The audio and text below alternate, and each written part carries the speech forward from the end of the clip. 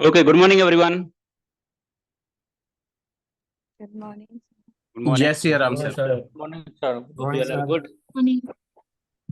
Yes, sir. So, last class, we discussed some different topics such as vulnerability assessment, what is penetration testing, and some other like CIA and some other topics, right? Before that, we talk about the firewall, right? Let's continue from there.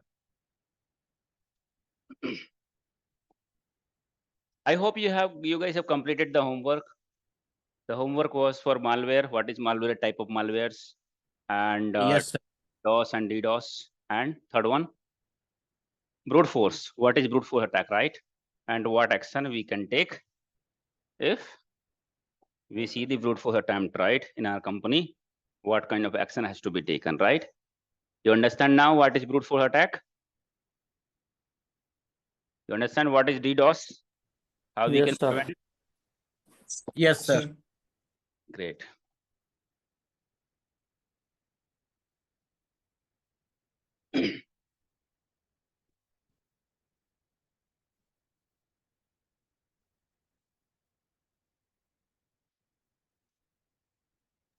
Sir, Palo Alto is the types of firewall or it is other technology? It's a vendor. A vendor. You're asking, in India, Bajaj is the vendor for bike, right? You know, Bajaj is the bike. So Bajaj is the vendor, right? Bike is the technology. Bajaj is the vendor. Similarly, Palo Alto, Fortinet, these all are vendors, mean manufacturer, developers. Okay.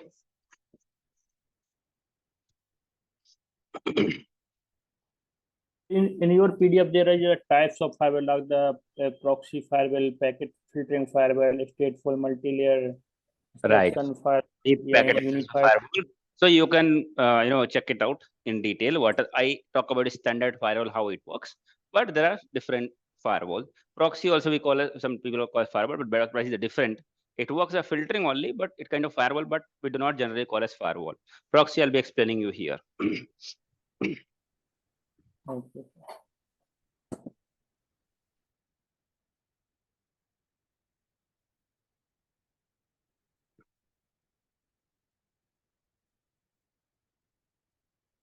Okay, so you understand that last class you understand packet. Communication will happen in the form of packet. Packet will have two parts, header and data. Once it to the hit to the router, router will be open up the layer 3 information. That means source IP, destination IP, and it will route the traffic, right? Not port. Then firewall is layer 3, layer 4 device, right?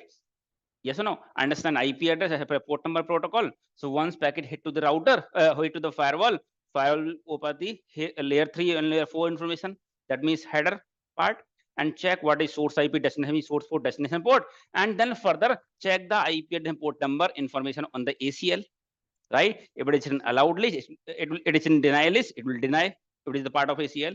If there is no entry on the ACL, in that case, firewall will allow the traffic, right? Nowadays, attackers are very intelligent. For example, you know what happens whenever you deploy any application, right? Whenever for a Facebook application, right? Any of the application you deploy, right? So what we do, first of all, you have to set up one server, right? Last time I explained you. First of all, you set up one server, assign the IP address. Yes or no? Then install an application, for example, Facebook application, right? And Facebook application, whatever data you create, your profile, you upload the photo, upload the videos, right? It is being stored on the where? On the backend database. Get it? Every application will have a backend database on which they are storing your data. Get your point? So whenever you access the facebook.com, right, it will hit to go to the server, right? Server IP address, then application port number, it hit to the application. Once, for example, you create my profile, right? My profile, the packet will go to server, right? An application, then application will check what is data is requested on the data packet, what data being requested, right? So you know what happens? For example, once you click on my profile, one packet will be initiated, right? In this packet, header will contain source and destination information, and packet will contain either actual data or the command, what data is being requested. those are actually database command, right? Once it will hit to the application, application will run those command to the database to retrieve the data. Get in mind? So data packet will actually contains the actual information which is being forwarded. If you are sending some email or sending some data outside, then data part will contain the actual data. Or if you're requesting, then it will have a request command, right, which will be executed and the application will execute those commands on the backend database to retrieve the data. And once the packet comes back, right, the return packet will have the actual data on the data part. Get in mind? So whenever you initiate a communication, header will have the control information, that means source and destination information, and data part will have the actual data or the request of the data, means respective command. If it is SQL database, then SQL commands. Get in mind? Which application will run on the backend database to retrieve the data. Understand? So sometimes what happens is, for example, now attackers are very intelligent, right? They always find out the new way to penetrate the network to compromise your data, compromise your systems, right? So there might be possible that, for example, this is an application here in this server, you have some web application installed, right? Which you allow people to access from outside, right? For example, this IP address is 199.0.2.100. Okay, this is your static IP of your application that you have assigned. Get in mind? And this particular system has the IP address 167.0.2.100. This application should be publicly available, right? You understand, right? Any application, any system you want public from the internet, right, can access those applications, should have the static IP and should have public IP address. If you assign private IP address, it will not be reachable. Yes or no? In internet world, only public IP will be identified. Get in mind? You can't access any application using private IP using public internet, right? So any application that we want to allow to be accessed publicly, in that case, we have to assign public IP only, right? So this application, this is for example, Facebook application, Facebook, right? You have assigned this particular IP address, and port number for Facebook is 443, right? Get in mind? So now this person, for example, this particular system is accessing Facebook, right? Once you access the Facebook, your request will go to the router. Router will route the information, route the data packet, then it hit to the, for example, you just type facebook.com, right? Then hit to the firewall. Firewall will check IP address is not blacklisted and port number 443 is allowed for everyone. In that case, because firewall will not have access to the data part. Yes or no? It will allow, and resulting, once it will run on the application, you will get the facebook.com page. Right? Now there might be possible that attacker may include some malicious command here. Some malicious command, some deletion command, some modification command on the database. Yes or no? In this case, again, the request will go to the firewall. Firewall will check the source IP, destination IP, which not allow, but this IP address is not blacklisted. It's not a part of ACL of the firewall, right? But attacker has added malicious request command on the data part, right? But firewall will not be able to check, and resulting it will allow successfully, because firewall does not, because it's coming from legitimate source. This particular IP address is not at all blacklisted. In that case, firewall will permit the traffic, right? But data part actually contain the malicious information, malicious code, malicious script, which will resulting running on the application, and application will run further on the database to delete, modify, manipulate the database, or to gather some critical information from the database, right? In this case, you can see that even you have the network security firewall, still you are not secure. Your network is not secure, because attacker might use new IP address, which is not at all blacklisted as of now. Resulting, your data will be compromised, even though we have the firewall. Yes or no? Because firewall is work on the layer 3, layer 4. It can protect your network from layer 3, layer 4 attack, right? But not layer 7, right? The database, this contains layer 7, 5, 6, 7, right? This data. Yes or no? In this case, you can say firewall itself is not enough to secure our network. Yes or no?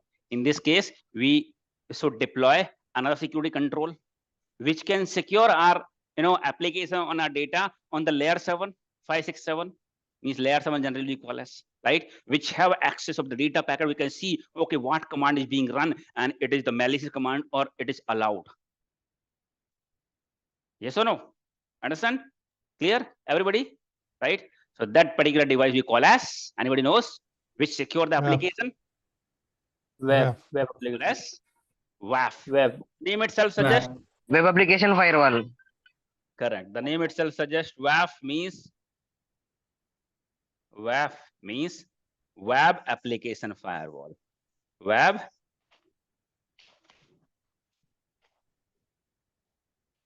application firewall. Like name again, it is a firewall, but it's a web application firewall.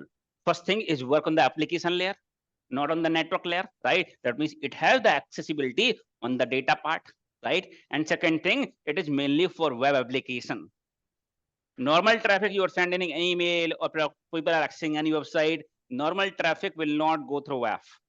Only application traffic will go through WAF. Whenever any people outside accessing any application inside, that traffic will go through the WAF. All other normal traffic will not go through the WAF, right? So let me subdivide where you will have the WAF deployed in your network. Let me tell you, web application we are only deploying for application firewall means WAF. We are only deploying for the web application. You know, for example, you have a normal your internal zone here, where you have other systems, right? Now, you know what happens in the companies? Your network will have multiple zones. Depend on the accessibility, your network will be subdivided in multiple zones. There won't be a single network that you call as internal, all are internal network only, but it will be subdivided based on the accessibility and based on the what kind of data those devices, those servers are holding. Get it? Based on that, we divide our network into different zones. For example, this router now. This is switch, okay? Switch and switch. These devices are connected. 1 server, 2 server, 3 server. Get it? So this, for example, this zone I will call as which zone?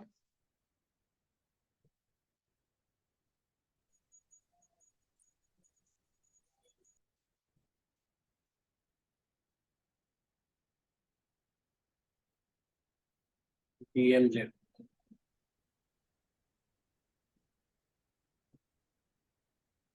What do you understand? You can see it here.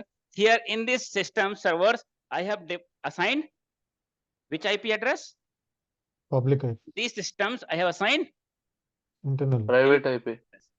Why I have assigned public IP to these servers? Because I want what application hosted on this server should be accessible publicly. Yes or no? So any application which has to be accessible publicly should have the public IP address, right? And we keep those servers deployed in a particular network, particular zone. That zone we call as DMZ. Demilitarized zone.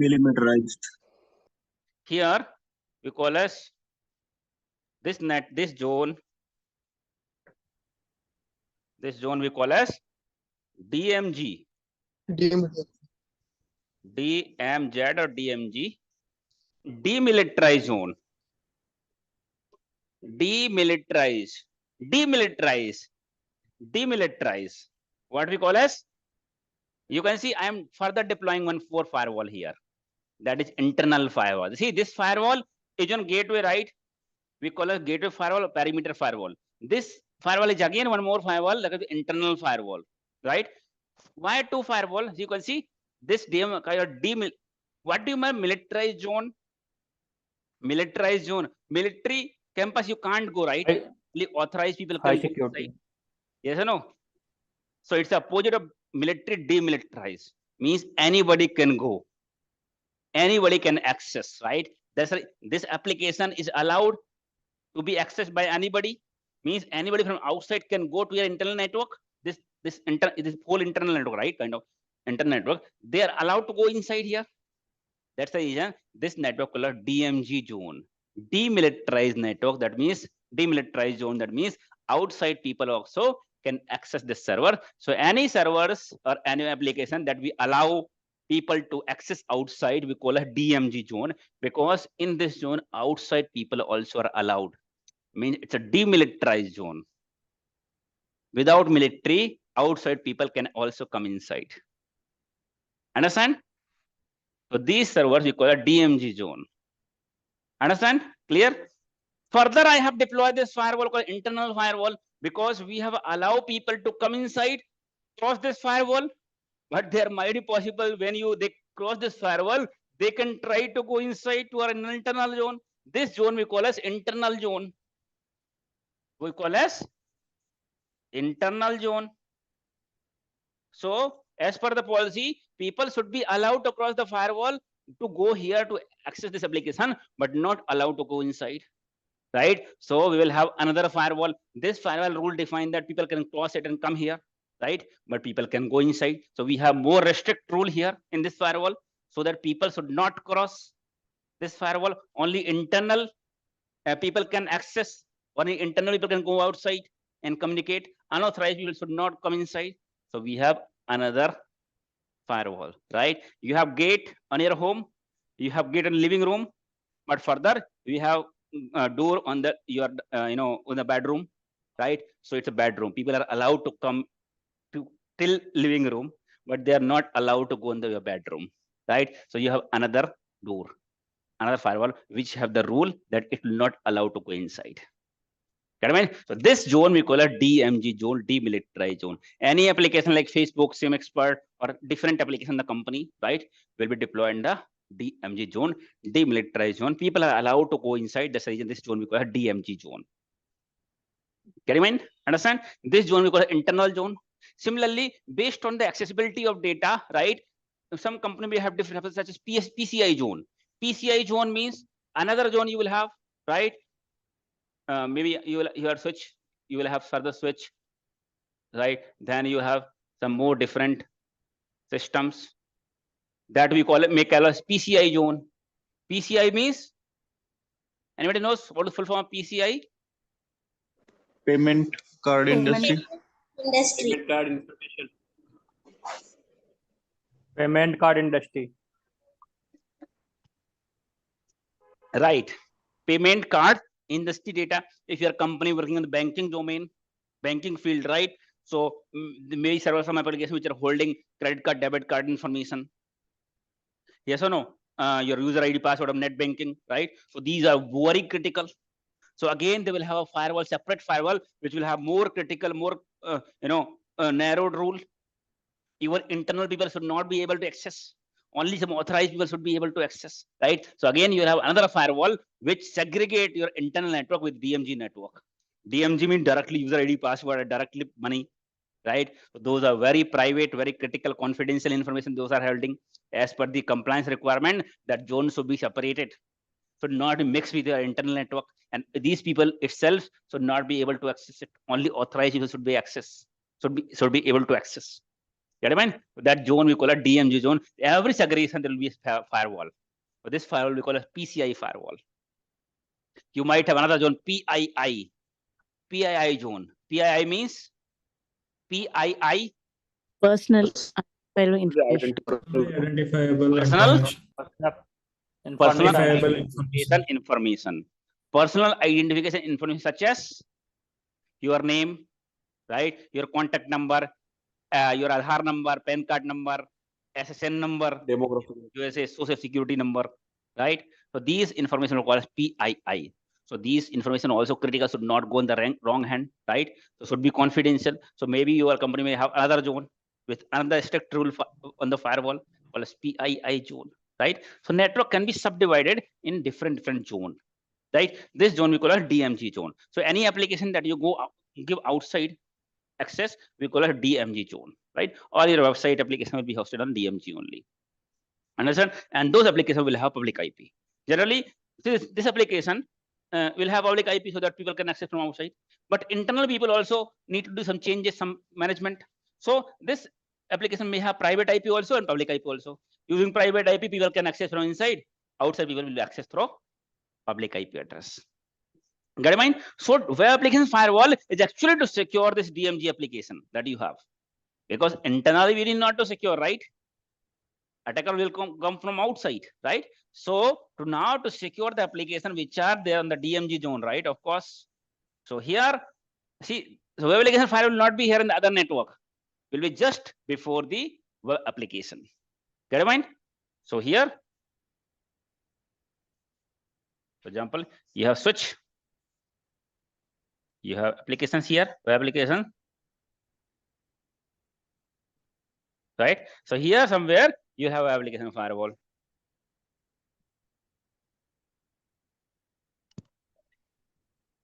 All other traffic will bypass through WAF because WAF is here, not on the main network like other firewall, right?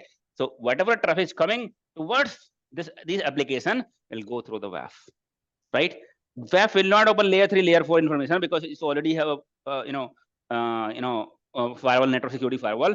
WAF will open layer 7 information, right? And check the data part, what command is being run, right? Again, it will have an ACL, dynamic and static. Get in mind? Dynamic means it will be updated to the vendor. There are multiple vendors of WAF, such as some of the famous. Anybody knows some of the famous vendor? Cloudflare. हाँ? बाराकूड़ा की spelling क्या होती है यार? Double तो कुछ double C है, double R कुछ तो है, बाराकूड़ा है शायद. बाराकूड़ा, you have famous Fortinet, हाँ, Fortinet. इम्परवा भी है फेमस. इम्परवा बहुत फेमस है. EFI, WebSense. So these are some of the popular, there are so many other vendors nowadays, but these are some of the popular vendor for the WAF, right? WAF will come as a part of software also and hardware also, right? So these are some of the, so again, your WAF will have the dynamic and static ACL. Dynamic will be updated by the vendor as part of cloud, and static you can manipulate, you can create the policy yourself. Get in mind? So sometimes you will see, right? Sometimes you see, for example, you access some applications, some web application you access, right? You enter 2-3 times wrong password, right? After that, it will ask you, it will start giving the captcha. It will identify that somebody is trying to do the brute force, maybe possible. It will start giving the captcha. That captcha will come from WAF. It has the feature also to give the captcha to identify this is not a brute force. So this WAF, SQL injection attack, cross-site scripting attack, right? DOS, DDoS, right? These all are these call as application layer of attack. DOS, DDoS, right? Your cross-site scripting attack, SQL injection attack, right? These are the web application attack. Means these application will be targeted using those attack.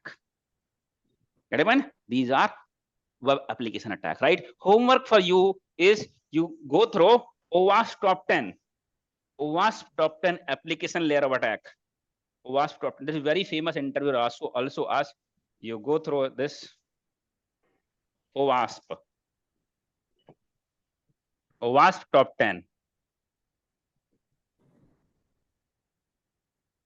OWASP top 10. OWASP is non-profit organization.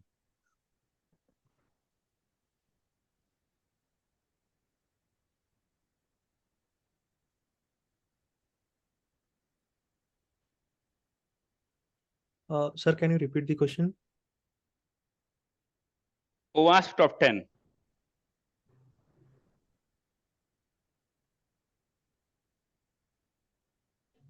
Sorry, sir. What top 10? What it is? OWASP. What top 10? Is this the only question? OWASP Top 10, right? What is web OWASP application. top 10 attack? OWASP top 10 attacks or vulnerabilities.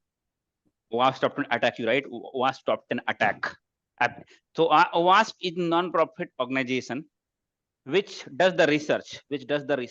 What are the top 10 attacks performed last year for application? For web application, what are the top 10 attack has been performed, has been done last year, right? They release this report. right? Interviewer ask also what are the top 10 attacks, right? Cross-site scripting, SQL injection, right? DDoS. These are always, most of the time you'll see every year, this comes under OWASP top 10.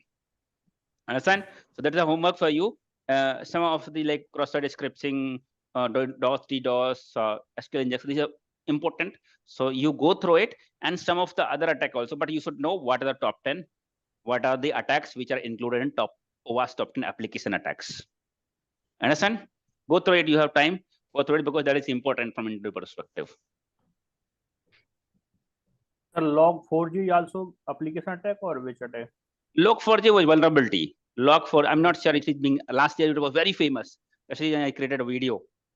I created a video on YouTube last year, I think. Log4j, yes. It is there, log4j vulnerability. But I think it is not being asked now because it is become old, right? So maybe some of the interview may ask. So if you want to prepare, I have a very good video on YouTube. Log4j vulnerability. Log4j vulnerability. Vulnerability means it weaknesses, right? It has weaknesses present. So it's not a homework, but if you want to prepare, if you have time, you can prepare. Just listen once. My video is there in the YouTube, right? But it is not frequently being asked nowadays. When the vulnerability come last years, it was very popular. Every interview it is being asked. So I have created the video for that. Okay, so that is the WAF which secure your application from from web application attacks, right? So you know what happens? There are some devices are coming nowadays. We call next generation firewall, NGFW. NGFW, we call it next generation firewall. Next generation firewall. Next generation firewall is single box, single device, will have multiple features such as your firewall feature, web feature, email gateway, network antivirus, VPN, with multiple devices that we are going to talk about now. Also, it has multiple features. Single device, right? But in enterprise network, you will see we'll have separate device for separate feature, right? So why do you think? Because now next device I'll be talking about like email gateway, proxy, your antivirus. We'll be talking about IPS ideas. So different network security devices, but next generation firewall will have multiple such features. In single device only, you buy next generation firewall, deploy it here, you can achieve all the features, right? But in the corporate network and the enterprise network, you will see separate device for proxy, separate device for IPS, separate device for firewall, separate device for web. So what is the reason why big companies, enterprise companies are not going for next generation firewall? Because again, the cost will be less. Single device cost will be less, manageability will be also less. Now you have different devices, different people who manage it. Yes or no? Higher management cost, as well as higher deployment cost and higher the device cost. So what do you think that? Why big companies are not going with this one? However, there are many research is happening. Many companies many vendors are doing the research so that we can deploy one single box for all the features. There are many research are going on because it's actually including the higher management cost, deployment cost, because different devices, different team, different people to manage, higher the cost, right? So research are going on so that they can make a single device. So what do you think that as of now, why companies are not going with single device? Why they deploy multiple devices instead? However, we can achieve the same feature, but why? If one device compromised, then internal company will be at risk, I think. And they cannot depend on one device completely. Sir, high traffic on the single device. Right. All of you are correct. One is single point of failure. If any device is down, for example, some problem is down, means full open network. Second thing, a device is compromised, again open network. Single device, if any vulnerability present, right, in a device, all the functionality, it will get bypass. But if you have multiple different devices, maybe this device is not captured, this device may capture, this device may capture, this device may capture. Multiple security control you have. But if you have one device only, one device compromised, full network open. Yes or no? And also as you mentioned, throughput of the device means particular device box will have its own capacity, right? If we enable all the features, maybe the device may not be able to perform. If you give multiple higher number of resources also, if able to perform it also, but single point of failure is one of the main concern. Yes or no? And single point of compromise. That is the reason big company may not go with this firewall, this next generation firewall. But small SME kind of companies may go for it, right? Because SME kind of companies, small and medium and scale industry cannot handle the cost of all the different devices. As well, management cost will be higher, right? So they can buy one device and they can enable all the features. Get it, mind? So in our lab also we have Fortinet next generation firewall. We have Fortinet next generation firewall where we have multiple features, firewall features, we have proxy feature, we have email gateway feature, we have IPS ID feature inbuilt on the Fortinet next generation firewall. But here also we have enabled only two features. One is firewall, other is VPN. Two feature. I'll tell you what is VPN in the later part. So firewall and VPN, only two features we have enabled here. Get it, mind? So that is WAF. Now let's move out another device. Now you understand that you have the firewall on the gate, right? Every traffic, see, firewall is the device. Firewall is the device that every inbound and outbound, all traffic will go through the firewall, will filter out through firewall. Other security devices may not come in the picture in all the communication, but firewall is the device, is the only device which communicate, which intercept the packet, either all incoming traffic, either it's web application related or email related or web web access related, right? Whatever communication happen, most of the time the firewall come in the picture and filter the traffic, right? So now we talk about the web. Now you understand that as I mentioned, attackers are very intelligent. Attackers are very intelligent. They always find out the new way to penetrate the network, right? Now attacker, you can see attacker has used this particular IP address 199.0.2.100, right? Get it, mind? So attacker has a plan. So it's a new IP address, not blacklisted. The new IP address not blacklisted, right? So attacker now has sent an email. Attacker has sent an email, right? The source IP will be this IP address, right? Destination IP address will be the user IP, for example, IP address, right? So now, what is the port number when user send an email? What is the port number? 25. 35. 25. 25. Who said 35? Somebody says 35 or 25? 25, right? Header and data, right? Once this particular person has sent an email, right? Packet will hit to the router, right? Router will check what is source IP destination IP and allow the route the packet. It hit to the router, to the firewall. Firewall will check what is the source IP, this particular source IP, and what is the destination port 25 port number, right? Ideally, your company will accept anyone sending an email, will accept it, right? If IP address is not blacklisted, 25 port number traffic is allowed for everyone. It will not be blocked, right? Any company cannot block port number 25.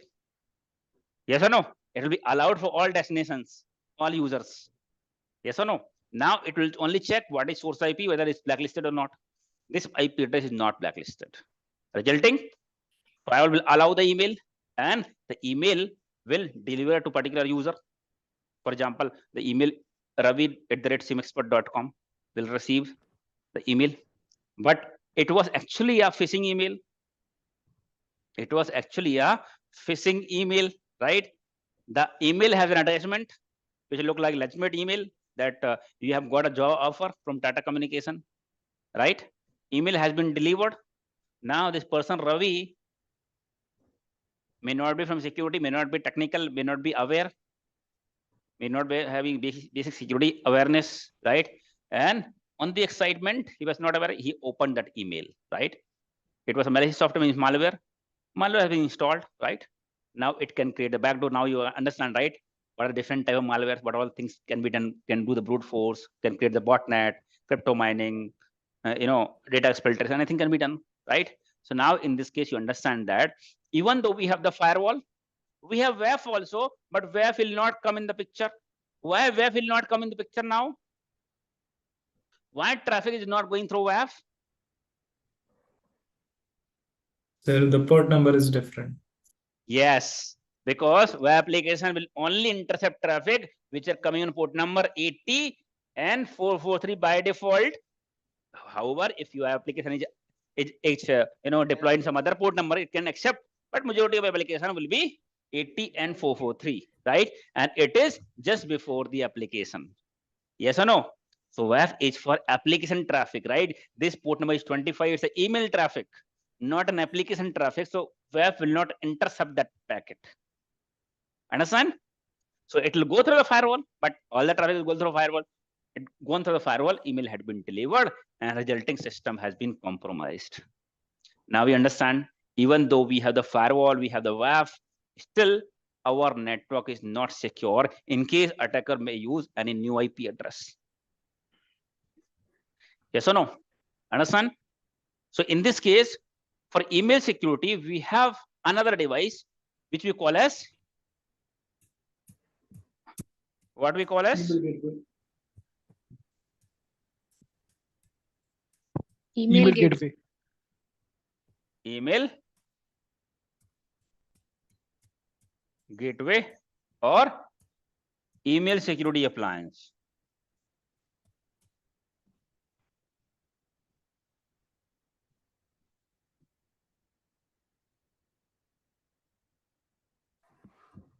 Email security appliance, right?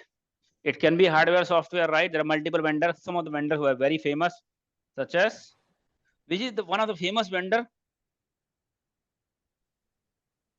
Everybody knows? Cisco. Proofpoint. Cisco Iron Port. Proofpoint email gateway also very famous. Proofpoint.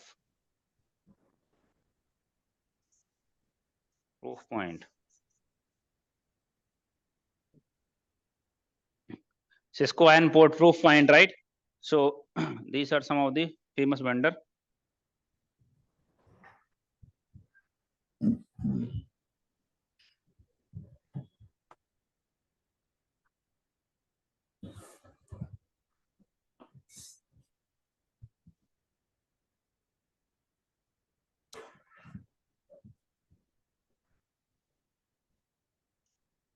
Got it?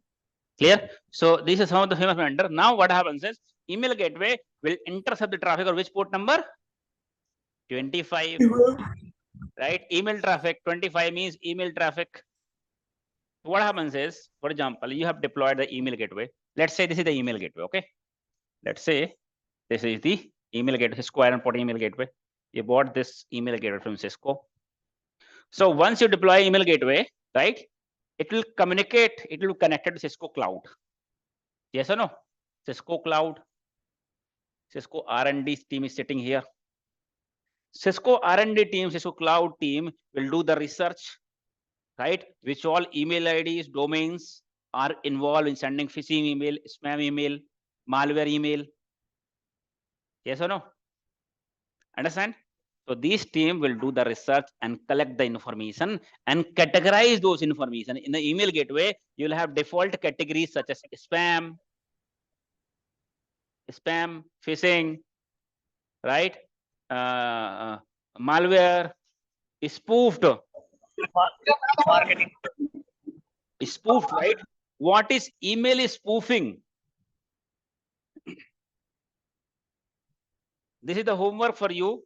You have my video on YouTube. What is email spoofing? What is DKIM record? What is SPF record? Right? I have explained in the video. Very important. What is SPF and DKIM?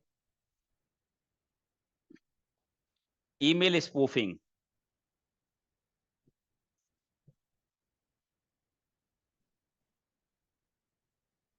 Email spoofing. Spoofed email, right? Email spoofing. The process we call as email spoofing. In this case, you know what happens? My mail ID is sulabh@simexpert.com, right? Only I am authorized, right? simexpert.com belongs to our company. Only our company employees are authorized to send an email with using simexpert domain, right? But there are ways people outside can spoof our domain and can send using sulabh@simexpert.com also can send an email right away. Anybody working here? Maybe some working with Wipro, right? For example, your name is Sachin, right? You're working on Wipro, Sachin@wipro.com is your email ID. Right away, within few minutes only, I can send an email with your email ID. Get a mind? I used to do I used to do it before, and just to make the people fool. Just when I started my job and all, that time, there were not much security solution that time. 12 years back, right? That time, to my friend, I used to send offer letter to make them fool with the company's email ID, different companies' email ID, right? So that emails we call as spoof email. If someone else send email with your email ID, means domain name and email ID, means full using domain. SIEM-expert you're working on, Ravi@simexpert.com is your email ID, but someone else has sent an email using your email ID. Yes or no? That call as not mute. Lot of noise. Vinod, you're not listening to the class. If someone else send an email using your email ID, that process called as email spoofing. This is not a legitimate email. This is spoofed email we call as, and this process called as email spoofing. Right? So there are ways to identify whether the email is legitimate or it's a spoofed email. Some record such as DKIM, SPF, right? Using that, your email gateway have the SPF DKIM process, using which you can identify whether it's a spoofed email or legitimate email. Full process I explained on that video, how we can verify our email gateway or any device can verify whether it's spoofed or it's a legitimate, right? Nowadays, if I'm sending that email from company email ID, it goes under spam category. It delivers under spam category also, right? So, on here. Vinod, I'll remove you from the meeting. I don't know why it is unmuting himself. I muted him again, he's unmuting. So, what I was telling? Spoofed email, right? That email is spoofing email. We used to get many such emails before, long back, but nowadays security solutions are very strong, right? You rarely see such emails, spoofed email, right? Because of introducing this DKIM, SPF and all, it is difficult because this security solution can easily verify that it's a spoof email and can block it, right? So here you'll have different categories: spoof category, spam category, right? Phishing means look like legitimate, but it is generally to get your critical information, right? It may have email will look like legitimate. It may have URL, right? To click on the link and submit some information. It may have attachment which you can download and can infect your machine, can compromise machine. That is a malware attachment. That email we call phishing email. Spoofed email means same email ID, your email ID only, attacker can use and send an email to some other companies. That is called spoofed email ID. Spoofed email, mail spoofing or spoofed email. Spam email. What do you mean by spam? Is spam email are spam email harmful or not harmful? What do you mean by spam email? It's coming in bulk, like marketing emails, promotions. What do you mean by spam emails? Unwanted emails. Unsolicited marketing emails, right? Something you have not subscribed, you have never visited a website, you have never given information, but unnecessarily emails are coming, flooding of message, regular basis they are sending email. It's a spam for you. If I have visited some company or created account, if I am getting those regular updates, that is fine. It's not a spam for me because I have given myself the information. But you have not subscribed anything and continually messages are coming, emails are coming. Spam can be email also, can message also, spam calls also.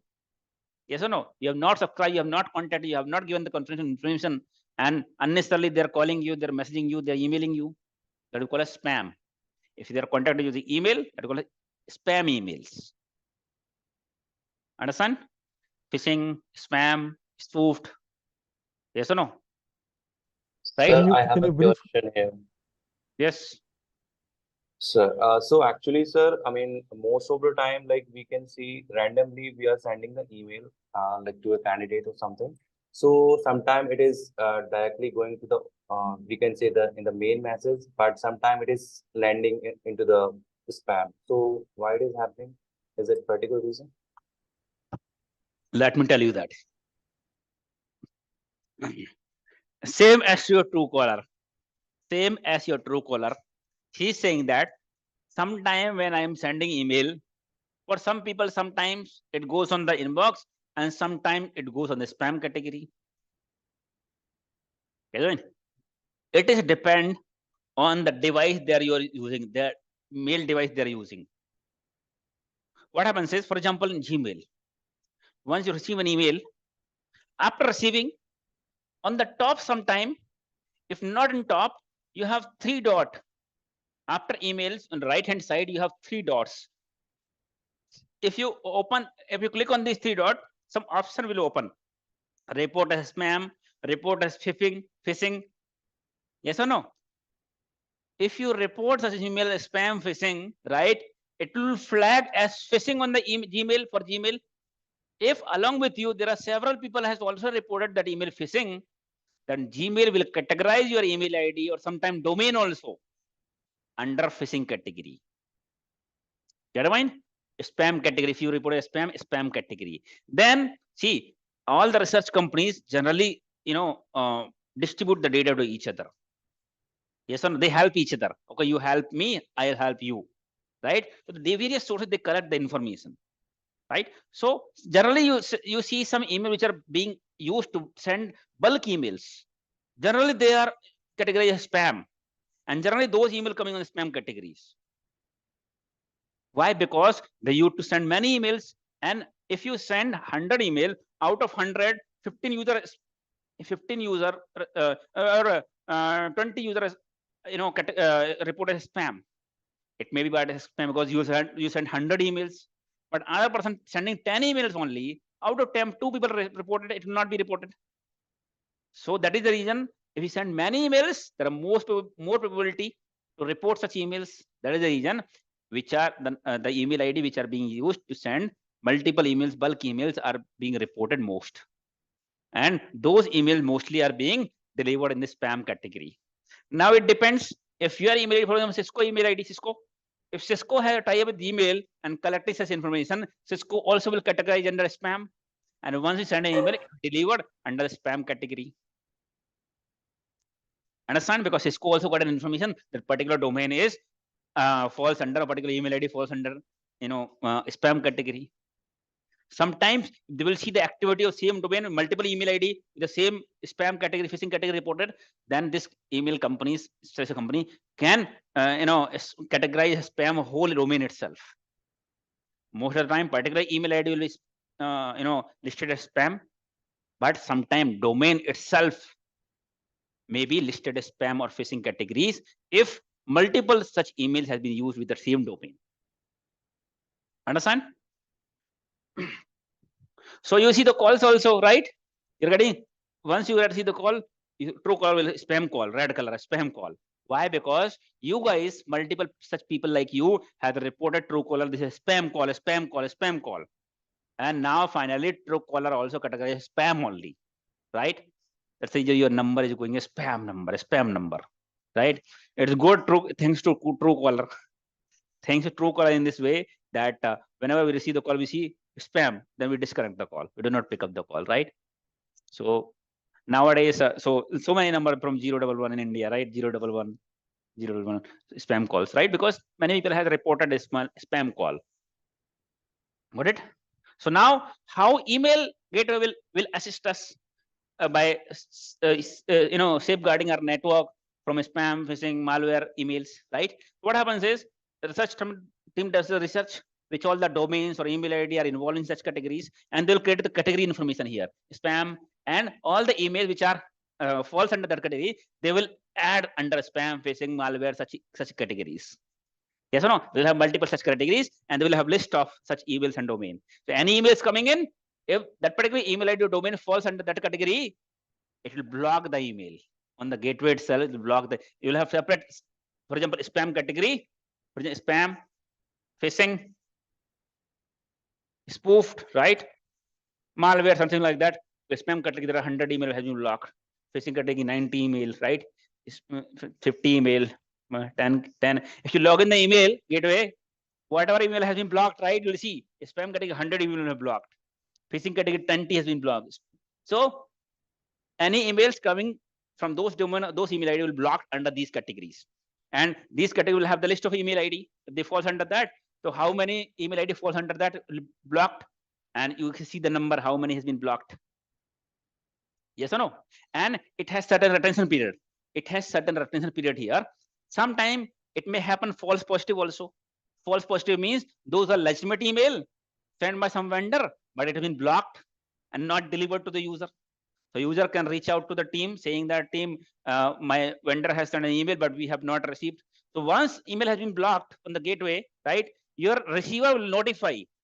The receiver will be notified saying that an email came from this particular domain to you, and this is the subject line. If you think that that email is legitimate, you can reach out to Security Operations Center, or email ID or phone number will be written. So they can reach out to email security team saying that this email came from this particular, this is a legitimate email. We can review ourselves, or we open that email, review ourselves what data it contains. Yes or no? And based on the information, we can release or we can delete what is actually in the malicious. Yes or no? And this will have certain retention period. The email gateway will have certain retention period. If you're not deleting or not releasing, maybe after 2 days, 3 days, 7 days, it will delete it automatically. The blocked or quarantine email. We'll go quarantine, right? Quarantine is why I'm not calling block. I'm calling it quarantine because it will hold for specific days. Get it? With a quarantine, and a quarantine can be released also, right? That's why we use the word quarantine. The emails will get quarantined under the specific category. Now you will have the email gateway analyst, security analyst like SOC people, right? Who are assigned to monitor the email gateway. So we'll have dedicated set of people who will monitor the email gateway 24/7. Because email gateway do not filter only inbound traffic, it filters outbound traffic also. So many times inbound, outbound email gateway will quarantine here, right? And many of the times business email will also falls under that category, false positive, right? So winning the war does not make any sense if many people has been died. Yes or no? Securing the network does not make any sense if your business is being impacted. Business means availability. Availability means your sources are not available. CIA we have to follow, right? CIA, right? You're securing the network, but business communication is not happening, right? So we have to ensure that we have to maintain the availability. That's the reason we have security analysts will monitor the email gateway 24/7. They will check which email is legitimate, which not email legitimate, because we are working on a daily basis here. We have already contacted teams to verify. If any email, for example, is suspected, we can verify. If it is outbound email, we can verify the user that we have seen that you have sent this particular email to this particular email ID. Let us know what is the business justification, to whom you are sending, why you are sending. Right? Next time, if we see such emails or such a domain, maybe we understand because we do it on a daily basis, we may release such emails. Yes or no? So dedicated set of people will monitor the email gateway to ensure that the business email should be released. Yes or no? And also we can catch the people who are sending some critical information outside. So this email gateway does not only monitor inbound email, but also monitor outbound. घर का भेदी लंका ढाए, हिंदी में कहावत है, घर का भेदी Lanka ढाए. That means, what I'm saying is, the person means we have to secure our network for insider threat. That we call insider threat, right? Insider threats are more problematic, right? The reason had all the information about Ravan and Lanka. Yes or no? So because of that only, right, all this happened, right? So because he has all the information. Similarly, insider threat, 72% attacks compromise are initiated by the internal threat or with the help of internal threat. Internal threat means internal employee, where internal employee can give some critical information outside. some program, some new launch is happening, new design is, you are developing new design. He may give the design to attack to the outside competitor. It's again a compromise, right? Attack means does not mean that the attacker will come from outside and he will steal your money, steal your user ID password. It will not like that. Any information, any critical sensitive information should not go in the wrong hand. That will call as compromise. User information, employee salary, all compromise. Yes or no? All we call as compromise, all we call as attack only. Any information which harms your business, which violates CIA, we call as attack. Confidentiality, data should be confidence. If data is no more confidential, that we call as attack. If any resource is no more available, we call as attack. Yes or no? Understand? If data is being changed, we call as attack. Right? It's not something you want to steal your money, then an attack. Right? Anything impact CIA, we call as cyber attack. Yes or no? So insider threat means internal employees can send some critical information over the email outside. Yes or no? Competitors, he can take some money from the competitor and can send some design, some program which is being developed. Big business impact, right? Before your company launch some design, some project, other company attacker may take the benefit and can launch it before. It's a big, big loss. So being a cybersecurity team, we should not monitor our network from outside the threat, but we also have to monitor and secure from inside the threat, where we see the majority of attacks are happening through internal people, either intentionally or unintentionally. Sometimes intentionally, sometimes unintentionally. Unintentionally means you receive an email, phishing email, look like legitimate, and you ended up entering your user ID password on that link. You ended up giving some company critical information. That is unintentional. Intentional means you have taken some money and given the information. Intentional. Yes or no? Intentional is a big offense.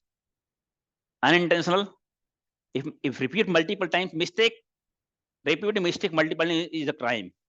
Single mistake is a mistake, but repeating mistake is a crime, right? But intentionally doing it, it's a crime in the first offense only. Yes or no? So we can monitor, we can set up a rule here in the email gateway. What kind of people can send an email outside, which all domain they can send, right? Generally, we will allow that email people can send an email to, to a business domain only, like SIEMexpert.com or other domain, business domain. They should not be able to send to the personal domain, or they are sending email to personal domain, should be quarantined by the email gateway, should be reviewed by the analyst, and then only should be released. Yes or no? Because sometimes you need to send an email to Gmail also. Yes or no? You're sending ITR, you're sending Form 16, salary slips and all. Yes or no? In that case, you can make a policy that anybody sending email to the external domain should be quarantined. Any Gmail, Hotmail, public domain, Gmail, Hotmail, Yahoo, right? Should be, or also email gateway having also antivirus engine. Whenever email has been received or sent, email gateway have the antivirus network level of network antivirus. It will scan the attachment for any virus or malwares. Okay, mind? So you can create various policies. What should be subject line, what content, what attachment, right? Should be allowed, should be quarantined. Various policy you can create yourself. For inbound or outbound emails. For example, exe setup file, exe file extension. If anybody is sending an email with exe file extension, should be quarantined in the email gateway. Maybe sending some application. Any email coming with exe domain should be quarantined. Maybe it's a malware, installable file. Yes or no? So analyst will do the monitoring, will do the investigation review, then they will allow or delete. Understand? So in this way, if you have email gateway, we can regulate our email traffic. Yes or no? We can regulate that email, like malware, email phishing, email spoofed email should not be delivered, especially should not be delivered. Yes or no? We can safeguard our network from external threat as well as from internal threat by monitoring their traffic, what communication they are doing. We can create a policy here, the email will get quarantined and we can review such emails. For many signs, when I started my career, I was working product-based company, right? So where we have multiple, we have SIEM, we have proxy, antivirus, email gateway, firewall. That's the beauty of product-based company, because product-based company will not have different team for different devices. We'll have big team, and those team only will work on all security tools. So we used to distribute. Okay, today I'm working on the email gateway. Today you work on the firewall. Today you work on the antivirus. Today you work on the proxy. Today you work on the emails only, email monitoring. If any email is coming from a user asking this website is not accessible, or they need some certain security review approval, right? So there are multiple tasks.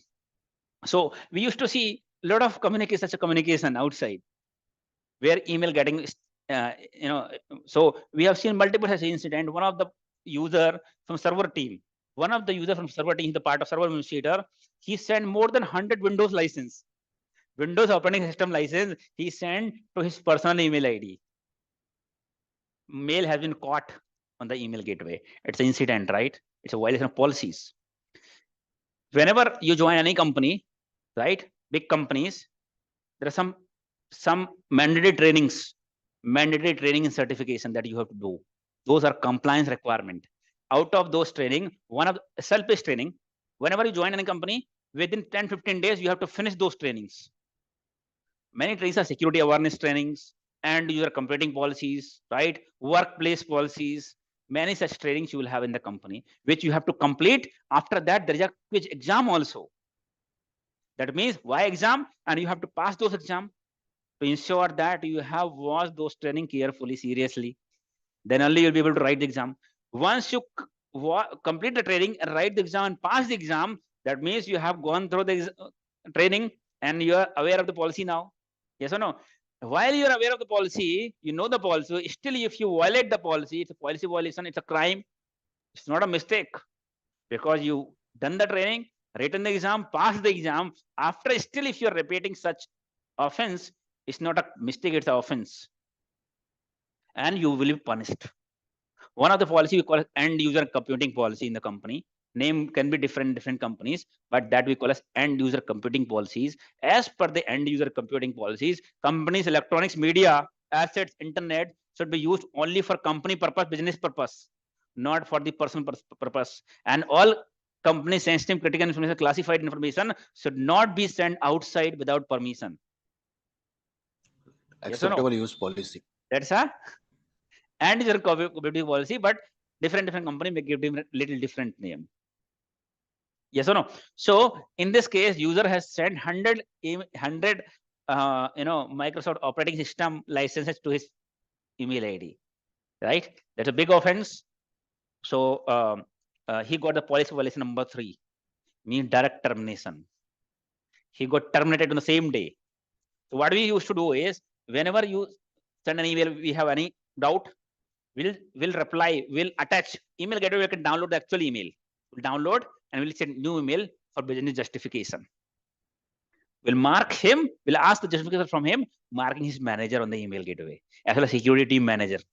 Team, we have seen, hello, Ravi, we have seen that you have send this particular email ID, having this particular attachment, having this data. You send to the personal email ID, please let us know what is the business justification, why you have sent this information. We have marked his manager also. Means sometimes business email, business data, we might not be aware. We are a technical person, right? But if you mark their manager better understand whether this information will go out or not. Yes or no? So his manager will communicate it. And so policy number 1, 2, 3. 3 means direct termination. It is based on severity, based on the severity of the incident. High severity critical means direct termination, and policy violation was used to be given by the HR. HR will give the policy violation means direct termination, same day. If least offense, for example, you're sending some information to some communication is happening, which is less severe, policy number 1. Repetitive same violence, policy number 2, and lastly 3. Maybe 1, 2, 3, one by one, might be third directly. One of the offense that we have seen, one of the senior manager, has sent an email to his personal email ID. I was there at that time. I only raised this concern, and the attachment name was project data, and it was password protected. So if anything is password protected, we cannot open it, and email gateway also cannot scan it. any encrypted data, antivirus cannot scan it, right? That time also it will get quarantine. That particular email has been sent to Gmail, his personal email ID, and attachment of project data, it got quarantine. I was not able to open, but name was project data. Even he was senior manager of the company, particular department. It's a big MNC. So that person was working as senior manager in one of the department. I casually asked, like how we asked, he was reporting VP, vice president, particular department. I sent an email to him that, please share business justification by marking his, his manager who was VP. After half an hour, we received a call from HR director.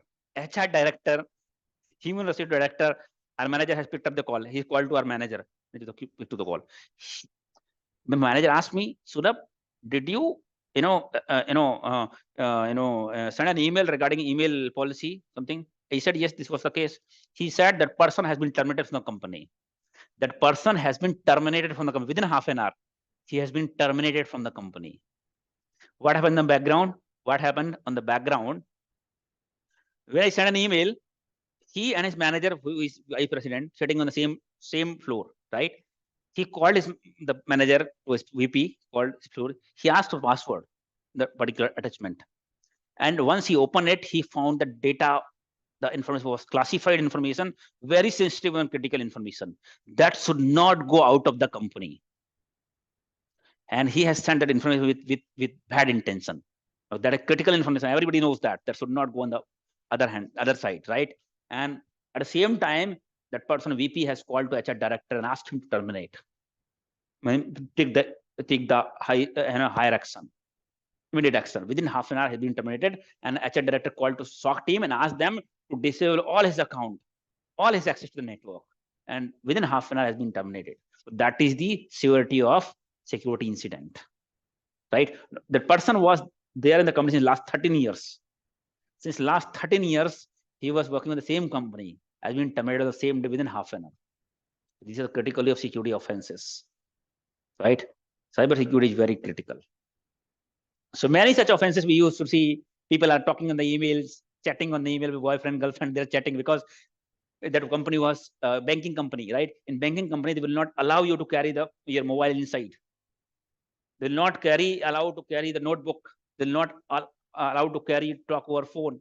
People will submit their phone to security locker. Now, how they can chat? They used to use emails for chatting purpose, right? Sometimes they use any abuse word or any other words, right? The email gateway will get stuck in the email gateway. Then you can read the whole story. Then you laugh. What happened yesterday? What happened day before yesterday? Sometimes they used to share the pics also, which used to get stuck. Sometimes it was very laughing moment. So if you have such kind of security controls where people cannot send such information outside, right? The email gateway itself is not enough. There are multiple sources. From there, people can get it. One is email, another is through USB, they can take it. And third thing, using website, through Google, through Gmail. If they access email through Gmail, email gateway will not come in the picture. Email gateway will only filter the traffic which is coming to the company domain, company email ID. They can use Gmail, Hotmail, they can use Google Drive, Box.com, pCloud, and upload the data, Google Drive, upload the data, right? So if you are considering our information is very critical, should not go outside without permission, right? We should implement such security controls. Means we should not have any loopholes, right? People can use, for example, right now I'm talking email gateway. People can upload on Google Drive. Yes or no? People can take the USB on pen drive. They can take the backup. Yes or no? Pen drive they can insert and take the backup, right? Take the copy, right? So we have to ensure that if we are considering this critical information, we should block all such things, such access. We have to regulate such access so that people should not misuse. Yes or no? Understand? So that is about the email gateway, right? So you'd have dedicated, so email gateway will record the activities, right? What email came, which email ID is being sent, whether it's been delivered or being quarantined, at what time email has received and delivered, what was the subject line, what was the what was the attachment name. See, whenever email received and got stuck quarantine here, means email has not been delivered. You can see the actual email, real email on the email gateway. You could download also with attachment. But in case email just delivered the email, it's not quarantine here, it has been delivered. In that case, you cannot see the actual copy of the email here. You can see on the logs, which particular source email ID, which particular email ID has been delivered, what is the source IP address, right? And what time it has been delivered, to whom it has been delivered, what is subject line, what is attachment name. This information you can see in the form of logs on the email gateway. Understand? So this is the email gateway that we use to secure our network from email-based attack or insider threat. Phishing email, spoof email, spam emails, we can safeguard, right? Because they're updating the information real time. As and when will such company will get such information, they will update on the email gateway in the real time. Understand? Clear? Any confusion? Any confusion? Like most of the organization use Outlook, right? In my organization as well. Right. So when we used to send certificates, like it gets blocked. So I'm just asking, like, there is any like email gateway managed by Outlook, or does our organization manage it? Right. The Outlook is. अरे क्या हो गया ये किस कौन share करने लगा भाई स्क्रीन ये एक तो कोई कैमरा भी शो कर रहा है 1 मिनट ना Vamsi so okay, see, Outlook is just a client. Outlook just a client to receive or send an email. Means Outlook is here. Outlook is here, just an application using which you access email, right? But application, once you Outlook send an email, it will go through this only. Then here the email gateway. So all the email comes to your Outlook and sent to your Outlook will go through this only. Yes or no? So it will be blocked by this device. Understand? Sir, good morning. That will be managed. That will be managed by organization, our organization, right? Or not by any Outlook. Depends. Employee. Depends. If you are using Office 365, which is the cloud-based solution, Office 365. In that case, you can buy a cloud-based email gateway also to monitor such communication. Get it? Office 365 based on cloud, so you can have in-house also. Office 365, whatever communication happening through Outlook, it will intercept your in-house email gateway, or you can buy a cloud-based email gateway as well. Got it? Okay, so it's kind of service. We can. It can be a service if you are using cloud. It's a service. Okay. If you have your own device, So, sir, company, it's your own device. Yes, go ahead. okay. I mean, you are saying that if we have taken like cloud services, so in that case, the cloud team will take care of that. Sorry, sir, come back. Yeah, sir, are you getting my question? My question is actually, I mean, like you said, like if you are taking, I mean, if your company has taken Office 365, right? So which is a cloud service, right? So in that case, the cloud the cloud team will take care of the email. We can say safeguard, something like that. For that, you have to learn cloud, that SaaS, PaaS, IaaS, infrastructure as service. Infrastructure as service, software as service, and platform as service. Generally, Office 365 or other applications are SaaS, software as service. That means you're using such software, you don't have to manage. The cloud team will manage. You have to pay as you use. How much you use, based on that you have to pay. You don't have to manage. But in the cloud, there are multiple models, right? Infrastructure model, infrastructure as a service. That means you get one server, use RAM, how much you're buying. So the server will be managed by the cloud team. You configure server, application you install, application operating system you have to manage yourself. That is called IaaS. Platform as a service, you deploy application, your operating system. Operating system will be managed by cloud. In server application, you don't have to manage. Server or operating system, you don't have to manage. What application you deploy, that you have to manage. That we call as platform as a service. Wow. Another is SaaS, software as a service. That means infrastructure is theirs, operating system is also managed by them, as well as software is also managed by them only. Application software is also managed by them only. So it's Office 365 or some other application like Sentinel SIEM we have, right? Defender, right? These are comes under SaaS model. Means your infrastructure, your platform, operating system, application, all is managed by the cloud vendor. It is just a plug. You just have to use the service. How much you use, that much you have to pay. That is called a pay as you use model. Pay as you use, right? Cloud is kind of your cloud kitchen. These all devices you deploy in your own data center, own company. You have to manage all deployment, configuration. You have different teams, server management and all, right? That means if you have your own kitchen, you are working, right? Your wife is also working.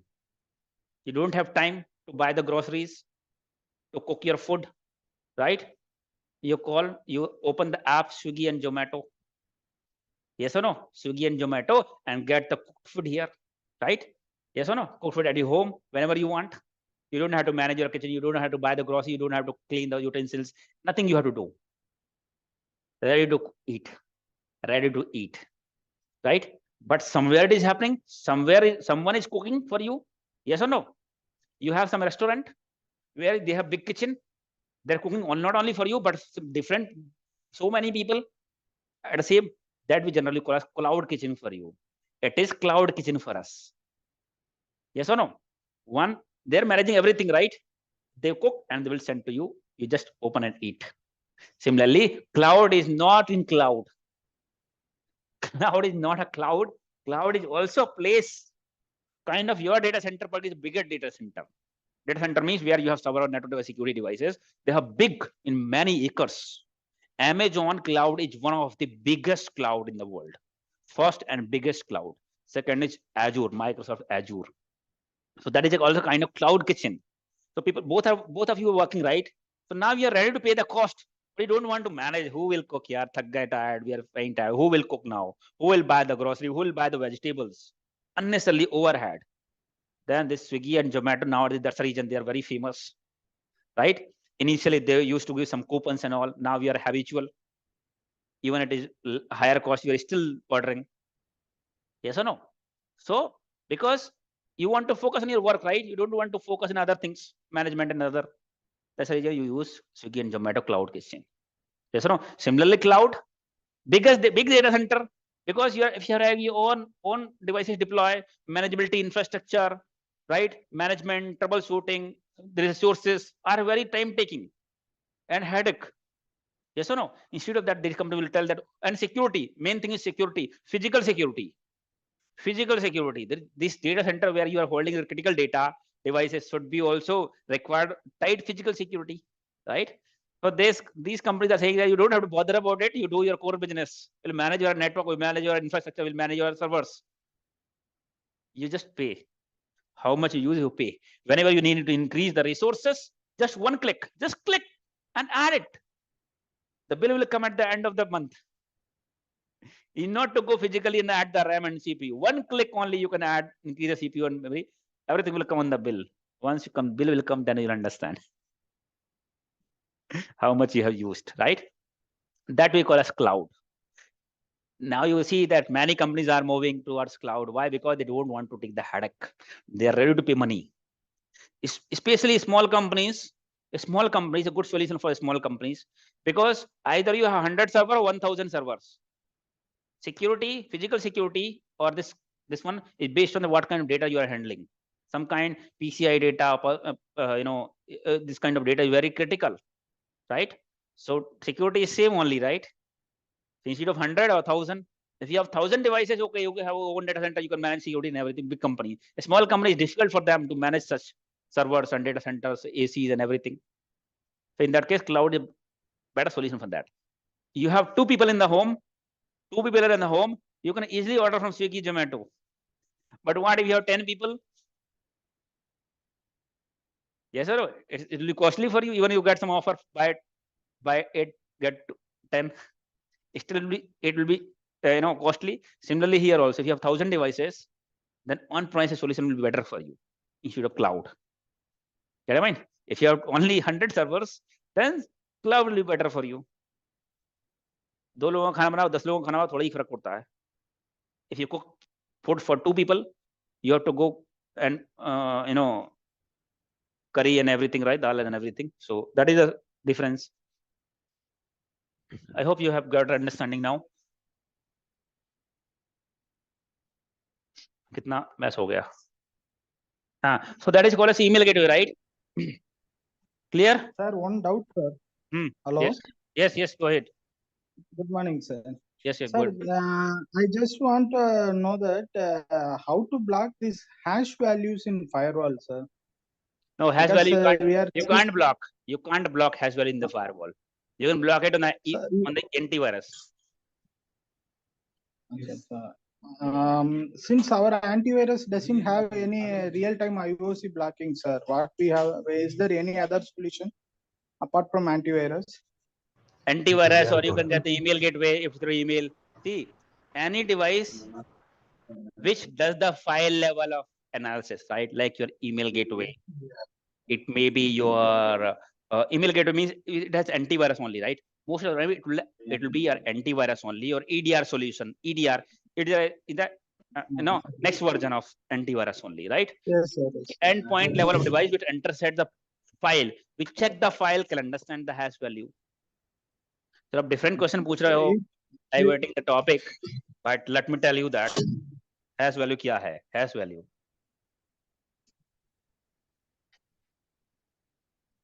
Hash value. What is hash value? What happens is, whenever you create any new file, Word file, Excel file, any file in your system, right? Through cryptographic mechanism, for example, you have created one created new file, Word file, and your Word file name is my data,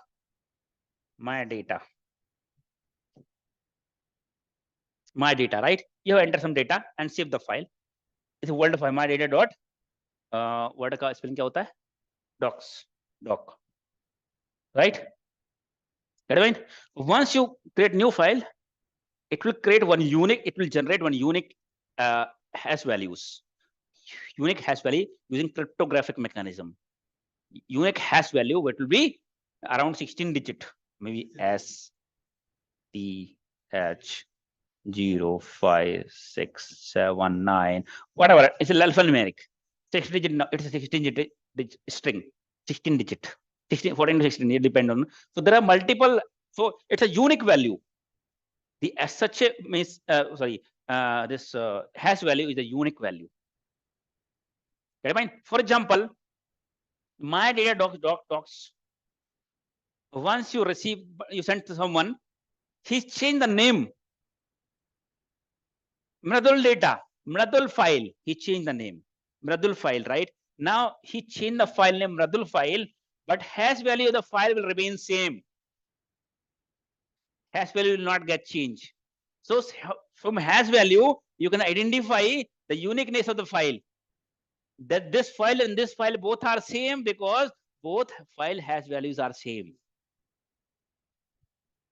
Get it? If you do not modify the content of the file, just modify the name, hash value will be same. Get it? For example, I have sent something. If you modify, for example, my data, if you modify the file, hash value will get changed. Get it? So in that case, you send my data, I send my data to you, and when you checked, somebody checked on your file, hash value is different. That means file has been modified. If file content do not modify, hash value will remain same. Sometimes when you download some application on the internet, right? They will, along with the application, they will have SHA. So there are multiple ways, multiple technology you can say for hashing, such as SHA. You have MD5, cryptographic mechanism. There are multiple mechanisms for hashing.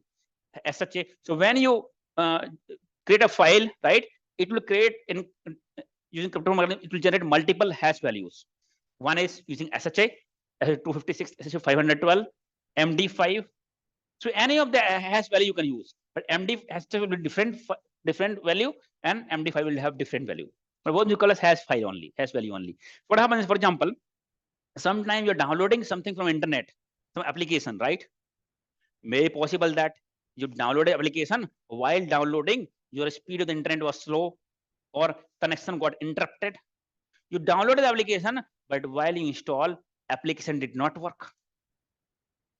Application did not work. You're thinking that application is not working. You report it to the vendor support that application is not working.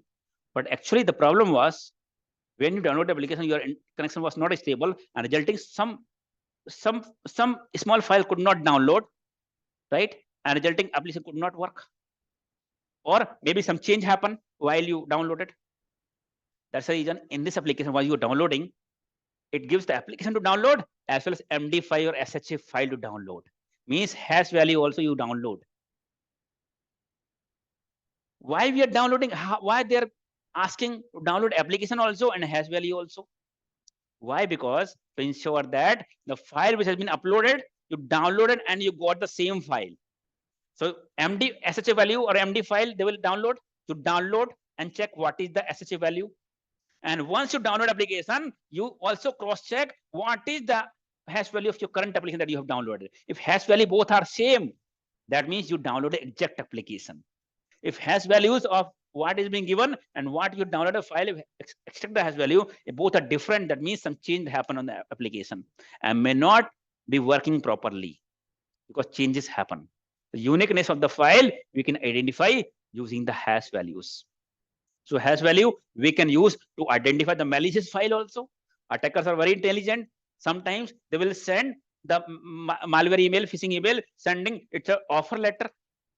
Sometimes they will send that file lottery number. Yes, so sometimes somebody else, some different file name. Yes or no? File name are different, but malware is same only. Yes or no? They will not change the content program of the malware. They will change the name. In this case, if we can check this email is suspicious, we can extract the SHA value, means hash values, and we can check on some other tool like VirusTotal, some other tools. We can check, we can put the hash value and check if this hash value is identified before anybody has submitted as a malicious. Yes or no? Because software is same only, malware is same only, but file name is different. So malware analysis also, we use the hash value is very important. Understand? So antivirus, whenever I will tell you antivirus and next, maybe next session. So antivirus, when antivirus will scan the file, antivirus will scan the file, it will also extract the hash value of the file. Get me? Antivirus identify the malwares, viruses based on the hash value also. Antivirus team will update the signature hash values. If hash value is a file and hash value in signature matches, means it's a malware or it's a Trojan, it can block. But in case it is not matches also, it's not blocked, but it still will generate on the logs that okay, antivirus has scanned this particular file and this is the hash value. Every file that I scan, it will add the hash value. Right? So you can scan also, you can, once we have the SIEM, SIEM, I will tell you in the later part. So all the logs will come on the SIEM. And then you can, for example, some recent attack happen and malware file has been sent to the company and this was the hash value. Then you can search on your network if any of the system has received any file with this hash value. Because our identifier did not identify, but maybe system has been compromised or anybody has received that email or attachment which have this particular hash values that you can see on the antivirus logs. The antivirus EDR solution will scan the file and check the hash value. Any solution which scan the file will come to know hash value. Without scanning, you cannot retrieve it. Either you manually, you will have some CMD command, or you can upload the file on the VirusTotal. VirusTotal will scan the file and retrieve the hash value. Through CMD command, you can just search in Google how to extract hash value of the particular file. A simple command. Through command line, you can extract the hash value. Got it clear? Very important. Interview asks what is hashing, what is the hash value, what is MD5, what is the use of hash, right? Very important. Now you got the clarity. Hello. Yes. Sir, can you explain the email gateway via diagram? Diagram से ही तो बताया है यार. बताया वो it was mess up with the lines. That's why. Nessus means it is same like this. See, I am drawing like this only, right? Whatever traffic is coming, email, it will go through email gateway, and then it will go through firewall, then it will go to other network. Get me? मैं तो ऐसे ही बनाऊंगा मैं हर एक चीज का. It looks like same only, right? Whenever you send an email, it will go through email gateway. Email will check what is the category you are allowed or not. It will otherwise it will allow, otherwise it will block. Similarly, email gateway will have the inbound policies. Email came, check with the category it falls under. If it does not fall under any category, it will deliver to your email to the user, right? Get a mind? Thanks, sir. So next device that we have is proxy. Now we secure our network from email-based attack. Firewall sometimes allow, sometimes disallow, sometimes allow even with blacklisted IP also, because firewall does not have signature. Yes or no? So if it comes through email gateway, emails, we have email gateway. Now there is a possibility you may receive an email, sometime maybe email gateway failed, phishing email, it has a link. Once you click on link, it asks you to enter your username, password, to reset your password, right? Or maybe possible that sometime you access some website which are which are malicious website, and sometimes you actually you actually access legitimate website, but they are actually vulnerable with cross-site scripting. You enter one of the link and it has been redirected to some other website, some other phishing website, some malware website from where something has been downloaded, or UC browser has downloaded, video player has been downloaded. Yes or no? These are infected websites. So you may end up downloading some malwares. You may end up some website. You may end up entering some information, some phishing link. Yes, so search on Google ICICI Bank net banking. You search in Google ICICI Bank net banking, and you in the first link you see there is a phishing link, which looks like ICICI Bank net banking. Once you click on that link, page is same as ICICI. You entered username and password. Because sometimes when you search in the Google, we exactly do not see what is the URL. Any of the people, right? It was actually not ICICI Bank. It's a dummy. It's a phishing link. Once you click on the link, it was ICICIBank.com. ICICI Bank, same page. You enter username and password, and your credential has been stolen by this phishing link, right? So there is a possibility. Yes or no? You did not receive email to send some information, but through phishing link. Yes or no? So some other you might end up downloading some malware, some viruses, right? Also, your user can upload some information on the Google Drive, box.com, shared drive, Gmail access they can do, right? So we have to regulate. We have to safeguard our network from this phishing malware website, as well as we have to also regulate people. Unauthorized people should not be able to access Google Drive, should not be able to access Gmail. Otherwise, we are saving our network from emails, right? People should not be able to send email through Outlook or through a company email, but they can upload anything on the Gmail, send the email to Google Docs or somewhere, right? So we have to regulate. So internet access, we can regulate using the device that we call as proxy, content filtering, or URL filtering. The main name of the device is proxy. Why do you call as proxy? We also call as URL filtering.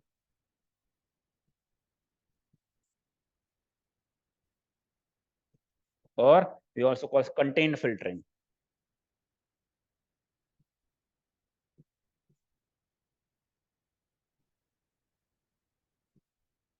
Content filtering, right? URL filtering or content filtering.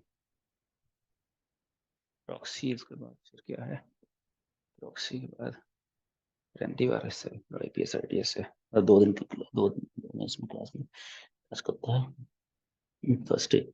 Thursday, ठीक है. हाँ, देख लो बेटा.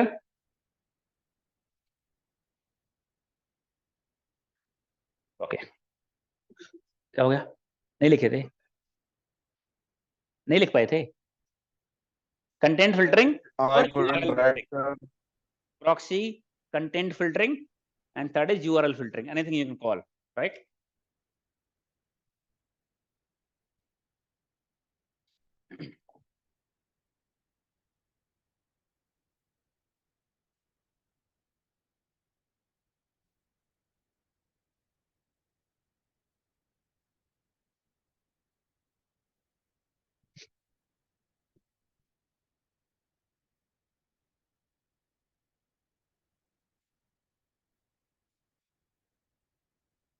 There are many vendors for proxy. Some of the famous vendors are, anybody? This is firewall, right? Let's say this is proxy. Anybody? What are some of the famous vendors? Blue coat. Blue coat तो बहुत ही famous है.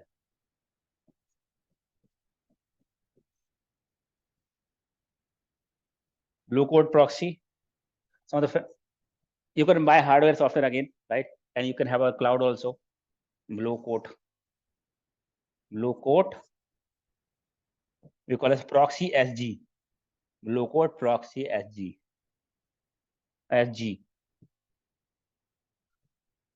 Now I think it's with Symantec. Symantec proxy it becomes Symantec blue coat proxy. Next is Cisco. Cisco WSA, Cisco WSA, Web Security Appliance, Web Security, right? Cisco WSA, Cisco Web Security. There are multiple vendors like Palo Alto also have proxy. Your Fortinet also have web proxy, right? There's some of the blue coat, Cisco WSA, hardware software, right? So what happens is,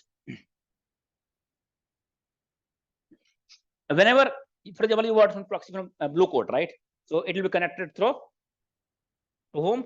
You connected through blue coat cloud, right? Research team, right? So what, you know what happens?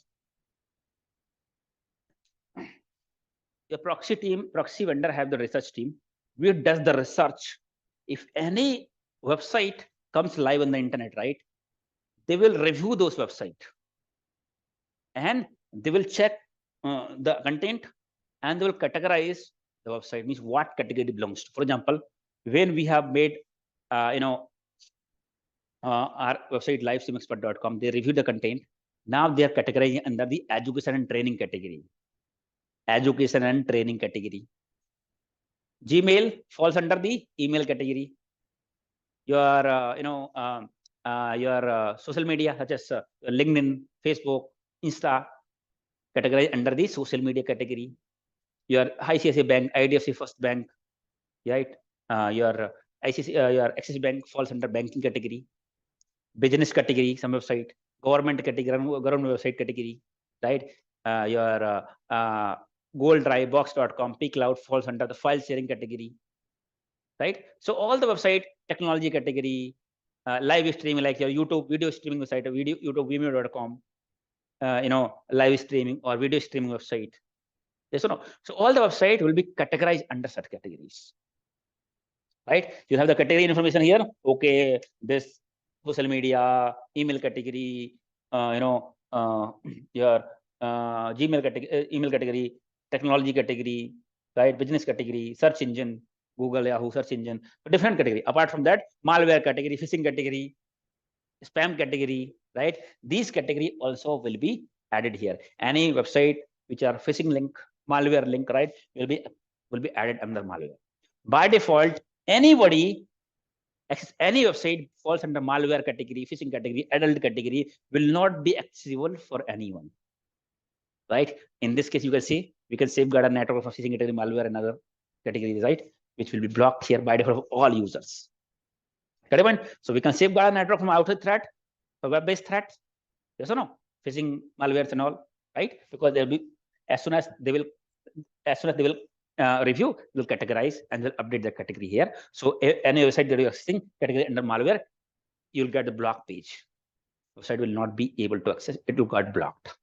Apart from that, you can also regulate what website these set of user can access, because different user have different roles and responsibility.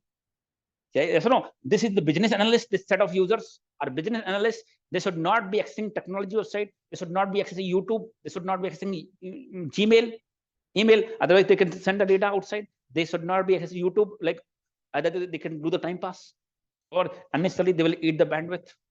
So based on the job role, what category of the website should be accessible for a set of users? We can create the internet groups like business users, executive, technology, HR, right? Different category internet access level we can create, and we can add the set of user on those categories, those access level. Those sort of level users will be only access those sort of category of the website.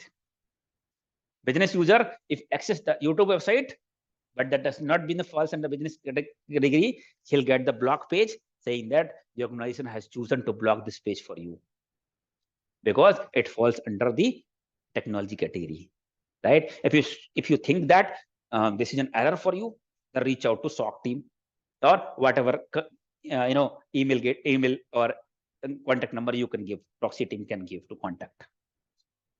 Right? So there are many times if you are handling the proxy also SOC team, then you'll get an email. Okay, I'm not able to access this website. The required from work perspective, right? I'm not able to kindly give the access. We'll ask them what is the business justification. If any website falls under the other higher categories, we can ask to take the approval of your manager. Manager approves, then we'll give the access. Generally, Gmail, Google Drive, email category, Google Drive, these access are very critical. We should not give to any user, otherwise they will upload any data. They're very critical, right? In that case, most of the critical companies will ask them to take the VP level of approval, higher management approval. Not your manager approval will not work. VP approves, will raise the risk to the VP saying that giving the access to the Gmail website, now user will have access and can send any critical data outside and we will not have any control. If you are ready to take the risk on your own, then you can approve. Means we can raise the risk. Some business people may not understand this. Business VP, director may not understand. It is responsible to raise the risk. But this is the risk. If you are approving this access, then user can send any critical information and will not have any control. Yes or no? So if they were you, then we can give the access to particular user, also add particular website, particular user, or we can also give to set of users, set of category, particular access level. We can give the whole user.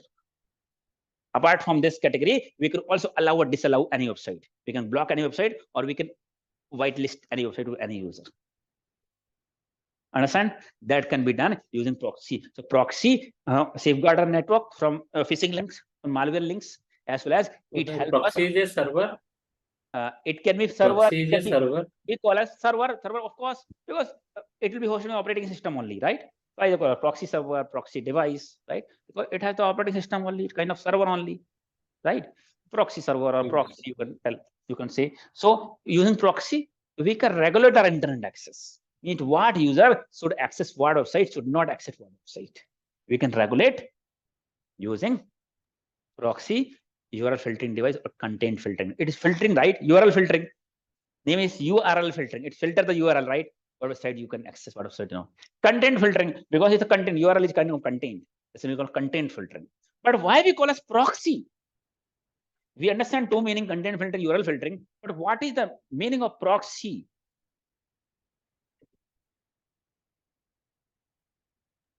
So why we are using proxy? Like web application firewall can't do this? Like why we need another? Web even firewall is also. a reverse proxy. Web we call as reverse proxy because both are opposite to each other. See, using web application, we are firewall, we are securing our application from outside people. We are securing our applications, right, from outside people. Using proxy, we are securing our users from outside application.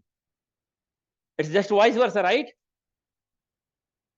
Yes or no? Here we are securing our application from outside users, bad users.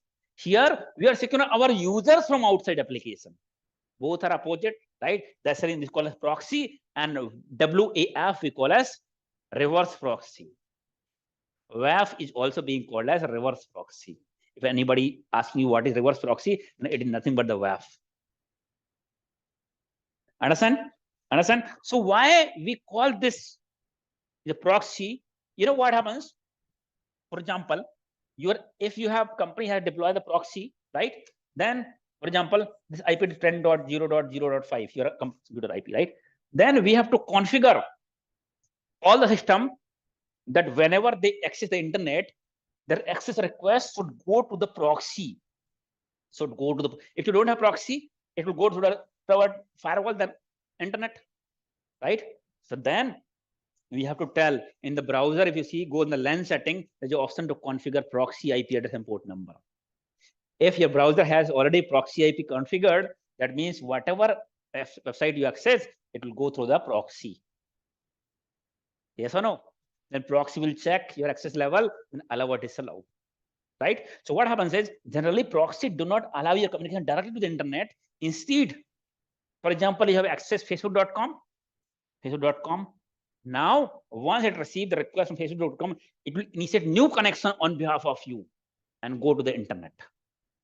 Now, in case your system has a public IP also, your public IP will not go to the internet. Instead, proxy IP will go to the internet. Whatever connection coming in, it will receive and it will initiate a new request on behalf of you and go to the internet. So internet proxy IP will go, not your IP address. Your IP address is behind the proxy, means you are hidden. If your system is having here it is public IP, private IP, right? But in case it is public IP also, your IP will go to the internet. Instead, your proxy IP will go to the internet. Your internet will understand this particular system having IP address has initiated the connection. They will not able to identify this particular system. That is the reason sometimes attacker is behind the proxy. Attacker using proxy. Yes or no? Maybe attacker is in proxy, behind the proxy will not be able to catch him. Maybe this is not an attacker, it is the proxy IP. And internet will have some free IP, paid IP, proxy, which you can use to hide your identity. Because your IP is behind the proxy. Whatever you do, proxy IP will go to the internet, not yours. Means for malicious purpose, people can access the proxy. Sometimes some blog website also you access the proxy. I will tell you how you can access it. Get in mind? So this proxy, your system IP is not going to go to the internet. Instead, proxy IP proxy will insert new connection and get the information and then give it to you. Means proxy is going to the internet on behalf of you. This is actually why we call as proxy. Proxy means someone else will do on behalf of you.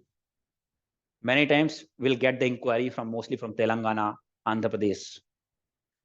They will inquire for the training and they will tell, do you also give the proxy interview?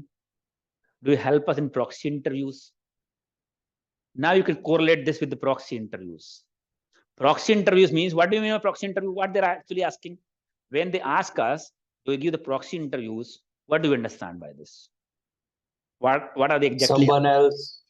Someone else will be taking the interview on behalf of you. Yes, they are asking, will you give the interview on behalf of us?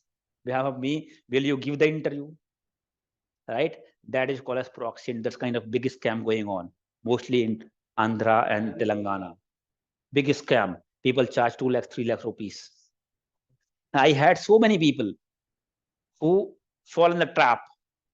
They actually did not give the proper training, proper hands-on, right? They will give the interview, charge 2 lakhs, 1.5 lakhs, 2 lakhs, 3 lakhs. And they will give the interview and they'll place you somewhere, offer 10 lakhs, 12 lakhs also, right? And now once you join, since you are not trained, you don't have hands-on, you get scared. One of the guy last week, his father called me. His father, last month, his father called me and he explained the situation. This is what happened. We end up paying 2.5 lakh rupees. Now our son has been placed in Mumbai-based company in Mumbai. Now he is scared. He's saying that he will leave the job because he is not able to perform his work. Get in mind? He was literally crying. That guy, his father took him in the call. He was literally crying. And he said, we have paid hard-earned money, 2.5 lakh rupees to these guys. And now our son is asking to leave the job, right? I tell them you would have taken the training properly, right? It won't cost you much. And on the ethical way, you would have given the interview, you would have got the job, you'll feel much confident. If you're doing something yourself, you'll be confident, right? If you're not able to do something someone else is doing, you'll not get that confidence. You'll be scared all the time because you'll not be able to do the work. Same thing happening. If you finally he joined the training, now he's working confidently, right? So that is what we call as proxy. This kind of scam is going on. Lip sync they will do. Some other people, they will have to kind of earphone, right?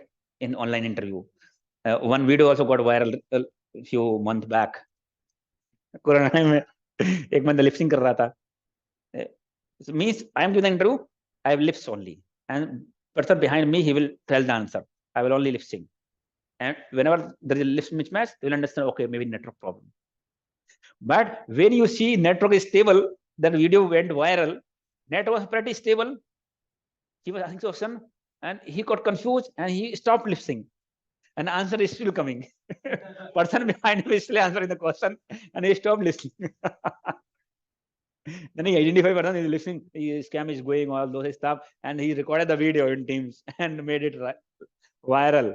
That's the reason I literally seen on LinkedIn, people from Telangana and Hyderabad do not mind it, but this is reality I'm telling you. Literally last month, I have seen on one of the interview that they're looking for this resource, but resources not from Andhra and Telangana. A bad reputation has been developed because of these guys. They specifically mind we do not want people from Andhra and Telangana. Why? Because of this kind of scam. So that is what we call as proxy. Someone else is giving the it's correct, sir. Our organization is not hiring people from South. That is what I'm saying. Especially, I'm not saying all South, but especially from Andhra and Telangana. It's a big scam. I don't know why this kind of happening there only.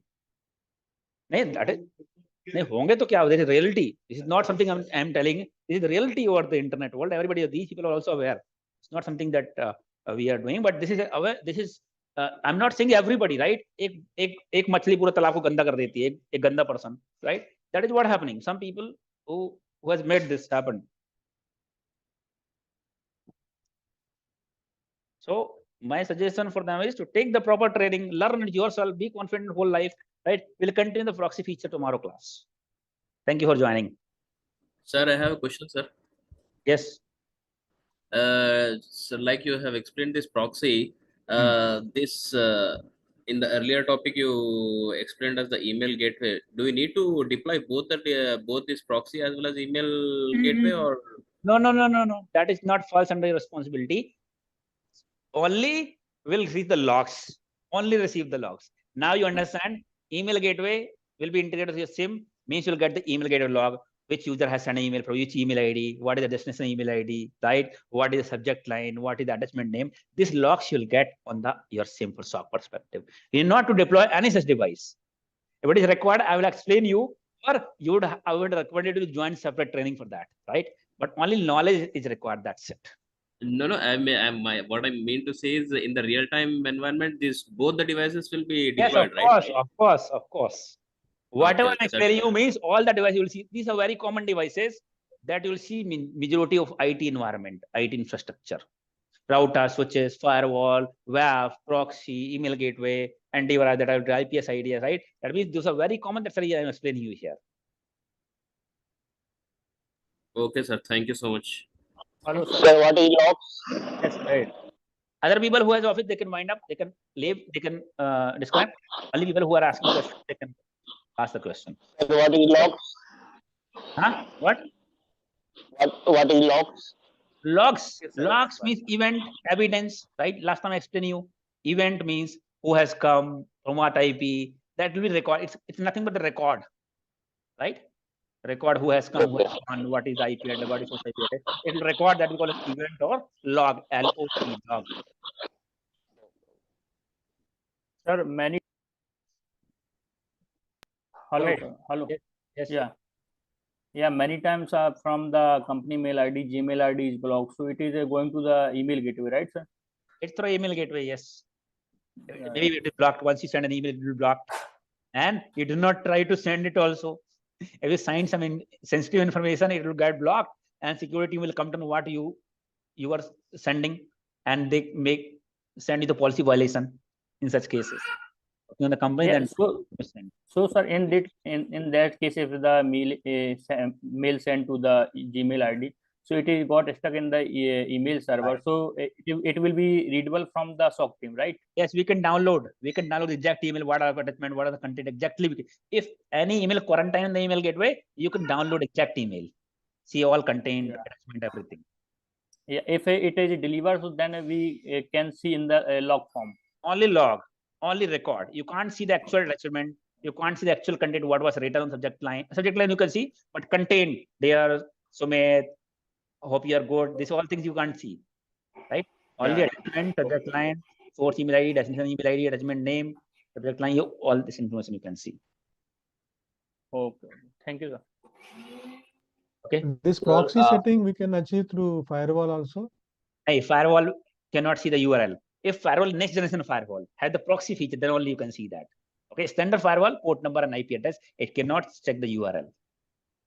Okay, if you have next generation firewall proxy feature inbuilt, then only you can check, otherwise no.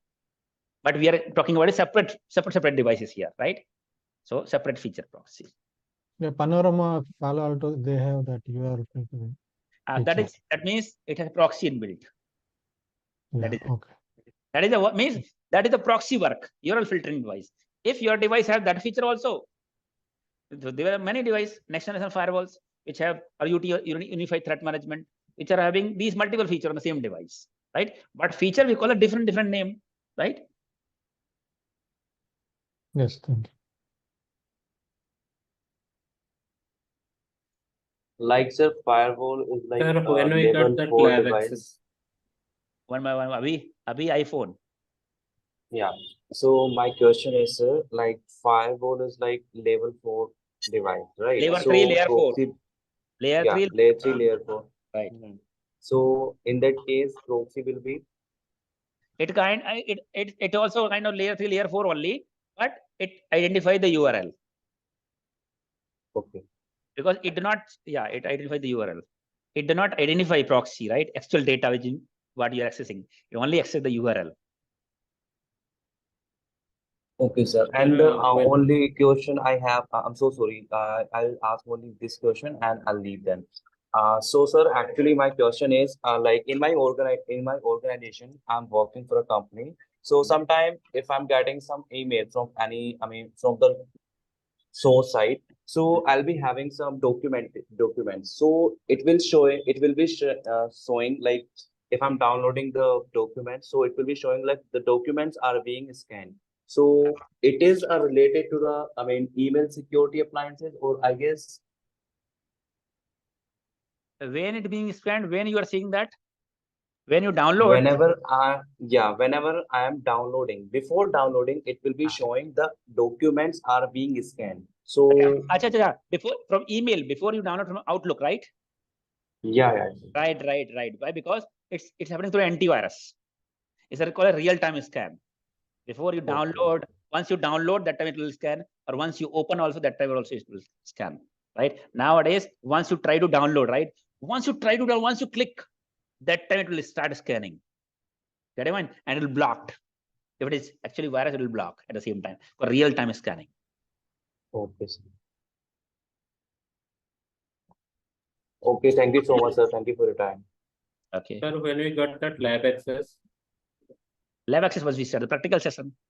Once we start a SIEM, SIEM main tool of the SOC is SIEM. Once we start the SIEM, once we start the practical SIEM also, first of all, theoretically we'll understand what is the architecture, what are the components, right, of the SIEM, how it works. Then once we start performing practicals, then you'll get the access. So if I give it now, there is no sense of doing it. You will get confused what to do, what not to do, right? Because once we start practical session and theory, continuously practicals, right? Theory, practical. But before doing all those, we should understand theoretically the concept. Yes or no? Okay, guys. So we'll mind of the day. We'll connect tomorrow at the same time. Thank you. Sir, I had one doubt.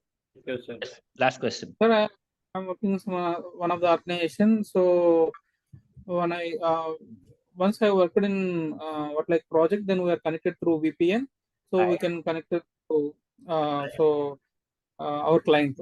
Okay, so the same thing if I do in my personal laptop, is there working, sir? So I can install that proxy for a VPN. You have to come back again. Hello. You have to come back again. Come back again. Hello. Come back again. I'm saying to no, he's asking, can he access his office application through by installing VPN? Not through your VPN. I'll tell you. I'll explain you VPN, proxy, and difference between them. What is the use of VPN? So if your company VPN, you can use company client only, because the configuration is related to company. If you install some other VPN client connect to the company, you will not be able to connect. Okay. Otherwise, anybody can connect. Right? For our lab also, lab access also you'll get through VPN only. You have to install VPN client. You'll get user ID and password. Through that, you will connect to our company network and take the remote access. Okay. So VPN client is authorized for particular company servers. Okay. Okay, guys. So reminder of the day. We'll connect. Okay. Thank you, sir. Thank you. Bye bye. Good morning, everyone. Good morning. Good morning. Good morning, Good sir. morning. Good morning. Good morning. Hope everyone is good. Yes, sir. All good as of now. Okay. As of now, How's your work to you, sir? I'm good, but feeling little sleepy. Yesterday, I could not sleep on time. I got up late. No problem, sir. Okay. I felt like I should not go today. Sometimes you'll feel like same, right?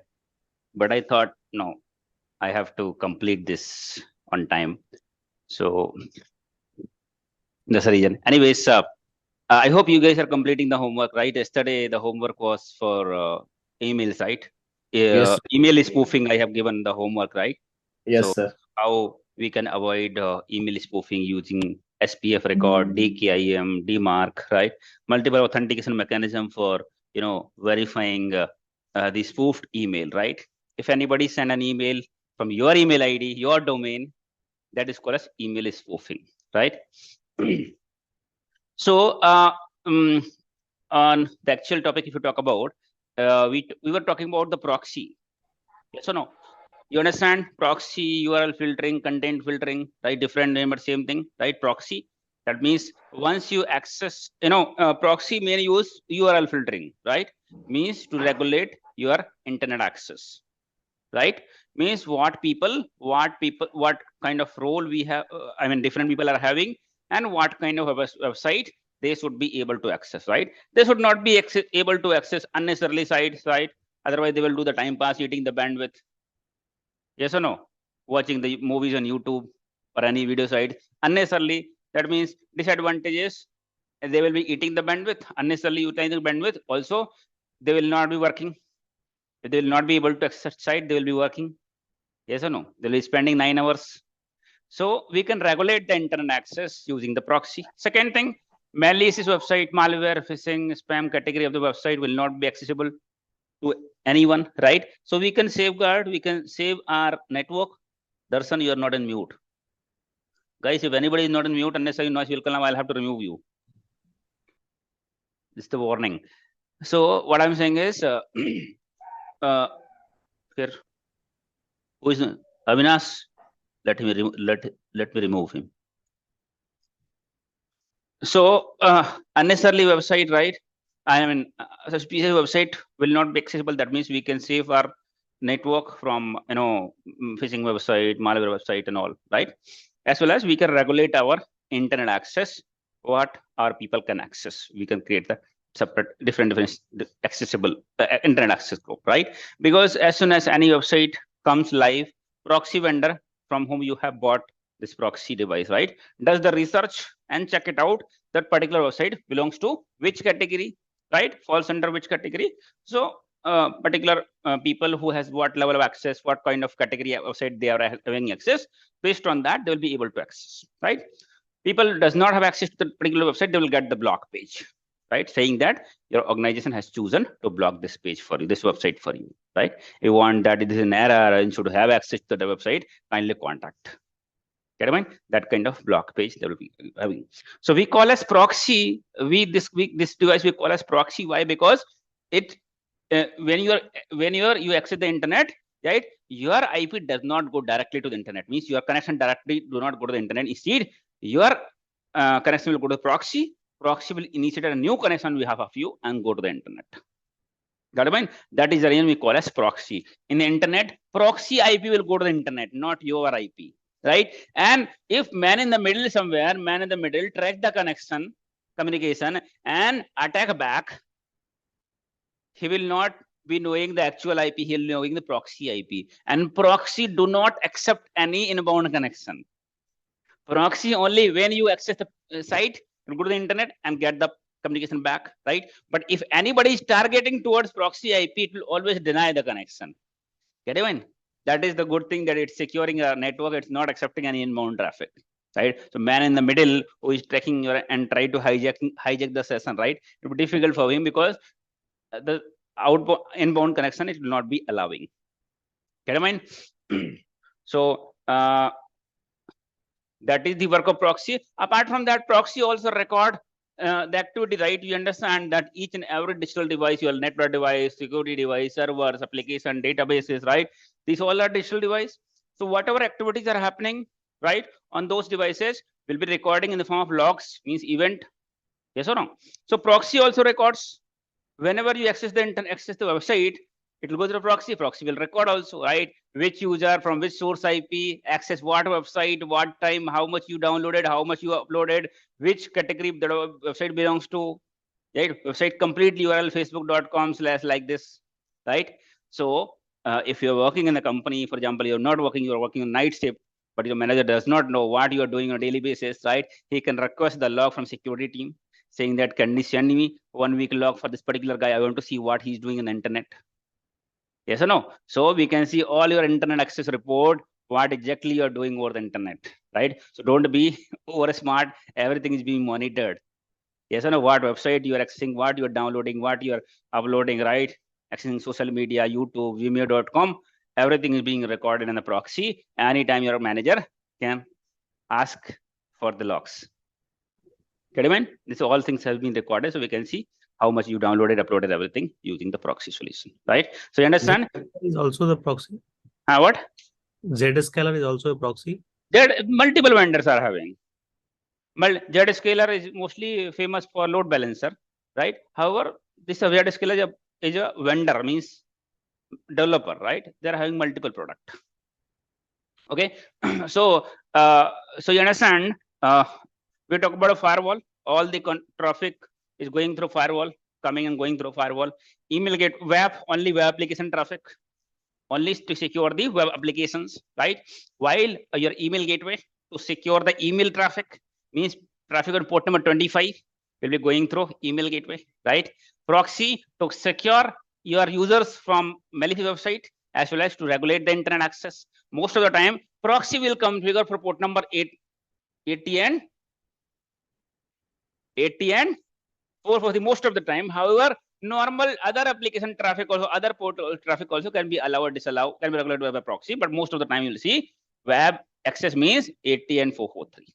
Right? Mostly 80 and 443 traffic will allow through proxy. You understand now? You have system, right, who has internet access like email access, website access, we can secure, because there are 3 ways. Only there are 3 ways for any computer to get infected. One is through email, malicious email. One is through website, you access malicious website, and third one is USB. USB drive.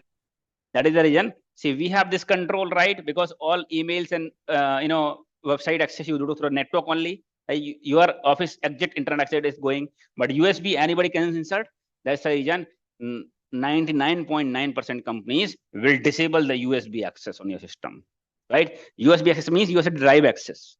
You can plug in your microphone and all using USB port, but USB storage drive access will be disabled. Means you can't insert USB drive. That means storage, pen drive and all.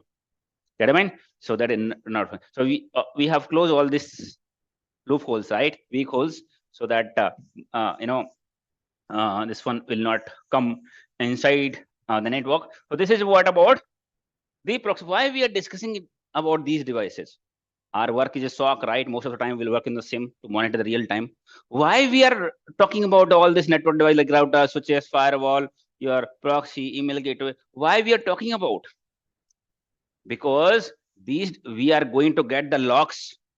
See, the full game of logs in the SOC. The full game is of logs. Log means records, right? Event. Yes or no? Because these all, as of now, we understand, right? These all devices work on based on a signature only. For example, new website has been launched. It's actually malware website, but proxy vendor has not categorized it yet as a malicious website, and resulting those websites will be accessible for anyone, everyone. Any website which have been not been categorized by the vendor as of now, newly launched, not been reviewed by the vendor, for example, broker proxy part, not been reviewed, will be accessible for everyone.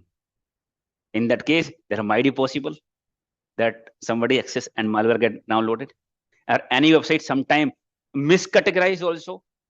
It's a phishing website, malicious website, but vendor has categorized a technology website. If you access, something has been downloaded. Yes or no? Understand? Email gateway does not have the 30 feet ACL information. Email has been delivered. Firewall does not have ACL. Communication has been allowed. Right? So we understand these, all the devices that so far we understand work based on the signature. We predefine information. Predefined that we define. Yes or no? But there are chances, sometime no signature successfully compromised, right?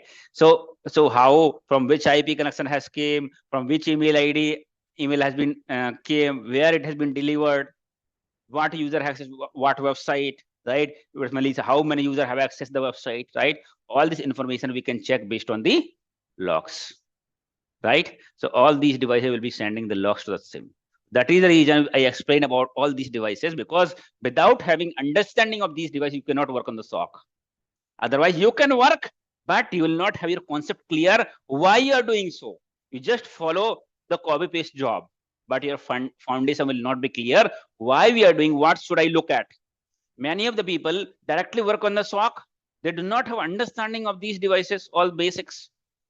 And they end up doing copy-paste job, donkey job. They do not know why they are doing, just following the document. Okay, if this alert trigger, okay, then I have to check last 24 hours logs. Okay, then I have checked source IP, then I check how many logs are there. Okay, then I have to download the logs and create the case. And they do not know why I'm creating this case, why this is an incident, what kind of analysis I have to do. Getting me? They do not understand that, because their foundation is not clear, right? If foundation is not strong, building will not be strong, right? Get me? So that's very important to have understanding, basic understanding of all those devices. If you have basic understanding, you understand now, right? Proxy, email, proxies for web traffic means what user access website, username will be captured, source I will be captured, URL will be captured, right? Category of the website will be captured. Proxy has blocked that website or allowed, that will be captured. Yes or no? Similarly, firewall, source IP, destination IP, source port, destination port, device action, byte in, byte out, how much you have downloaded, how much uploaded, right? These all information will be captured on the proxy firewall. You understand where we have the firewall in the network, where we have proxy in the network, what purpose we are using proxy, what purpose you are using WAF, what purpose you are using email gateway. Yes or no? If you get the logs now in the SIEM, you'll understand, right? That's the objective of explaining this basic networking and security devices. What router does, where we deploy the router, for what purpose, why we are not deploying switch instead, right? You understand. So now, next device that we have. Now there is a possibility. See, in cyber security, we always believe on multi-layer of security. Multi-layer security. In physical security also, you believe multi-layer of security. In gate, then door, then bedroom, then locker, right? In your home also, office also, you believe on multi-layer of security, because if some theft happen, so thieves comes inside, if you have multiple doors, maybe in the locker, he will not be able to break the lock, right? Similarly, here also, in the digital world, this is switch.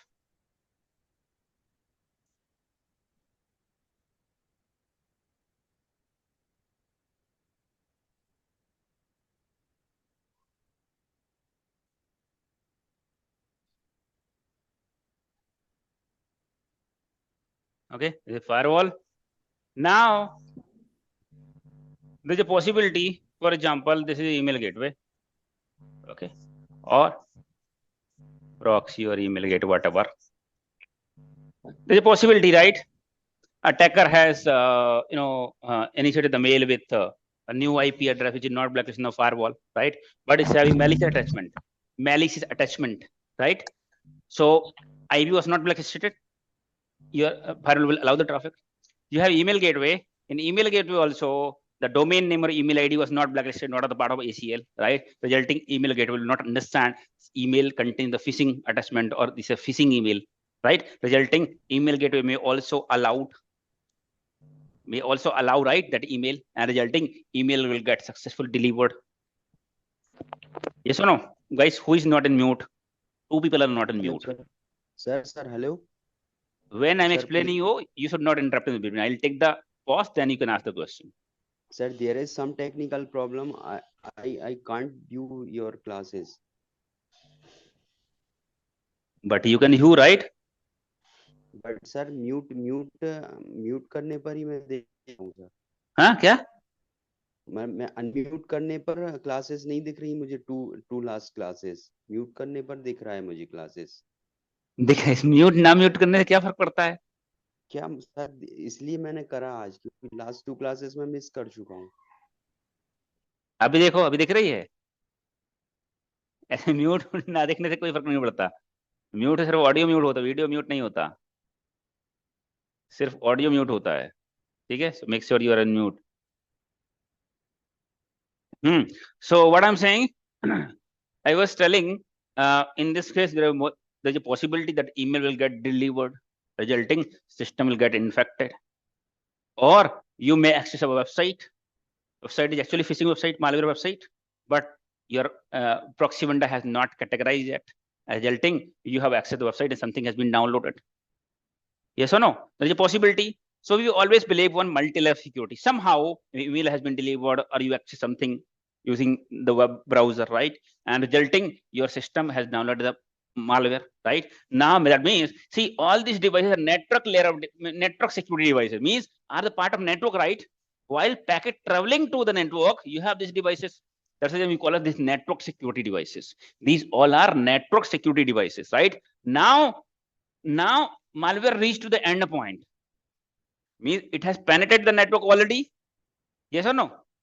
It has penetrated the network and reached to the endpoint. Now we should have some security solution in case this network device fails to detect. Yes or no? We should have some security solution that secure our endpoint. Yes, so in the company you also, sometimes you're already working, right? Sometimes you download something and it captured by the antivirus. Yes or no? That means your network security device got failed, maybe through email you received, email gateway failed, or some website from which you have downloaded. That means your website is, your proxy is failed. That's the reason you have your malware reached to the endpoint. Get in mind? So we should have some security solution which secure the endpoint. That we call endpoint security, right? And endpoint security is antivirus. Endpoint security solution is, and we can call as antivirus. Get in mind? So now antivirus means once your malware, your malicious file will reach to the endpoint, we should have some security solution that we call as antivirus. Understand? So each and every system in the corporate, you'll have antivirus installed, either systems or server. Understand? Clear this point? So how antivirus works? So each and every system that you will have, your antivirus will be installed, right? So that in case your malware reach to the endpoint, right? Your endpoint means server and system should be secure. So you'll have antivirus, right? So antivirus works on signature. Signature means again predefined information, right? There are many different information is there. Again, it will have dynamic and static ACL. So based on signature, for example, you have bought Symantec antivirus, right? So your antivirus client will be taking the update from Symantec cloud, right? That is dynamic list. And anything you can allow or block manually also, that is called a static list, ACL, right? Dynamic list will be, your antivirus will be detecting any file as a malware or malicious file based on its signature as well as based on the behavior. Get in mind? Signature is one signature, can be hash file also. They understand last time. Hash file, right? Antivirus team will do the research and check it out which all hash files, hash value of the files are malicious files, hash values, right? They'll be updating it here. And whenever any file is scanned, it will retrieve this hash value and match with the signature. If it is matched, then it will come to know what kind of malware it is, right? So antivirus team always will do the research and update the signature here. Apart from the predefined information, your antivirus can also detect any file as a malicious based on its behavior. Behavior analysis, right? If any file trying to copy itself, Yes, or any file, once it installs software, it is trying to connect outside. It can be a Trojan. Yes, different behavior of the file. Antivirus can understand that its particular file is malicious or what kind of malware it is, right? Based on its behavior. Get what I mean? So how antivirus will understand based on the signature or based on the behavior, antivirus will understand and detect this particular file is malicious. What kind of malicious? Trojan, crypto mining software, or it's a spyware, it's a ransomware, what kind of it is, it may detect. Get it? Based on the signature and behavior. Now, how it will come to know, right? How? So what happens is, whenever, so antivirus done the scanning of the file. Any file that you have in the system, antivirus will scan the file against the signature and behavior. Get it? So there are two types of scan. One is real-time scan. Another is full system scan. One is, there are two types of scanning. Antivirus, if you install in a system, it can do two types of scanning. One is real-time scan. Real-time scan. And another is whole system scan. Whole system.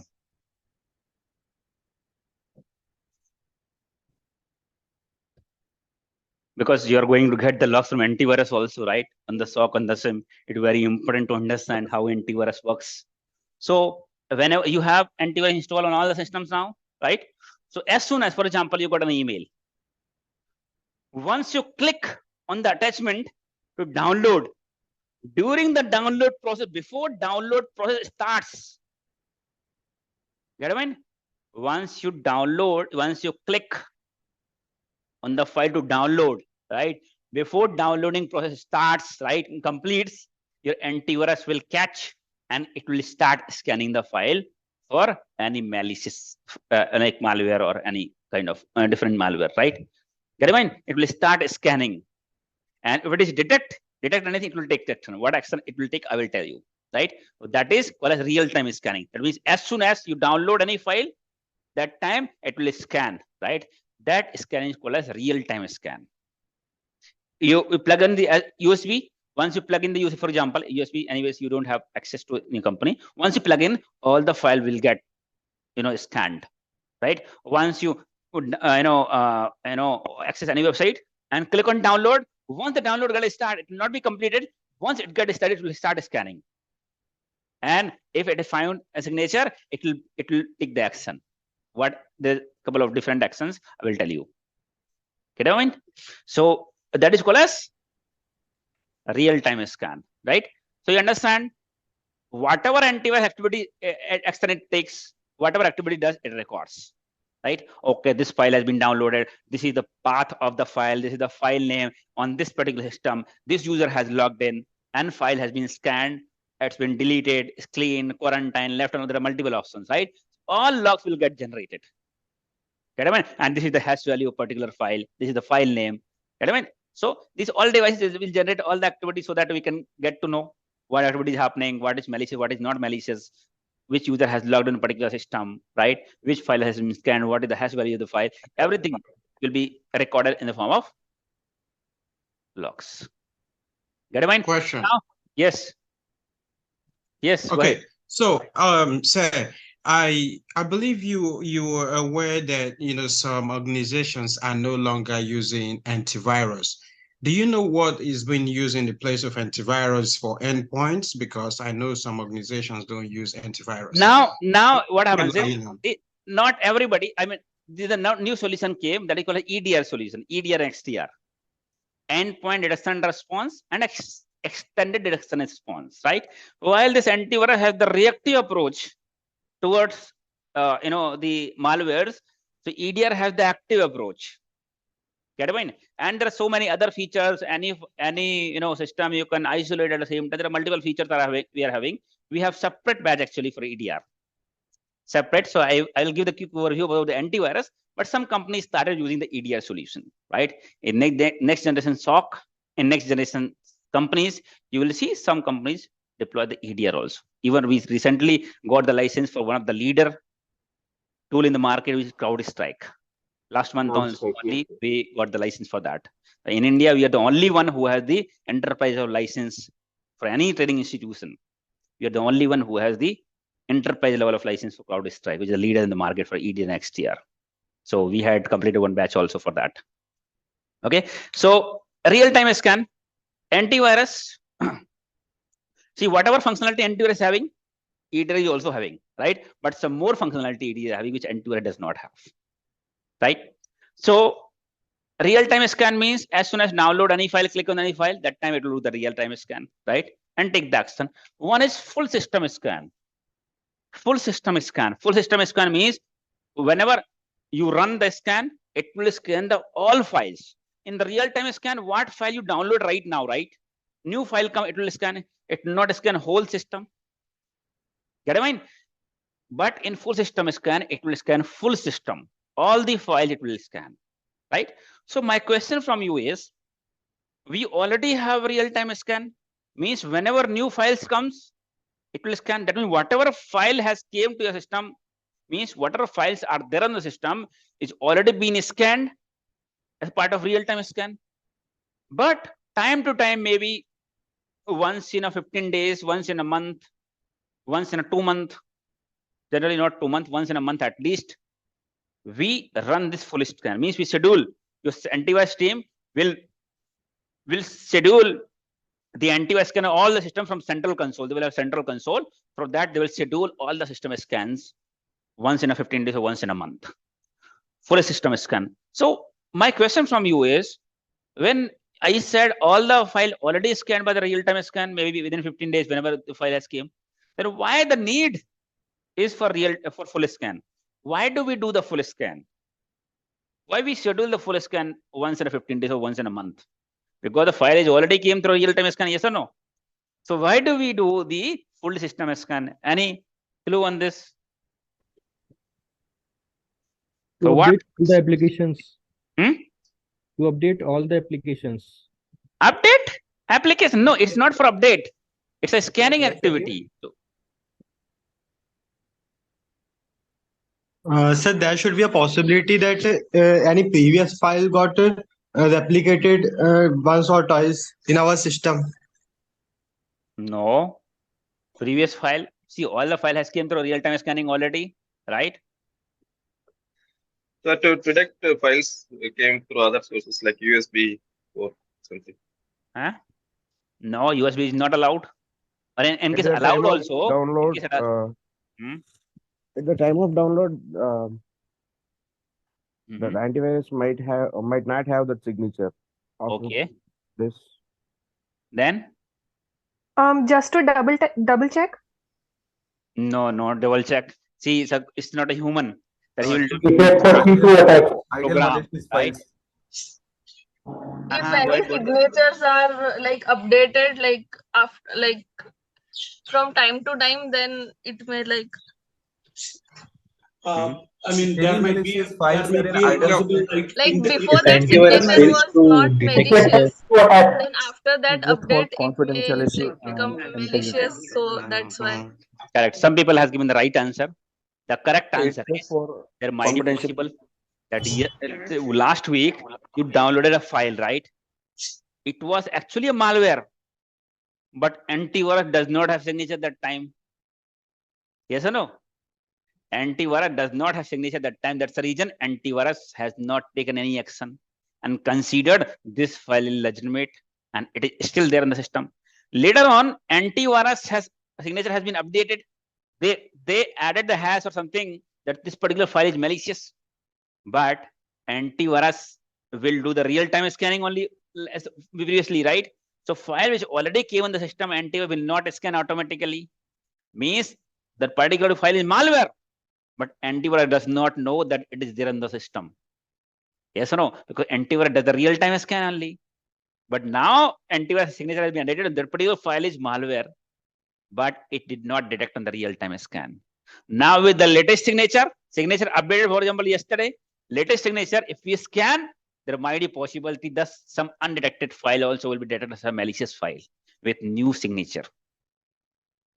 Get it, mind? That is the reason we run the full system scan. Get in mind? That is the work of an antivirus team. Time to time, they will run the scan for all the systems and server, whatever they have. Get in mind? Understand? Clear? One question, sir. Yes. Yes, please. Sir, antivirus detection is based on signatures, right? Right. So Signature is and this behavior. also behavior also? Signature and behavior. Signature and behavior. Okay. Thank you. Yeah. Okay. So now, if antivirus detect particular file as a malicious file, right? What action it generally takes? First action is, for example, particular file is infected with virus, for example. Actual file is infected, right? Then antivirus will try to clean it. Then maybe this particular file is infected, but it's been cleaned. Antivirus has cleaned the file. Sometimes you'll see this kind of notification. The file was infected and action is cleaned. Means antivirus has cleaned that particular file, right? So one is the action is clean. Second option is delete. When the particular file itself is a malicious file, malware, antivirus is confident it's a malware, antivirus will delete the file. Get a point? Third option is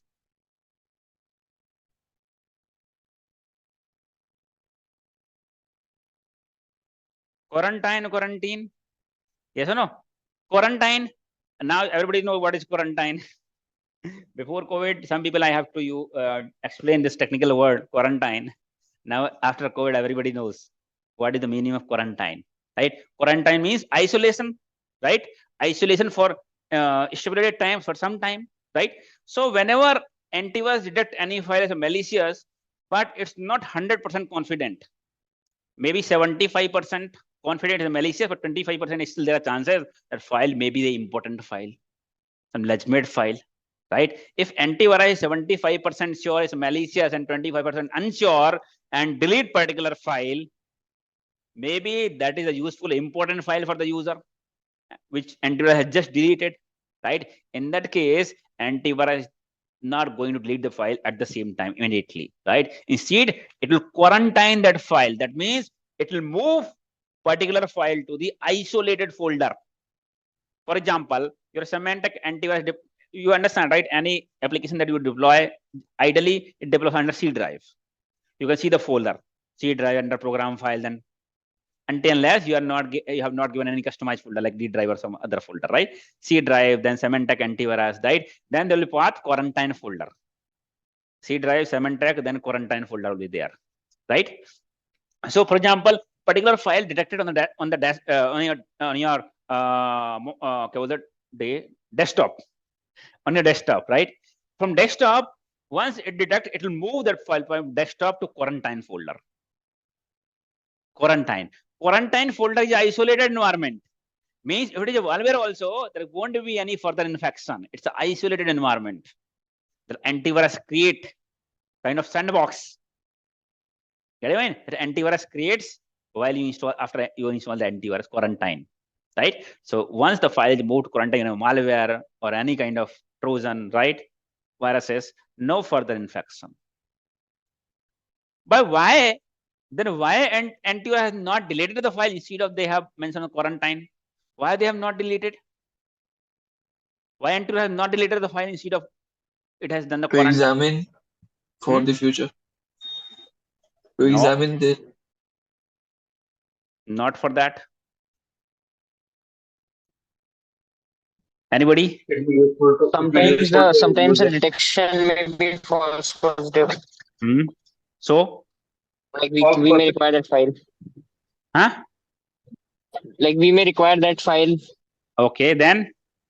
So what we can do? So sometimes we can exclusions. We can run exclusions on the antivirus. Right. Because here antivirus was not 100% sure. It's a malicious file. Maybe it's a user important file which you have just got from the vendor. Maybe possible. And if antivirus will delete it, it will go on for forever. Yes or no? That's the reason antivirus will move that file to quarantine. And user will get the notification. Antivirus has caught a virus or malware and action has been quarantined. Right? If user will no longer be able to find that file on desktop, he will call to security team or desktop team that I had this particular file and taken by the antivirus or something else is gone. In that case, we have the option to restore that file from the current folder. We can exclude, we can whitelist this file on the antivirus console. Get in mind?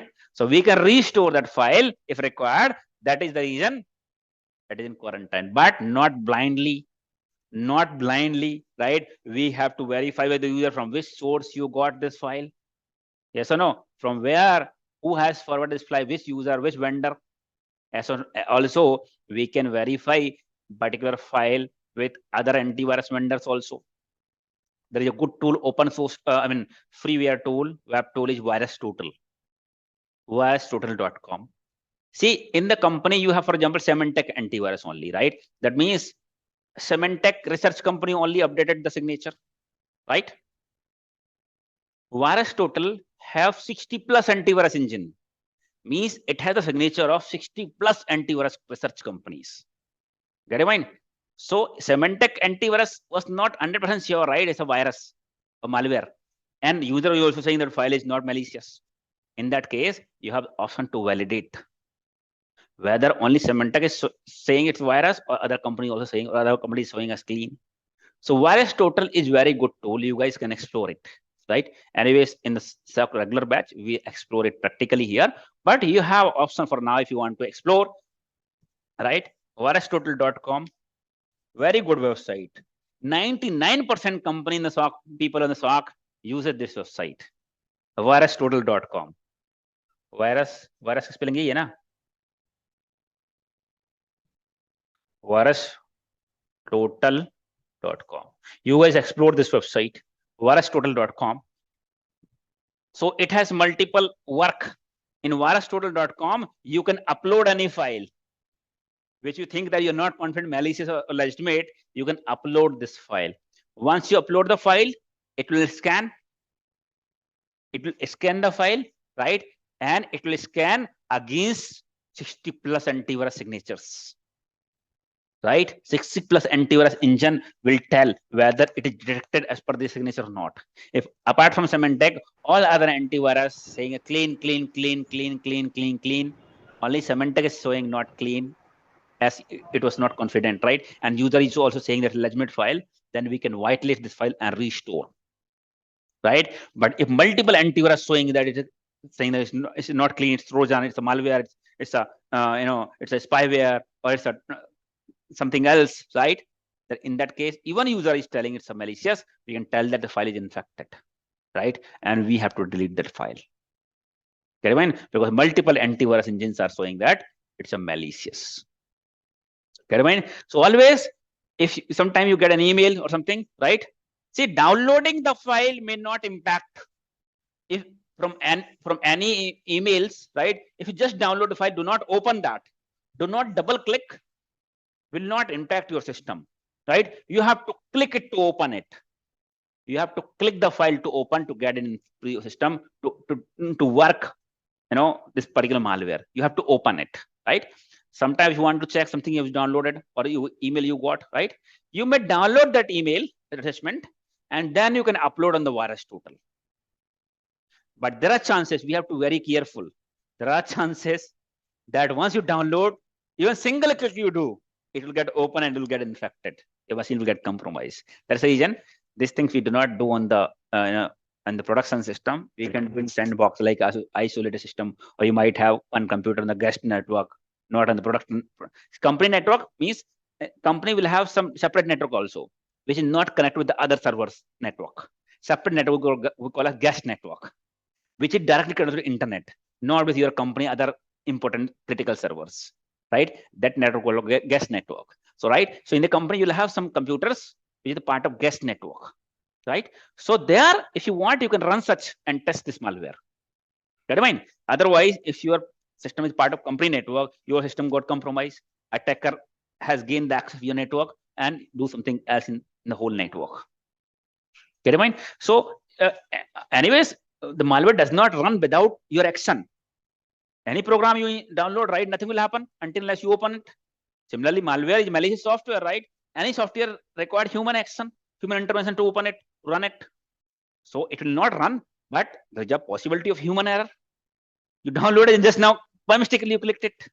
it will get executed, right? That's the reason. So you can download and upload in the virus total. Get it? Virus total will scan and give the result. Get it? If your user is saying it's not malicious and antivirus engine also showing not malicious, you can whitelist. Right? That is the reason we do the quarantine. And does the quarantine. If user does not come up, remove kar do meeting se. If user does not come up, for example, some file has been quarantined. User did not report to desktop team or security team, right? That means it might be malware. The user has not reported it. So this is the operations work of the antivirus, right? Many of the time file will capture and quarantine file. User is not going to come back to security team to all the times, right? So quarantine folder has some retention period. You also have 14 days quarantine, right? So, but you come out of the quarantine, but your malwares will be getting deleted after the quarantine. For example, 7 days of quarantine period. After 7 days, if you does not come back, antivirus will understand actually it's a malicious file and it will delete forever, permanently delete it after isolation. 7 days, user can report and get it restored if it is legitimate file. Otherwise, it will get deleted. That is the quarantine option, right? Quarantine action, right? So in this case, generally most of the time, our team, security team do not need to take any action. First case is clean, right? It's an operational work on antivirus. No need to take any action. Antivirus will scan the file, it's clean, but logs it will record. What? 1 minute. Hold on. Whatever activity it does, it will record the logs, right? It will record the log. Okay, this file has been scanned. This is the hash value. This is system IP address. This user has logged in. This is the file path. File has been scanned and been cleaned, right? Similarly, scanned and deleted. No action required, right? So has been scanned and quarantined. Some malware found has been quarantined. No action required because anyways file has been isolated. So no human action is required. Yes or no? That's the operational work of the antivirus. In case particular user has reported sometime that particular file has been quarantined, but important file, that only action is required. Otherwise, all this is the operation work on the antivirus. Get it? Yes. Now you can ask. Sir, what are the difference between clean and delete? Clean. Where were you when I explaining? I said whenever file is infected, means the actual file is infected with the virus, right? It will remove the virus and keep the file as it is. That is what cleaning. Rectification. Cleaning, repairing, cleaning, right? Repairing. Sometimes your file has been repaired, right? That's a different vendor antivirus. Some file antivirus will call cleaned, repaired, right? So when the file was infected, it will remove the virus and kept the actual file. Deleted means the file itself was the malware, it has been deleted. Sir. Yes. If I detect a virus through you will not detect, antivirus will detect. Okay, antivirus detect a virus through virustotal.com, then what will we do? In that case, we will not restore, right? So in that case, is this particular case I'm talking about for now, that user is saying that it's an important file, but once you upload a file in the virus total, there are many antivirus engines are showing this file is malicious, it's a malware. In that case, we will not restore. We'll ask user to ask vendor to send again if it is important file, because file is infected or the file is malware. Security is very critical. Okay. It's a mandatory tool. Sir, do you recommend to upload the files to virus total or only hash value? It depends. I mean, both you can do. If you want, you can extract some critical files you may not upload, right? I believe, but virus total is not going to share any information anywhere, but some company may have concern. Okay, there's an important critical file we cannot upload on virus total. Virus total is third-party tool. Might be virus total is holding the file that you're uploading. Yes or no? Means exposing your critical data to outside, right? If any company has the concern, then you can, export. You can retrieve the hash value also, right? And your system, whatever file you have, you retrieve the hash value. Then you can enter the hash value on the virus total. In virus total, either you upload the file or you enter the hash value of particular file, right? Based on that also, you can get the information. Thank you. Okay, got it? Clear? Anybody else? I have one Yeah, question. Yes. On this side, yeah. Instead of hashing, can we not use encryption mode to upload the files? Means I'm not getting you. Encrypted files. I'm asking. So can we Encrypted not file. use- Encrypted Yes, yes. file.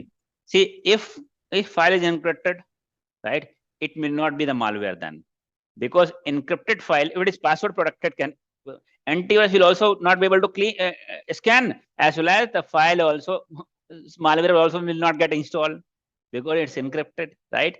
In order Yes, to yes. see anything inside, antivirus should have access to all the codes, all the everything content of the file. Antivirus will not be able to scan the encrypted file. Get your mind? Yeah. Thank you, Saurabh. Thank you so much. Sir, I have one question. Please, Yes, go One ahead. more question. please, I sir. have list of malware IPs and URL links in a file, and I saved that file, suppose on the desktop, and taken the hash value of the file, and then we checked in the virus total, but it came clean. Is it correct? I mean, Because it's possible it can be 0-day malware. It can be a 0-day. Okay. If your virus total, your antivirus does not capture, right? It's a 0-day malware where nobody has signature. No antivirus has the signature, right? You might have heard the news, right? Several companies has been compromised, right? Every company has the antivirus. And not every company using Symantec antivirus or Symantec antivirus, right? They have diverse background, a diverse vendor, right? Some Trend Micro, some McAfee, some Symantec, right? But sometimes, so for many antivirus. So many of the companies are getting compromised, right, with the same malware.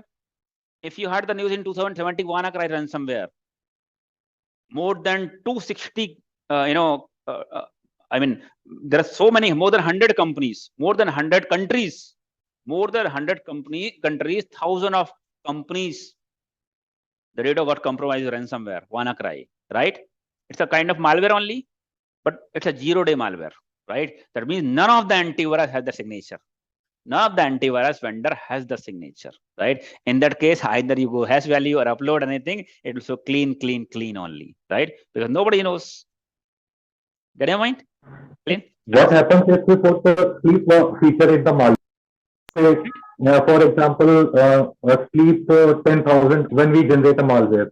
Your voice is not clear. Keep your mic little bit far from your mouth. It's not clear. It's little away. Keep your mic. Am I audible? Sir, my question is, if we put sleep feature in the malware so that it will perform all the action after 10 days or 15 days, so what will be our action?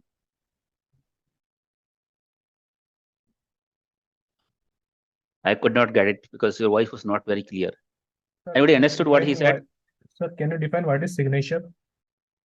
Signature is predefined information. Based on that, any device will take the action. For example, hash value, right? Hash value, the list of hash values of infected malwares or viruses will be the signature here, right? Signature is nothing but the predefined information. For firewall, IP address, port, malicious IP address, list of malicious IP address, port numbers are signature. For proxy, list of the malicious sites are signature. For email gateway, list of domains, email IDs are signature, right? Signature is nothing but the predefined information. Based on that, any security device will identify particular, the file, particular IP, or any data is any content is malicious. Sir, can you explain the CrowdStrike a little bit? What? CrowdStrike. CrowdStrike, we have separate training for that. CrowdStrike is EDR tool. As I said, CrowdStrike is the EDR tool and endpoint detection and response. Apart from detection, it has the reference feature also. For example, if your machine is infected with malware, right? As an action, you have to isolate the machine. If you don't have EDR, you have to call desktop team or network team to isolate the machine from the network. You remove from the network. Otherwise, further infection will happen, right? But your EDR sensors will be installed on each and every devices, and through EDR console, within a single click, you can isolate any machine, right? So it has some extra features from the antivirus. Apart from the antivirus features, it have extra features. Understand? Have there been a solution for advanced persistent threats in a situation where you now have, the worm conducting a kind of lateral movement around the network, and living in the network for a longer period of time? Has there been a detection for such advanced persistent threats? For that, you may buy a dedicated device, APT devices, or there are certain use cases that we can create on the SIEM. Certain use cases that we create. Advanced persistent threat, that means threat is already inside your network, right? That means your security devices are not able to detect when it came to your network, right? So certain use cases, certain movement, something will happen definitely if threat is inside already, right? Based on the movement, based on the activities, we can have some sort of use cases on your SIEM. So, can we consider a Defender as EDR? What?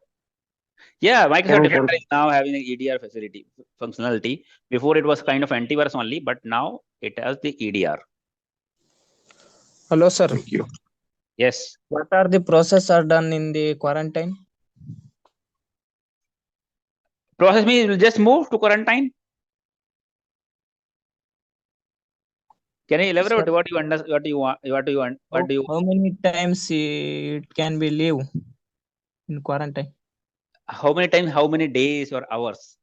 It depends how much you configure. Maybe 1 day, 5 days, 7 days, 10 days, right? How much you want, you can configure.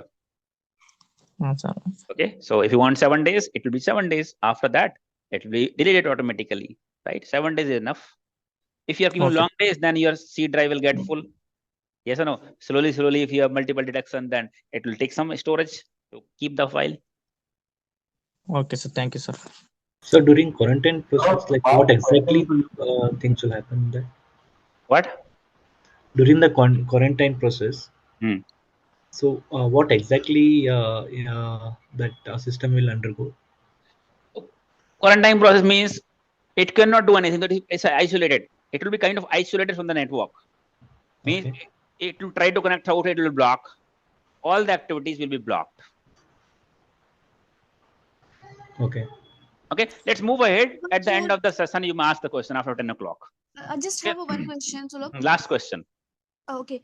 So like you said, we can get the hash value of any file. So right. How do we check that? Like, if there is any new file which is coming through mail or anywhere, how do we check those hash value of the files? There are multiple ways. First of all, once you download the file, right? There is a command. That's a homework for you now. There is a command. You can write the command on CMD, write the path of the file and name of the file, right? Once you run this command, it will show you what is the hash value of the particular file. With no internet connection even. With even no internet connection, you can get the hash value of the file by by command line. भैया कौन mute नहीं है यार? Shekhar. That's the last chance I'm telling you. If anybody, if I see not asking question and not in mute, I will remove you from the meeting. And your MAC ID will be blocked from this Zoom. You'll not be able to rejoin again the session. Okay, so make sure that if you are not unmuting with the mic, not asking question and noise is coming, that means you are not focusing the class, right? There will be no sense of joining the class. Yes or no? Been told multiple times, do not keep your mic unmuted. If you are unmuting, keep it for a long time, that means you are not listening to the class, right? No sense of joining the class. In this case, I'll have to remove you. So one is through command line, right? Through command line without even internet, right? You can run that command. You can give the file name and path, and you should be able to see the hash values, right? Third thing, there are many applications are there. You can download application. मेरे को नाम भूल गया applications का, but there are once you search PE Studio. PE Studio generally we use for malware analysis. Also PE Studio that we use where we can extract the hash values. Some other applications also available, right? And similarly, VirusTotal also, if you upload, it will scan the file. It will be the all hash values. Generally, it will the MD5, right? But if you go in the detail, it will see this SHA-256, MD5, 512, SHA-1, all the hash values it will show. Get it, mind? Got it? Clear? Okay. So now कल ही तो बताया था hash value मतलब है ना, hash के बारे में बताया था, आपको एक्सप्लेन किया था कल। हाँ ठीक है। So first action was cleaning, deletion, quarantine, and last one was left alone. Left alone. Different antivirus give the different name, but if you talk about semantic antivirus, and alone की spelling यही होती है ना, ALONE. So semantic antivirus will give the action left alone. Left alone means when antivirus is unable to clean or delete any file. There will be sometimes antivirus has detected particular file is malicious, but unable to delete or unable to clean. That means unable to take any action. Get in mind?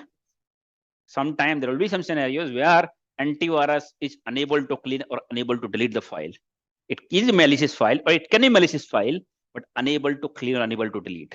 In that case, the action will be left alone, right? The new file is still there.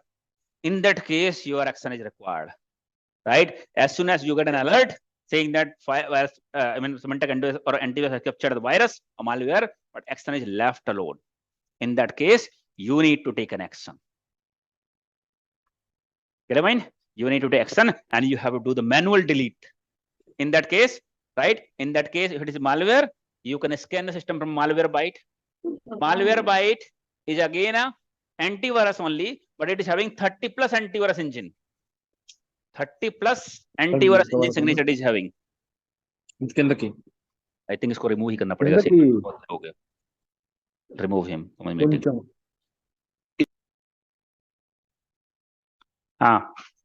What I'm saying is, Malwarebyte is one of the antivirus. It has signature from 30 plus antivirus engine. Sometimes you will see your antivirus is not able to delete, or sometimes it is not sure also. When 50% sure, 50% unsure it's a virus, it may not delete the file.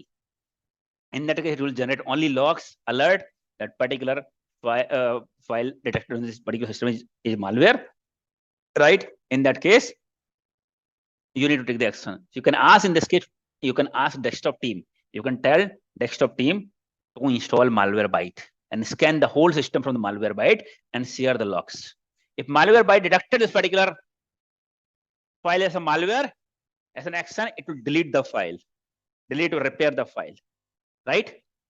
If Malwarebyte has not detected, right, still that is the reason. In this case, you ask desktop team to install Malwarebyte and share the scanning logs. Why we ask them to share the scanning logs? After doing the scanning, we ask them, okay, do one thing, this particular system is infected, do one thing, install Malwarebyte and scan the system, right? And share the scanning logs to the SOC team. For what purpose we ask them to share the logs, scanning logs after scanning? Anybody? What purpose we ask antivirus team to share the scanning logs? We need to review the logs. For what purpose?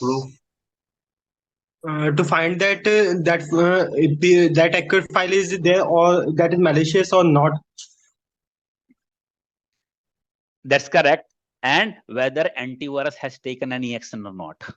Yeah, if yeah. it's still there, or it has taken, deleted, or clean, or something has been done or not. We'll verify on the logs, right? Desktop team may not be that much of technical, right?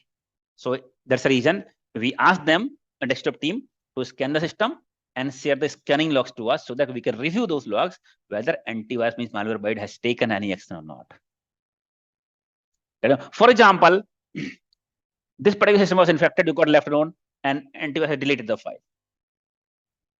After 2-3 days, again alert has come. Again, same malware has come, again left alone, again you removed, again you scanned.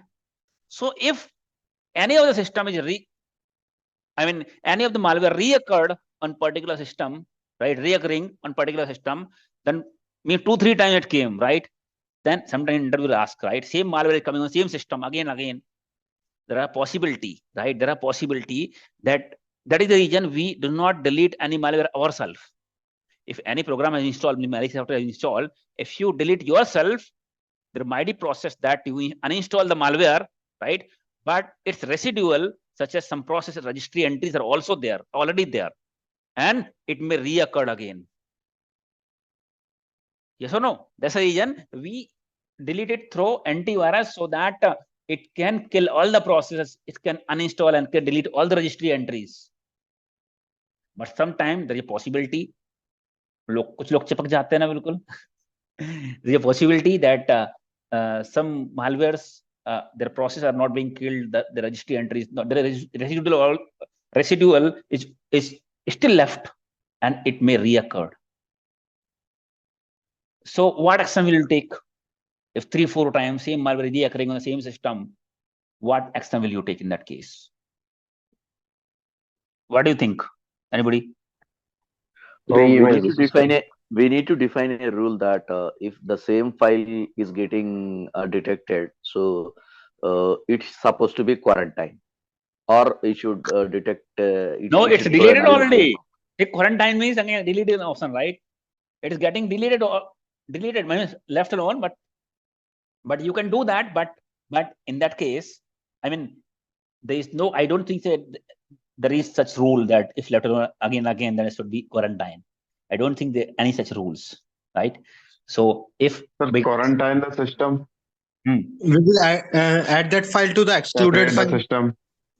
Excluded. And that file is malicious actually. You scan it and delete it, right? That is file is malicious. Reimage the system. That is the last option now, right? If machine getting infected again and again, either same virus or different virus, different malware, in that case, you should reimage the system. You should isolate your machine from the network, right? And you should reimage the system, right? So first action, whenever you see your machine is infected, 100% sure your machine is infected, first action is to isolate the machine first from the network.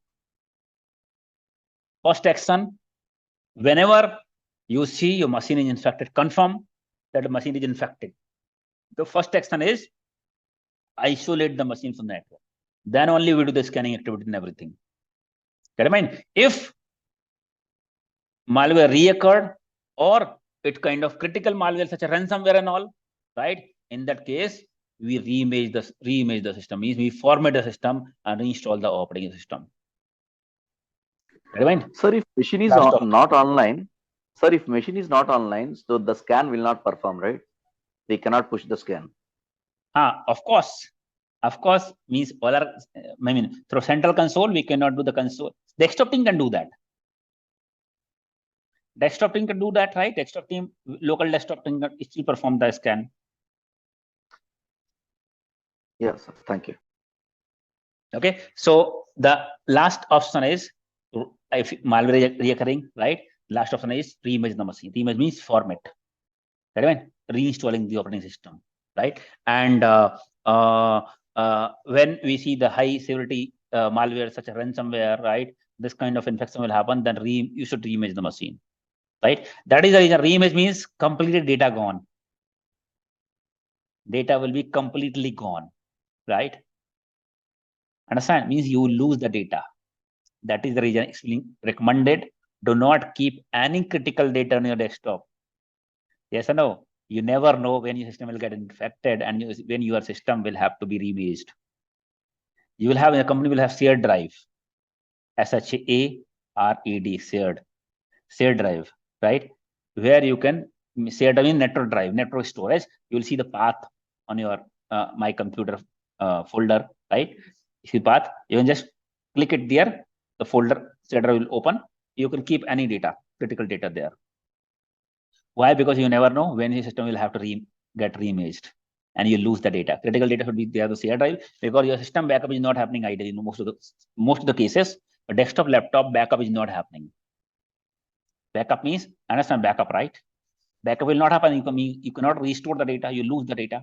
Critical file you should keep on the shared drive, right? Your shared drive will have the backup. Ideally, they take the incremental backup of every 24 hours, generally night time, right? Every day they take the backup, right? Or most of the time incremental live backup also, real-time backup also they take.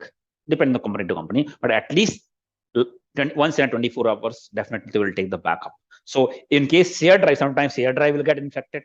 There are possibility like kind of ransomware attack. In ransomware attack, whenever ransomware, you understand, right? No. So ransomware I cover the SOC. Ransomware I cover the ransomware I cover in the SOC regular batch itself, that this is a high severity incident, high severity case. So end to end we cover how it comes, what kind of investigation you have to do, right? Analysis, how to remediate, whole. So one of the critical incident, high severity incident. So क्या बोल रहा था मैं? What are you telling? Ransomware. If your system is infected with ransomware, right? What all access? For example, user has logged in. Sachin has logged in. Sachin has logged in. So whatever access Sachin is having, right? Those all file will get encrypted. Sachin has mapped to shared drive also, and shared drive also access he has in shared drive will also get infected. Get in mind? So whatever access you have in the network, any shared drive has been mapped, right? Any drive that you have, right? Network drive has been mapped, right?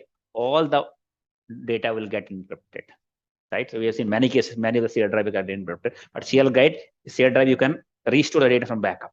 But system backup, you cannot restore because most of the company does not have the desktop, laptop, workstation backup. Get in mind? Understand? So that is called as left alone. So we have to be careful. We have to take some action when there is a left alone. So that is the reason, latest signature, right? Whenever antivirus team will do the research and get new signature, right? So whenever you have, for example, ransomware come, right? And your antivirus did not detect it. That's the reason your system got infected, right? So now you have option. So on that session, I explained, right? If 100 of users have received the email, how we can reach out to them, how can remediate everything. So, so now once it is infected, you have option to update this file to the antivirus vendor, Symantec or any vendor. This particular file is actually ransomware, but its signature is not there, right? They will create a signature and they will release the signature. So next time this company, other company will receive the same malware, your antivirus will capture it. Get in mind, they will release the signature, right? Or once you update the signature, if anybody else had got the email, the signature is updated, then once it is open, it will capture by the antivirus. It will detect by the antivirus. Signature is updated. That's the reason it is recommended means it's mandatory to keep your antivirus signature up to date all the time. Or all the devices. Antivirus is the endpoint, right? You have access, but all your network device, security devices should have the latest signature. All security devices should have the latest signature, right? Understand? Signature different based on the type of devices, right?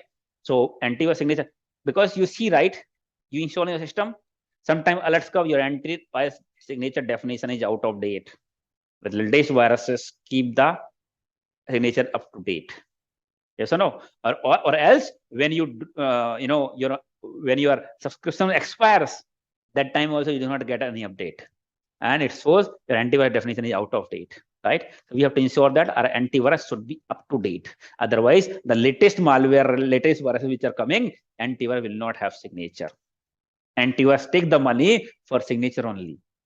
Yes or no? If antivirus is expired, it will still work, but based on the old signature, because it is not receiving the new signature.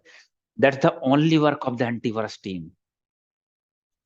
That's the work of the antivirus team, that ensure that all the systems in the network should be up to date. You will have central console. Central console, they call it manager. Manager will receive the update from the cloud, and it will push the update to each and every system. Then you have for the GUP update provider. So each and every system will not download from cloud if they are connected to the company network. Because if every system will download 1 GB, 2 GB, 3 GB signature file, right, then your whole band will get choked. Yes or no? Because, for example, some less severity signature comes in particular time. Not every day you get the signature update, right? High severity signature, you get the real-time update. As soon as antivirus company will create a signature, they will push. But some schedule signature you'll get every Wednesday, like Windows, every Wednesday, update will come in the corporate every Wednesday, right? Similarly, they schedule update every Wednesday. So, for example, today is Wednesday, and antivirus will get the update. Now, every client, you have 4 lakhs employee, every client will go to the internet and download the update. 2 GB, 3 GB file means your full bandwidth will get choked. People will not be able to work, right? That is the reason what will happen. Your antivirus manager, central console, will get the update from the cloud. Only one system will get the update, ideally, right? And then local system, it will push locally. Local bandwidth is big, right? LAN bandwidth. And again, if LAN bandwidth also, there are 4 lakhs computer, maybe 4 lakhs computer LAN bandwidth also gets choked. Then 100 to 100 computers, it will nominate one computer as GUP, group update provider. For example, every 100 computer, for example, I'm telling one computer, manager will send the update to one computer that we call a GUP, group update provider. The name itself suggests group update provider. It will send the update to GUP, and GUP will distribute the update to 100 computers. This GUP 100 computer, this GUP 100 computer means manager also will not have to send the update to all 4 lakh computer. It will send the update to GUP. Then they will distribute the update. But they all systems have the install, and they will be reporting the status to manager. Central console. And central console, you can see which green or red, green, red, or yellow sign. Green means update with latest signature. Yellow means previous signature. Red means maybe offline. Client is offline, right? So you can see when the signature has been updated. Whether all the systems are having data updated, that's the only work of antivirus team. Main work.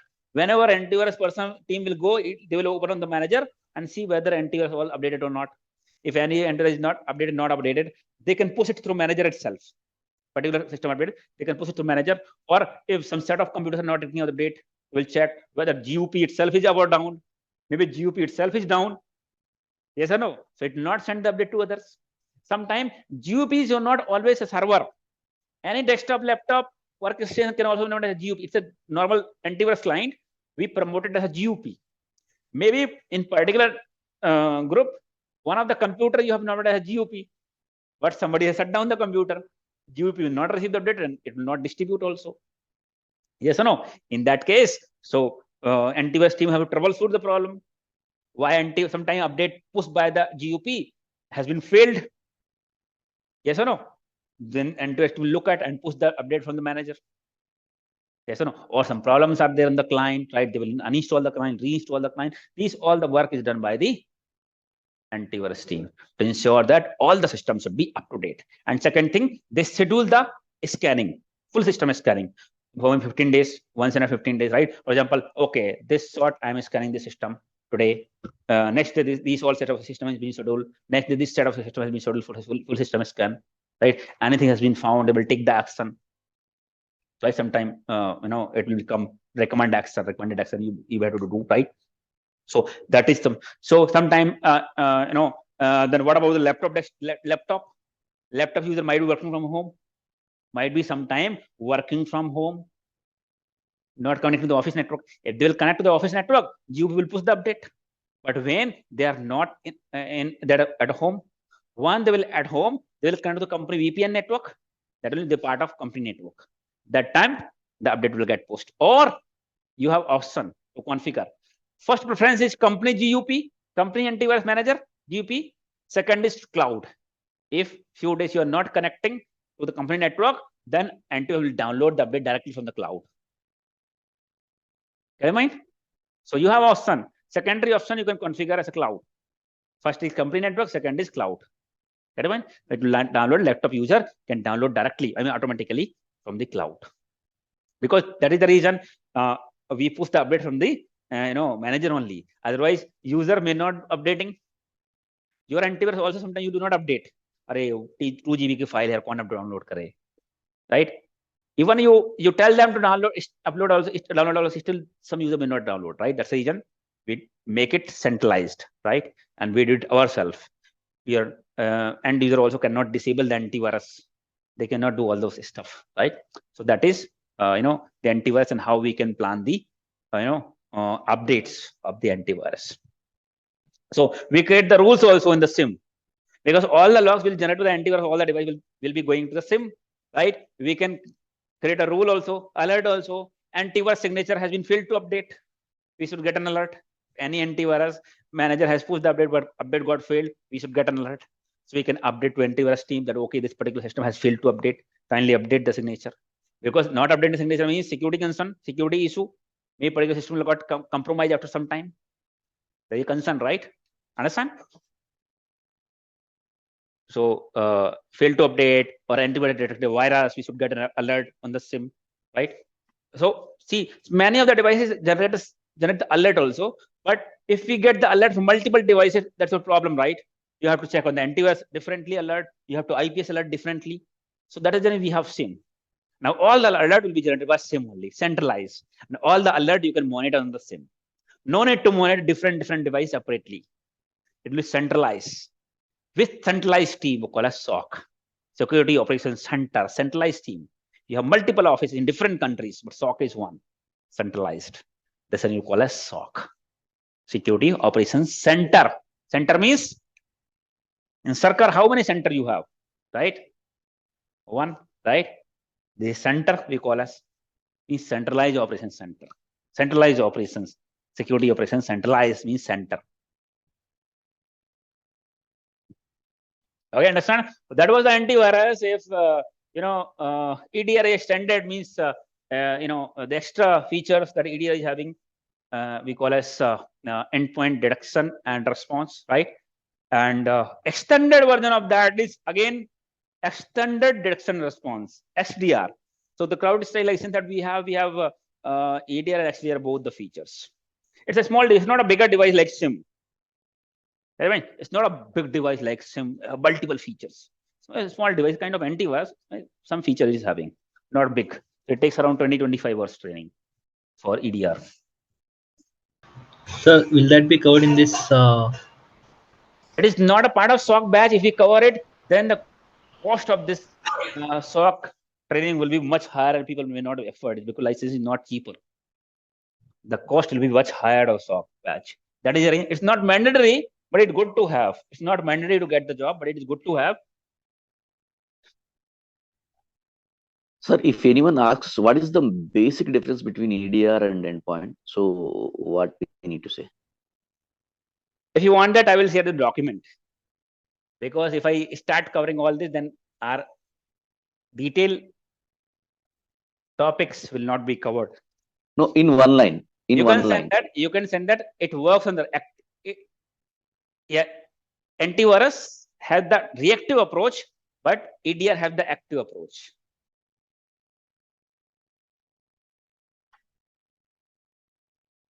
Right now, उसके बाद क्या है अभी IPS IDS और कोई device छूटा तो नहीं, लास्ट डिवाइस है. This is last device. उसके बाद मैं आपको प्रॉक्सी एंड VPN बताता हूँ. उसके बाद VPN. चलो पहले VPN बताता हूँ. VPN. हाँ, sorry.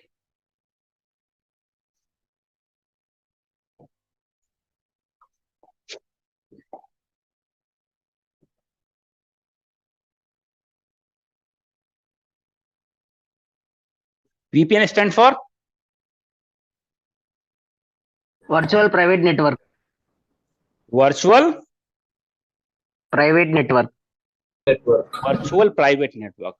That means it's not a private network, but virtually it is private. That means there are two types of network, right? One is private, another is public. So you tell me one thing. This is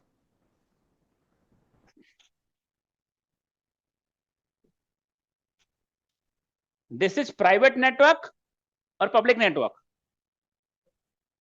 This is private or public? Public, right? Public network. And this is Public network. private, right? Network.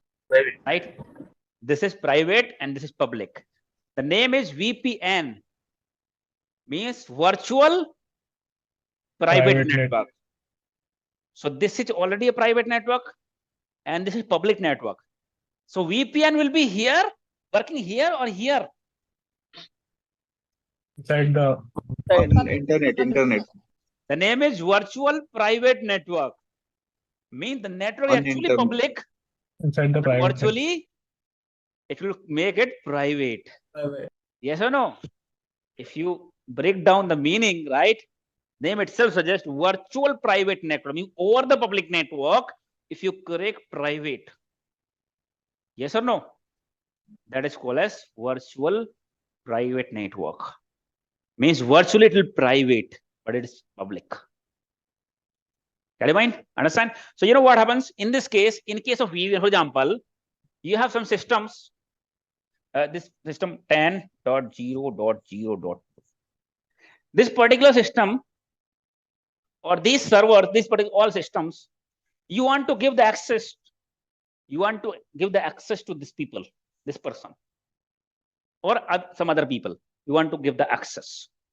So you understand, these people, this person is connected to the public network, or it may have its own private network and its own private network.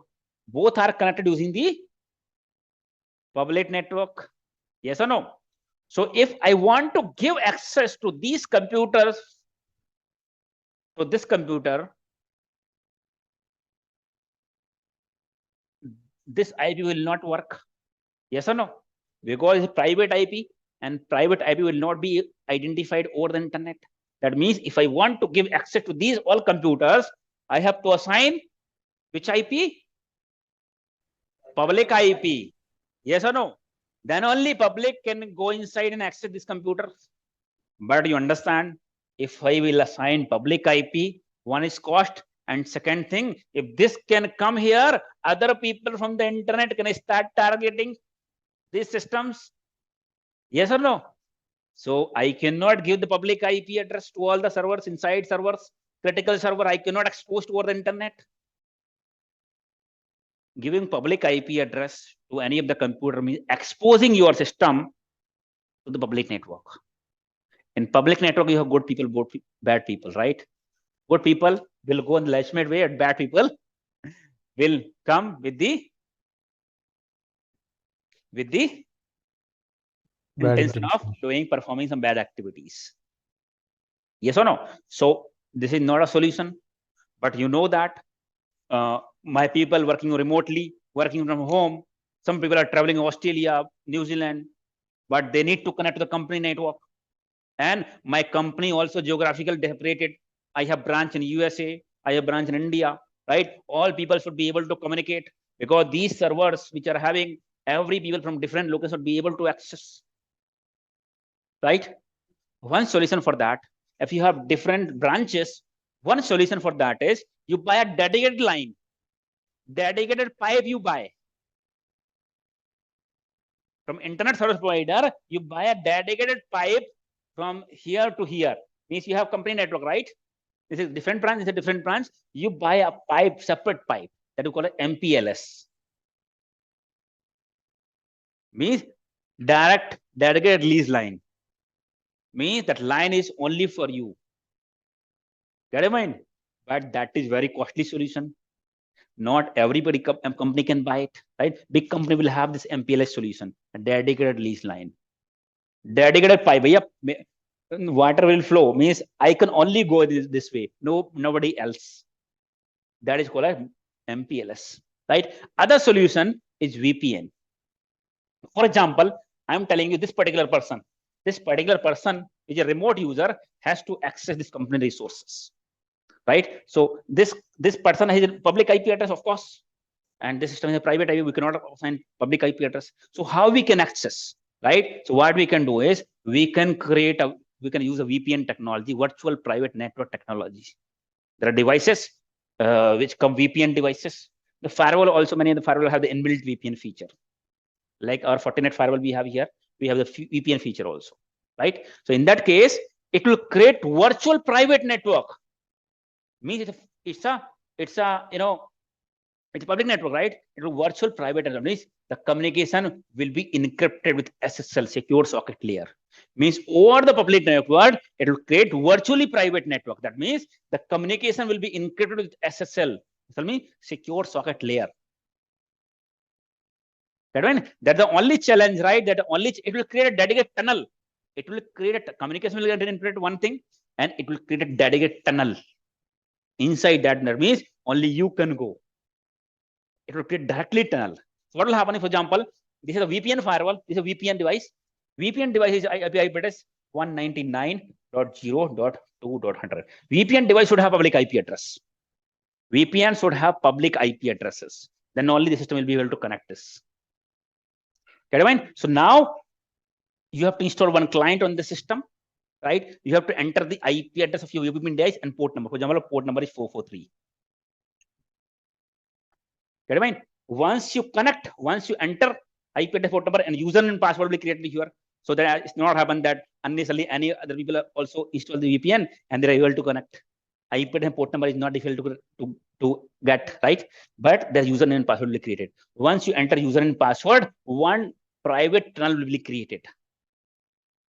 Get it mind? Now, private tunnel over public network, one dedicated private tunnel will be created.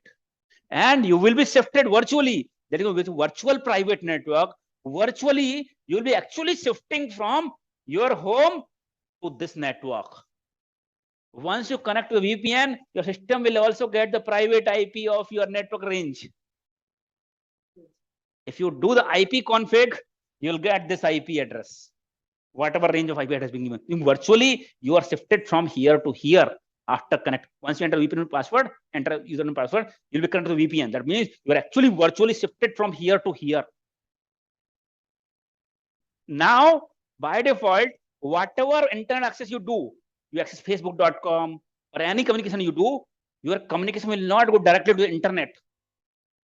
Because you are connected to this tunnel, right? Your communication will go from here to here, then use this internet. Because virtually, tunnel has been created, right? You are virtually shifted from here to here actually. Now you are the part of this network and whatever internet access you do, right? This system IP, this firewall IP will go to the internet, not your public IP. Virtually shifted from here to here and you will get private IP also. Sorry, क्या हो गया ये? देख तो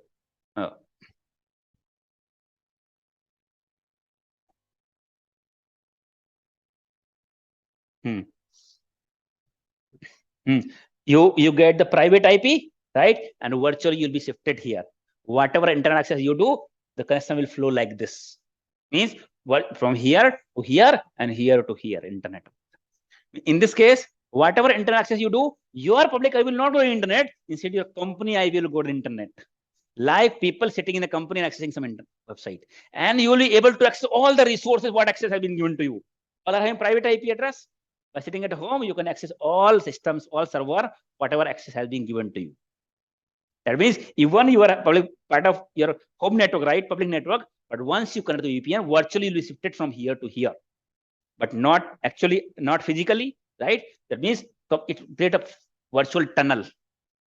Virtual tunnel means all data will get encrypted. Virtual tunnel will be created and you'll be shifted virtually from here to here. That is the reason people from work from home they are doing. They're able to connect to the company network after connecting to VPN. Once you connect to VPN, they can take the remote access of all this server, like you are sitting in the company. Means you can get the same access. What person sitting here and accessing all the resources, internal resources. Similarly, you are sitting here and you can access all the resources. What access has been given to you? Same access you will have here also and here also.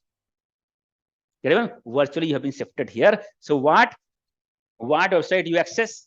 Everything you'll go to the company, this IP address, not your IP address. Yes or no? Understand? Clear this point? Right? That is called, this VPN is called site remote access VPN or SSL VPN. This is remote access VPN or SSL VPN. Any people working from home, any people who are working, they are having field job, right? Anytime from anywhere, Australia, India, they connect to the network and they complete their work. Right? That is called as remote access VPN or SSL VPN, right? Another VPN is called site-to-site VPN. Update हो रहा है क्या यार? नहीं रहा है. Sir, nowadays, like our organization is not using VPN; they are using AWS Workstream. So, is that also kind of VPN? It's a kind of VPN only. Yes, it's kind of VPN only. These are AWS Workstream or anything application, right? Either VPN, they're having the, for example, 40 client. 40 client will not say it's VPN, right? Name is 40 client, right? So site-to-site VPN, right? You should not say that nowadays not using, right? People who will use the cloud, they will use their AWS, right? People have the on-premises, they want to connect to company network, they have to use VPN only. Get in mind? So site-to-site VPN means if there are two sites, for example, you have office in Bangalore, another office in Mumbai, right? You have 100,000 users here, 2,000 users here. Now, if Mumbai people want to access something which is there in the Bangalore, they have to connect to the VPN. Everybody has to connect to the VPN. That's a headache every time, right? Because all are company only, but always they have to connect to VPN. So what happens in this case? Two sites, and both the sides we can deploy VPN device. One VPN device here and one VPN device here, and both can connect together. Establish a connection. Now anybody from here can connect to here. Anybody can here can connect to here. In this device, you need two devices on both the sides. If you have five sites to be connected, then 5 devices. You have to connect with each other to establish the site-to-site communication, site-to-site VPN. Through VPN, site-to-site VPN it is. Both the devices will connect together. And end user will not have to connect, install the VPN client, and do not have to connect with the VPN. Get it, mind? So that is how. Yes. If we are in a public space and we want to connect in a private network of our company, then is there any necessity to be there in a remote connection, to get a remote connection of our company, please? Of course, without VPN, how will you connect? Because private IP will not be identified on the internet. The IP address that you are entering, private IP, is not owned by your company only, right? Almost all the companies have the private IP address. That is the reason private IP address are not being identified over the internet. If you want to connect to your private IP to your company, then first of all, you have to connect to VPN only.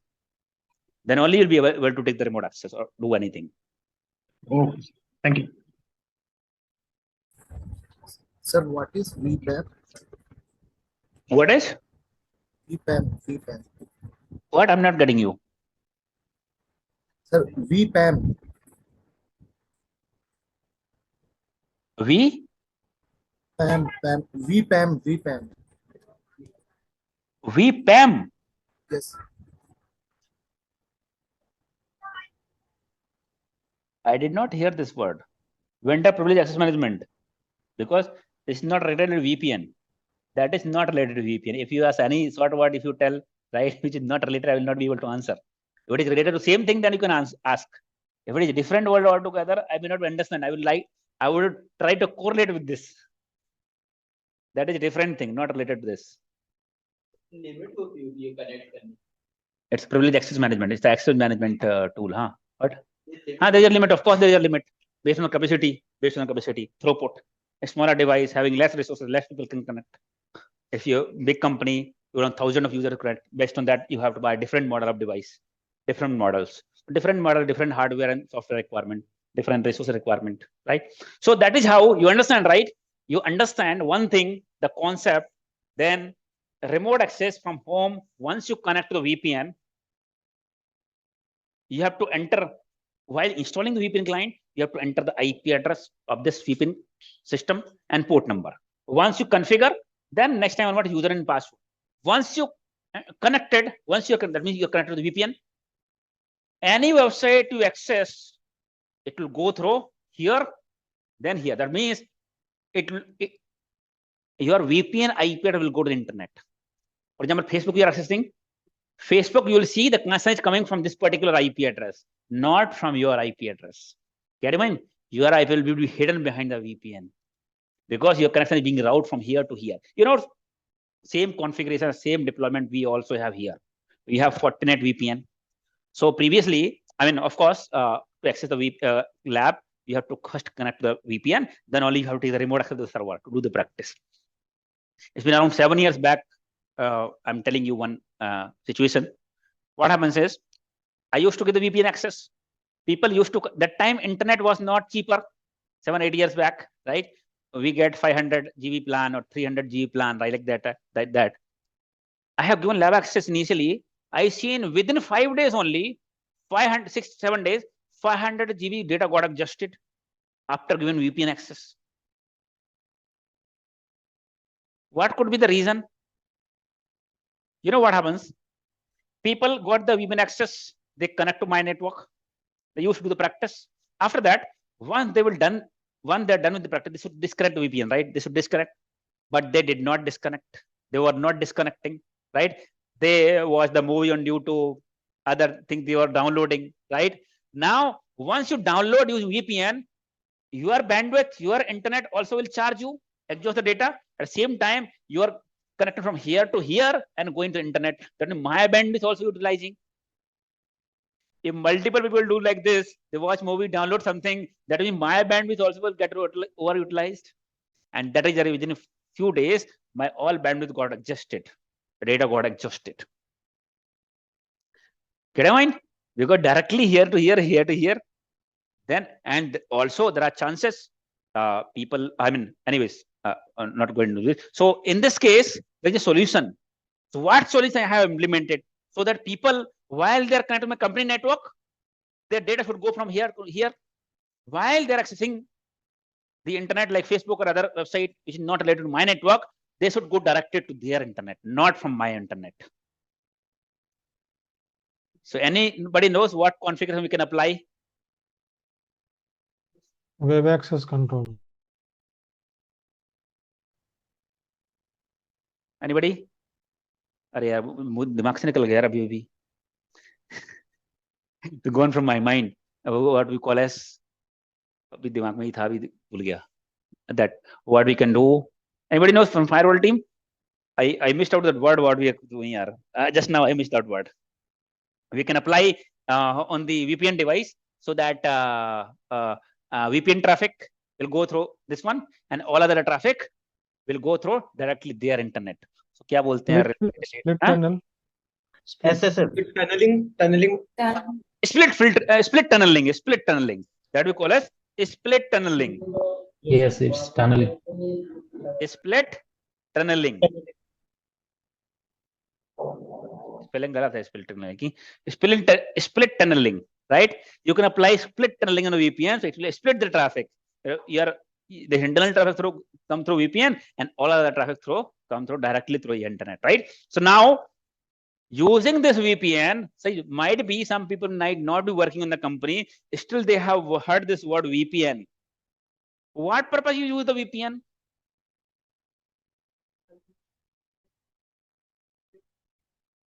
You used to play PUBG, right?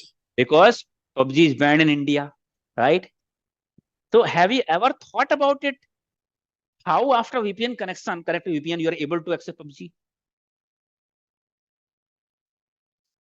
IP address we are hiding the IP address. Because you know what happens? Because there are many people, right? Connect to the VPN. The free VPN also available. Sometimes they're charging some plan also, right? So many of the people are accessing VPN, using VPN to access some blocked website.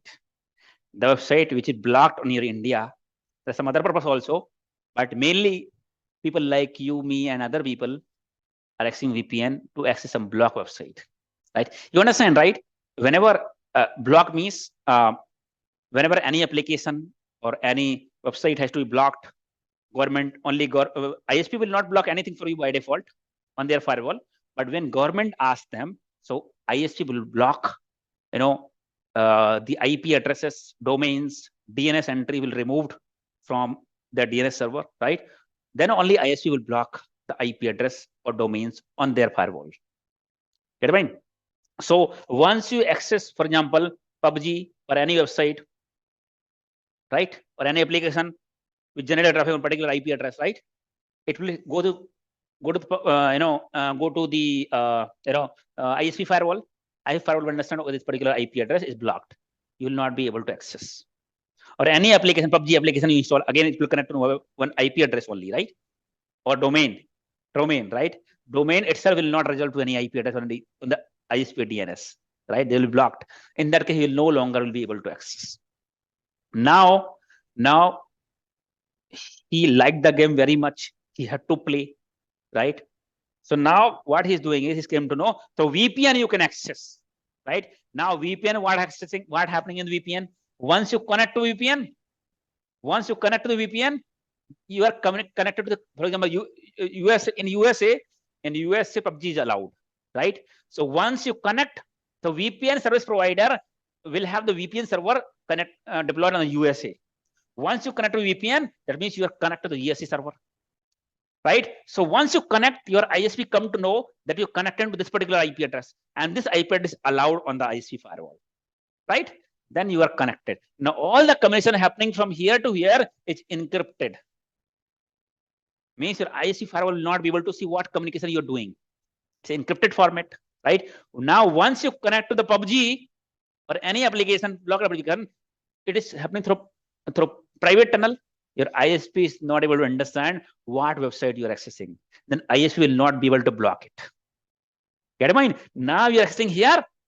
Now here, from this particular IP, from US IP address, it is allowed in US because internet exit is now US, not India. So from US, you are able to access PUBG. Now you are playing PUBG game or any block website which are blocked in India and which are allowed in any country. You can connect to the country VPN and you can access it. Some websites are not even allowed in USA, right? So when you use the VPN client, right, you have multiple location options: USA, UK, Canada, Australia. Which VPN you want to use? Yes or no? Fastest VPN. Some location they have multiple VPN server, load balance, fastest. Some countries they have only one VPN server, slowest VPN, right? So which country you want to, for example, some sites are, for example, Canada website are not allowed to access outside of Canada. You want to access those websites? So now from India, you connect to the Canada VPN. Yes or no? Now your IP will not go to the website. Your Canada VPN server will go to the website and Canada IPs are allowed. So you can access the website which are not authorized to access, which are blocked for India, but still you can access using the VPN. Because in the VPN, your IP is not going to the internet. VPN service provider IP is going to internet. Sometimes attacker also misuse it. They use the VPN behind VPN, right? And that is the reason. In cyber security is very difficult, right? Physical theft, physical thieves, you can catch, lodge the FIR, right?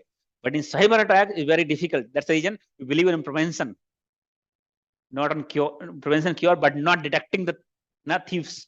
Why? Because here in the physical crime happen, you have full control because the country is yours, country is ours. But when we such cyber crimes happen, they are happening from different countries, and these countries are not going to help. For example, you see some company has been attacked from this particular IP address. If this particular IP address belongs to VPN device will record which IP address has been connected and use this particular IP at the same time. But they're not going to help. They are not going to help.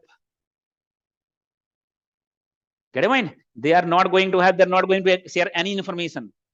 Understand? Even the government also knows they are not helping. You understand, right? There are many terrorists. We also have evidence.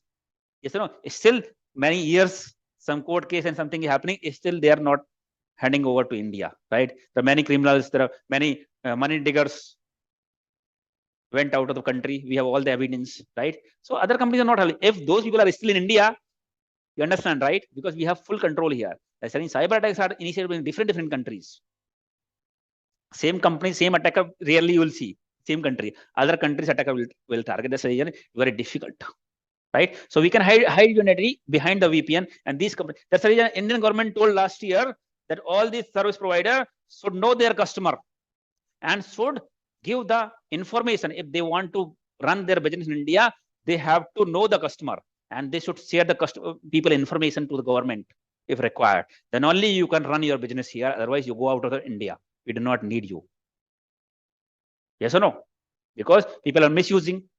Some website TikTok blocked, some website blocked, right? Still you are using. In this website, some of the websites are very intelligent in the sense they used to change the domain. For instance, �SIEM has been blocked. �SIEM expert 1, �SIEM expert 2, �SIEM expert 3, �SIEM expert.org now instead of means you understand, right? Some outside website, you don't have control here. It does not fall under government compliance, right? So if you block the website, they will again come with a different domain, little different. �SIEMexpert1.com, �SIEMexpert2.com. Because it has been blocked domain here, they will come with a different domain. People will search and the name will come with a different domain. They can still access those websites, right? Because we don't have control. Yes or no? People are still accessing. There are multiple ways they are doing. Again, they're coming with a different way. Right? So that's the reason blocking something which belongs to different company is sometimes difficult. Some reputed company will not change the domain, but some other company will check the domain and come in India with different domain. right? So you understand that is how people are accessing some blog website using the VPN, and sometimes you can use the same within proxy also. That is why some people are confused. Some people are thinking the proxy and VPN both are same thing, because they used to access blog website through proxy also and through VPN also. Yes or no? Because in both the cases, either VPN proxy, your IP is not going to the internet. Using VPN or proxy, IP is going to the internet, right? Once you connect, for example, once you install the proxy here, configure proxy, whatever you access, it will go. So destination will be your proxy IP, not the Facebook IP address. Proxy IP. So proxy IP is allowed on the VPN in your ISP, right? And then after that, your USA IP will go to the internet. That's the reason using proxy IP also, you're able to access the website, and using VPN also, but concepts are entirely different. But people, home user understand proxy and VPN both are same thing. But both concept and technology both are entirely different. But blog website, of course, you can use it. You can access it. Get it? So So if lab access attacker is also. behind, Yes. attacker is behind VPN, then we cannot identify. Actually, Of course, that is the IP reason, address. right? Behind the VPN, then you have to contact the VPN service provider. Yeah, which IP address from where, and attackers are too intelligent. They will not even behind proxy, or they will not use their own IP. They will use some infected system, some compromised computers, right? So cyber attacks are very difficult to identify who has attacked it. Sometimes they'll take the responsibility their own. Sometimes we will not be able to find, but on the Twitter or somewhere they will take the responsibility their own. That yes, we have done the cyber Sometimes attack this we may particular block website, the this particular company. we may block the incorrect IP. Then. Of course, it may happen. It may happen. We block the incorrect IP, but again, those IP do not belong to our company, right? We do not have business. So if you block that IP, also does not harm. Can proxy hide my IP? Yes, of course, it will hide your IP, because your IP is not directly going to the internet. Proxy IP is going to the internet, not your IP. When you are behind the proxy, you are not giving interview yourself. Your friend is giving. Yes or no? So of course, IP will be hidden behind the proxy. That is the reason you can access, the internet, and your IP will not go to the internet. Proxy IP will go to the internet, right? So attackers are very intelligent. Many of the times they will use different IP addresses, different systems, and collecting the information. Very only biggest case, high level case, some investigation will happen. Like 3 to 4 years back, one of the powerful man, the President of America, Donald Trump, he tweeted. He did not tweet, but one tweet from his Twitter handle that today you transfer 1 Bitcoin to my account. Tomorrow I will transfer 2 Bitcoins. Today you transfer 1 Bitcoin to my crypto account. I will return to 2 Bitcoin tomorrow.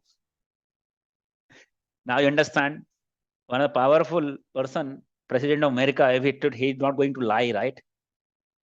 Many of people have transferred 1 Bitcoin. The account has been hacked. And from many of the ministers, not only he, but many of such ministers from on his government has done the same tweet. Then big investigation will happen, and attackers are on jail now. So when there is such kind of high severity incident happen, there may be possibility that we can catch the attackers. Otherwise, very, very difficult. Okay, so tomorrow, Tuesday, Wednesday, no, Thursday we have off. Thursday. So we'll end of the day. We'll connect tomorrow at the same time. Thank you. Sir, actually, yesterday I asked one question in the group chat. I think you didn't saw it. Sir, like you have, what's your name? Rishu. What question you had? Sir, like in the coming lab session, so you have to check the lab. So you did not check the syllabus. You have to check the syllabus. No, like I'm just asking, like, do we deploy the tool on some virtual? It's already deployed. It's not a deployment level of training. Connector will deploy, integration of devices will deploy, but not the full deployment. Okay, so can we get those ideas, like from where to study those? Like mostly interviews ask for the deployment. Like I am mostly no. There are separate people who are working in operation. They do not, deployment is one-time work. Okay. Only implementation is a separate team who does the implementation. Device integration, connector installation deployment, forward deployment will cover it here, but not the SIEM deployment. But deployment is done by the implementation team. So you should be specific. You should not see the most people are asking for deployment. But deployment, L1, L2 will do the deployment. No. People, administrator and above. Administrator also do not do the deployment. Implementation team, because deployment of the SIEM is one-time task. Any company. Get your point? So for where can we study that part for also? that, sir? we have separate training for deployment. Splunk, administration and enterprise, administration and architect, on which we cover planning, deployment, configuration, troubleshooting, solutioning, everything. Okay. That is next level of job. Without operations, you cannot become the solution architect or you cannot implement it. See, implement is simple installation, right? But the concept behind that comes with the operations. If you're the part of operations already, then only you can learn implementation. Because implementation is not just installing the tool. Installation anybody can do it, right? Like other software installation. But concept behind that scenario, which are various scenarios which are coming in, which you can only understand if you're already having experience of operations. Get in mind? So coming with the implementation directly, joining implementation training directly means jumping, directly skipping, jumping on the last step. Actually, sir, like I am in identity and access management in domain. So they are like, I am in operations part, but in most of the interviews, they're asking how you are deploying that ping federate tool. So that's why I am correlating here. But here it is not. Okay. Here need Sir, your SOC analyst training is not covered any kind of SIEM admin. Either Splunk it's the administrator, it's the administrator and analyst training. Many of the part will cover admin also, like writing the correlation rules, use cases, report, dashboard, integration of data source input, onboarding, integration of devices, installing connector. Means majority of the admin part will be covered. Only installation of the ESM will not be covered here.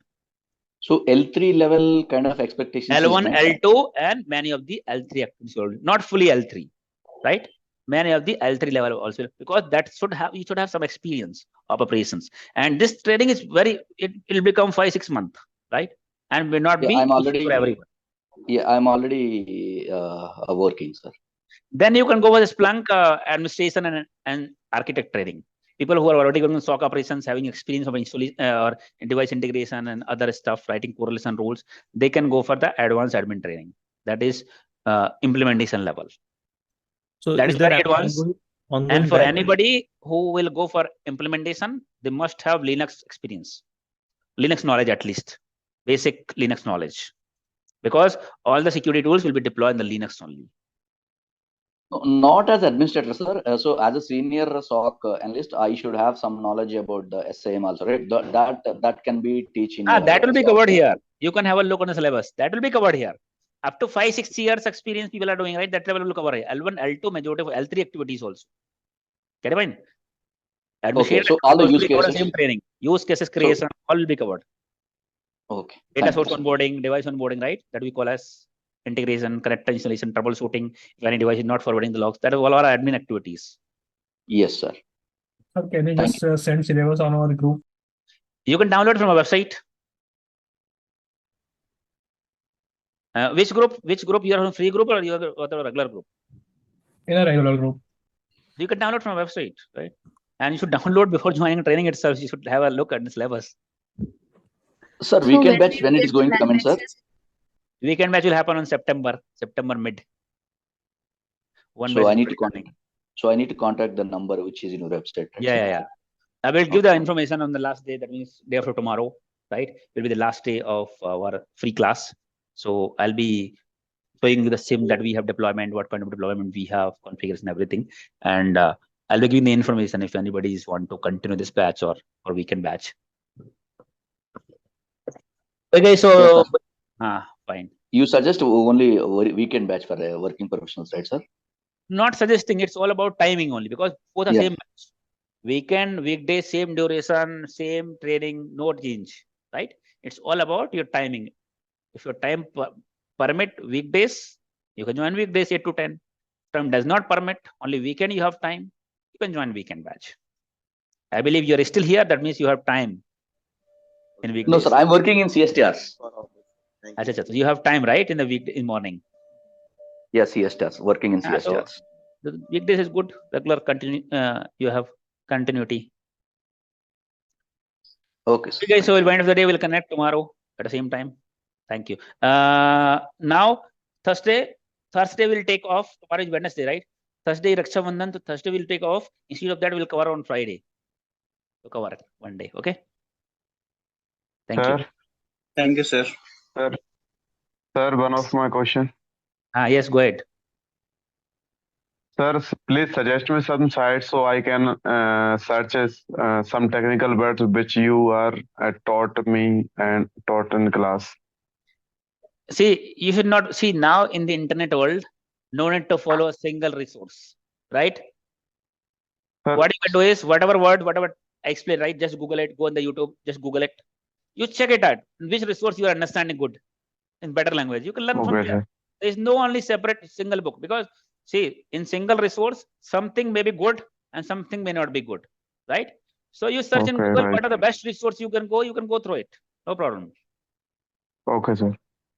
Sir, reading and understanding of the logs is taught, sir. Will be understanding. And the regular batch, firewall, how we understand firewall logs, what all fields it generate, right? Proxy, email gateway, antivirus, what logs it generate. We'll understand the logs, how to read. Hello, sir. This side around. Hello, sir. One minute. I was telling that any terms and terminology that I'm using sometime here, if you're not aware, right, you should, once training is finished, you should do the Google and learn what is the use of that term, what is that technology that you did not understand. If you're not asking, that's fine, but you should read it. Make sure that you understand and you know this word now. That is how people learn. That is how people learn new things, right? Hello, sir. Yes. Hello, sir. After this training, how much experience will show in our resume? Now, this training, this is public forum right now. Okay. Because we are going to upload the video on YouTube. Okay. No Hi, issue. sir. Yes, Hi, sir. This is Pawan. Yes. Sir, as of now, I'm in a free batch. If I want to join a regular batch, what's the criteria? And whom I can contact? I will give the contact. Let's finish 2 more classes. I'll give the contact of my counselor. You can contact to her if anybody wants to. And how long will it take, sir? Total it will take around 3 months. So I around 2 weeks we already had. So around 2.5 months. Maximum 3 months more. Maximum. Okay. That should be good. So it's very in-depth training. So we are going to have all practical stuffs. Okay. And we will provide the videos as well, right? Videos of practicals only, not every day. Okay. Once we have this free class over, then you have to ensure that you create the notes on training. Video will not be shared. And in case any time you miss any class, so you have to inform me prior to the class that missed it. Okay. Right? So in that case, I'll give you temporary access. Only particular person. Don't send free class notes. I have already shared, right, in the group. Yeah, but attacks and malwares is not there. That is there. That is there on the YouTube, right? Same. So, malware. Now, is it the part of free batch or is it part of regular batch? Now it's free batch. No. That the document is, that's the only document is being shared in the free batch. Malware, phishing analysis, all the so many documents being shared on the regular batch. Okay. Thank you. Yeah. Okay, guys. Thank you so much. We'll see you tomorrow. I have one question, sir. Sir, Sulabh, sir. Okay. Good morning, everyone. Good morning, sir. Everyone is good. Good morning, sir. Yes, sir. Good morning. Good morning. Good morning. Good morning, sir. Happy Raksha Bandhan to everyone. So, same to you, sir. Thank We you. should just say Thank you. So, last couple of classes, a couple of means around 4 to 5, 6 classes, 6 to 7 class. How many classes happen so far? 7, right? Including 7th. Today is 8th class, including introduction session. Okay, let me first start from yesterday. Continue from yesterday what we have discussed so far. Then we will have the quick rewind from beginning what we have discussed. So last day we talk about antivirus, right? Antivirus and VPN, difference between VPN proxy, right? Now you understand, right? to access free website, I mean, to access any application which are blocked, right? People use this VPN or proxy, right? The main use of, so sometimes, you know, the digital marketing people also will use the VPN. Use the VPN to showcase that, for example, I want to search Splunk training on the Google, right? I'm searching Splunk training on the Google. So Google understand that the person who is doing the search is from which location based on its IP location. IP belongs to India, so it will give the result of Indian website first, most of the time, right? See, you will rarely see, means majority of the time, whenever you're searching any services you want to shop, right? You will see the result of local website. Sometimes you will see the outside website also, but majority of the time it will show the local website. Get in mind? Because search engine will understand that, okay, IP belongs to India, so it will show the local result. Get in mind? Now, if I want to search, when I'm searching Splunk training, my website is coming on the top in India, right? But we are doing SEO activity, search engine optimization activity, marketing activities to other locations, also USA, UK, South Africa, other location also. So I want to see whether my website is coming on the top there or not, coming on the search or not. So whenever I'm searching, it will show the Indian result because my IP belongs to India, right? So I have to tell Google, showcase to the Google that my IP is not from India, my IP is from USA. If I want to showcase the result from USA, how people will search and whether they will see SIEM XPERT website, you know, on the first page or not. So in that case, I have to change my IP location, right? Then in that case, I can connect to the USA VPN server. Get in mind? Once you connect to the USA server, so there are some VPN like ExpressVPN. So you can buy also, free also available. You can buy also, right? So you have option which country server you want to connect, even which city also. The paid VPN services, they will have multiple server in different city, because there might be possible that in Mumbai, in India, a separate result. Oh, क्या हो गया? अच्छा, light हल्की सी blink हुई है ना? अच्छा, हाँ, what I was saying, down हुई है. Guys, mute your mic, please. अरे ये तो लाइट सर्वर में प्रॉब्लम हो जाता है कभी-कभी. So what I was saying, may be possible that in Mumbai, when you are searching a different result you get, because in Mumbai based IP, in Bangalore you may get different result, right? So if you have city based VPN servers also, right? In USA, which city? New York, Washington, right? Which city you want to select VPN server, that also you can select, right? So now once I connect particular, for example, New York, USA, New York, so my IP location will belong to New York. Then in that case, I will, whenever I will search, my search, this USA IP will go, New York IP will go on the search, and I can see the result. Nowadays, Google is using two parameters. One is IP, so VPN, by connecting to VPN, you will have the USA IP. And second thing is takes your location also. It asks, right, select, accept location services, right? So in this case also, it will be problem. Your IP is showing to USA, but your system is showing location as India. Then again, it will show the Indian search result. Get in mind? Because your physical presence in India. By default, your laptop has enabled, your mobile has enabled the location and showing India, so it is showing India result. Then you have some app like fake location, some other apps are having. Through some other app, you can select which location you want to show to the Google. Means you can make Google fool. That means you can fool Google, right? And showcase, okay, IP you selected on USA, New York, and location also you select on same. And then search, you'll get the right result, right? That is being used by the people who does not even understand what is VPN, but they are using VPN. How VPN works, they do not know, but they are using VPN for this perspective to showcase their IP location. Get in mind? So that is another use of VPN. In the company we use for remote access, right? People working from the from home, they can connect to the VPN to the company and access their resources, right? As well as site to site, this is SSL VPN. The remote access VPN or SSL VPN we call as. Another VPN is site to site VPN, using which two offices can connect. But in that case, both the offices need the VPN devices to be connected with each other. Understand? So that was the VPN and proxy that we have discussed last time. So now you understand that for endpoint device, we have antivirus, we talk about firewall, we talk about email gateway, right, for email security. Now one more devices you will see on the network, which is again a very popular device, which works on layer 3, 4 also, and layer number 7 also. That device is, anybody?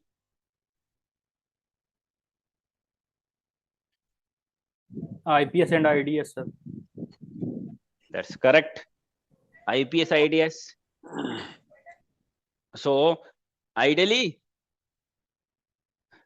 see, this firewall is layer 3, layer 4, right? That we understand IP address also and port number protocol also. IP address means routing, layer 3 means this firewall can do the routing also. But why do we have a router and then? Right, see, ideally placement of the firewall, gateway firewall is behind the router, right? Once you take the internet connection, it will be terminated on the gateway router, on the gate, right? Behind the gateway gateway router, you will have a firewall, right? But some company may terminate directly internet connection on the firewall. That also you can do, like in lab environment, we have terminated the connection directly on the firewall. We have not used router to terminate the connection. Why? Because this is a small company, right? So what happens is router works is do the routing and firewall main work is do the security filtering, right? So in the big company, you have different HRs, right? Recruiter is different, operations are different. Yes or no? So 5-6 category of HR you'll have. In a small company, one HR will do everything. A big company, if one HR will do everything, it will be overloaded. He will be overloaded, he or she. Similarly here also, if device will do the routing also, filtering also, right? Means more utilization of the resources. A small company, both can be done. But a big company, we should have separate people, right? So let's router do the routing and let's firewall do the filtering, right? So that is the ideal deployment for the enterprise environment, big companies, right? Gateway, you'll have a router and behind that, you'll have a gateway firewall, perimeter firewall, right? One more device that you will see on the companies that we call as IPS, IDS. IPS or IPS and IDS. IPS and IDS. IPS stand for? IPS stand for? Prevention system. Intrusion detection system. Intrusion detection system and intrusion prevention system. IPS means intrusion prevention system and IDS means intrusion detection system, right? So this device, IPS, IDS, is one device only. Is one device only. Either IPS or IDS, right? It's a one device but different mode. These are different deployment mode. Either you can deploy on the IDS mode or you can deploy on the IPS mode, right? Intrusion detection means it will detect, and intrusion prevention means it will prevent, right? So this is one device. There are multiple vendors for IPS, IDS like Cisco, Snort, right? Proofpoint, Fortinet, right? There are multiple Barracuda. There are multiple vendors for this IPS, IDS. So what happens is, if you deploy your device on the IDS mode in intrusion detection mode, in this case, what will happen? Whenever, again, IP4 based on signature, right? Signature is at the ACL. So what happens is, whenever any connection or looks malicious for IDS, right? Means signature matches. If you have deployed this device on the IDS mode, it will not block any connection. Once it detects the connection is malicious, it will generate an alert. Means it will not block the traffic. Connection will communication will continue, right? Just it will detect and generate an alert, send an alert, right? If you do this kind of deployment, it is an observation mode. You can see it's an observation mode. You know, observer only observe, right? Do not take any action. So whenever there are connections, if it is suspicious signature matches, it will generate an alert. However, it will not block the communication, right? This kind of deployment is called as IDS. If you deploy your device on the IPS mode, right, whenever any suspicious connection found, signature matches, it will block the communication. Along with that, it will generate the alert, same as IDS, but it will block the communication. Get in mind? So this mode is called as IPS mode, means intrusion prevention system. Means it will prevent from the intrusion. Get in mind? That's the reason we call as intrusion prevention system. However, majority of the deployment will be on the IDS mode instead of IPS. Why? Because IPS generate a lot of false positive. False positive means many of the time it will generate an alert saying that SQL injection attack, trust attack, DOS attack, DDoS attack, right? Many of times it will generate an alert. When you investigate you as well, you'll find that that particular activity is not a suspicious activity. Majority of the time, many of the time. Get in mind? So if you deploy it on the IPS mode, what will happen? It will block the communication. However, that communication might be a business communication, may not be suspicious, right? In that case, your communication will be interrupted. Business impact. Yes or no? Understand? That is the reason big companies will deploy this device on the IDS mode instead of IPS, because there is no sense of winning the war if most of the people are died. That means we have to win the war also, and we have to save our public people also. Yes or no? If that means we have to secure our network also at the at the same time we have to maintain CIA here availability. Yes or no? If most of the connections are being blocked by the IPS, no sense of securing the network, the business is being impacted. Yes or no? That's the reason enterprise network, most of the time deployment will be on IDS mode. And a small company which are expecting the traffic from certain sources, they can deploy on the IPS mode because they know the source of communication, right? Those they can whitelist, and for other they can put on the monitoring, they put on the blocking mode. Yes or no? That is fine for them, but majority of the time it will be IDS mode. However, if any company plan to deploy this IDS IPS device on the IPS mode, still for 6 months or a year, they will deploy on the IDS mode only. That is called learning mode. Yes or no? Even they want to plan, they want to plan it out to deploy in the IPS mode. Initially, they will deploy in the IDS mode only, and observe how many alerts are being generated and what situation true positive, false positive. True positive means the alert says SQL injection attack, and when you investigated, you also found yes, it's an attack. Means what alert says, you also found the same after investigation. Then this alert will be called as true positive. When alert says it's a DDoS attack, for example, any attack, you have found different, means it's not an attack, it's legitimate activity. That particular alert will be called as false positive. True, what alert said, you found the same, true positive. What alert says, you found the different, false positive. Get in mind? So majority of the time, since it trigger false positive, right? So in case you want to deploy in the IPS mode, initial time we'll deploy in the IDS mode. We'll see how many alert is firing, true positive, false positive. Then we need to do some kind of changes, fine tuning on the IDS device, so the next time it will not trigger false positive, unnecessarily alert, right? Otherwise, if it is triggered unnecessarily, if you put in the IPS mode, it will block. Yes or no? So that mode is called a learning mode. Initially, you can deploy on the IDS mode, learning mode, and then if you have plan, you can deploy on the IPS mode. Get what I mean? So unlike other devices, see, other device like your firewall, whenever any connection comes in, it will allow, disallow, as well as it will record the logs, the activity, from which source IP, what time, which source IP, which destination IP, came, firewall allowed the connection. Yes or no? Each and every connection will be recorded in the form of logs.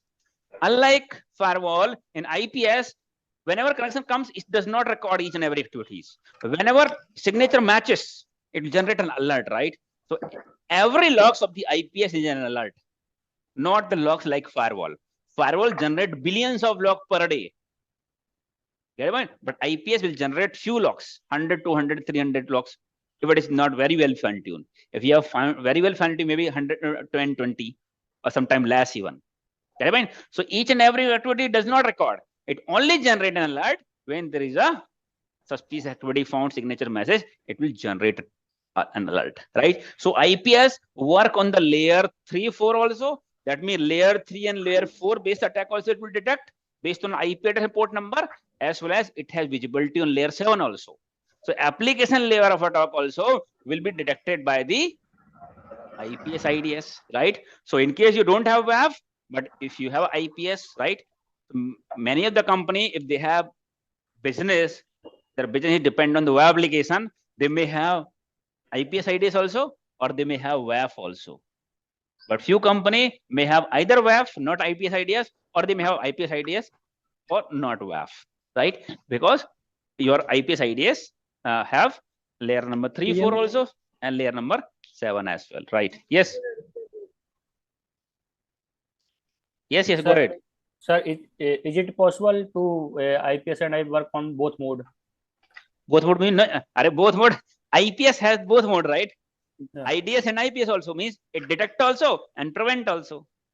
Yes or no? IDS signature matches just generate an alert, no prevention, no blocking. While IPS prevent also and generate an alert also means IPS has the IDS mode also, detection mode also, and prevention.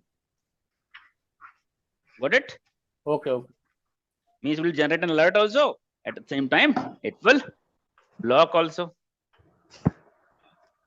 Okay. So you'll see this kind of device. So whatever devices so far we have discussed, right? We discussed router, switches, right?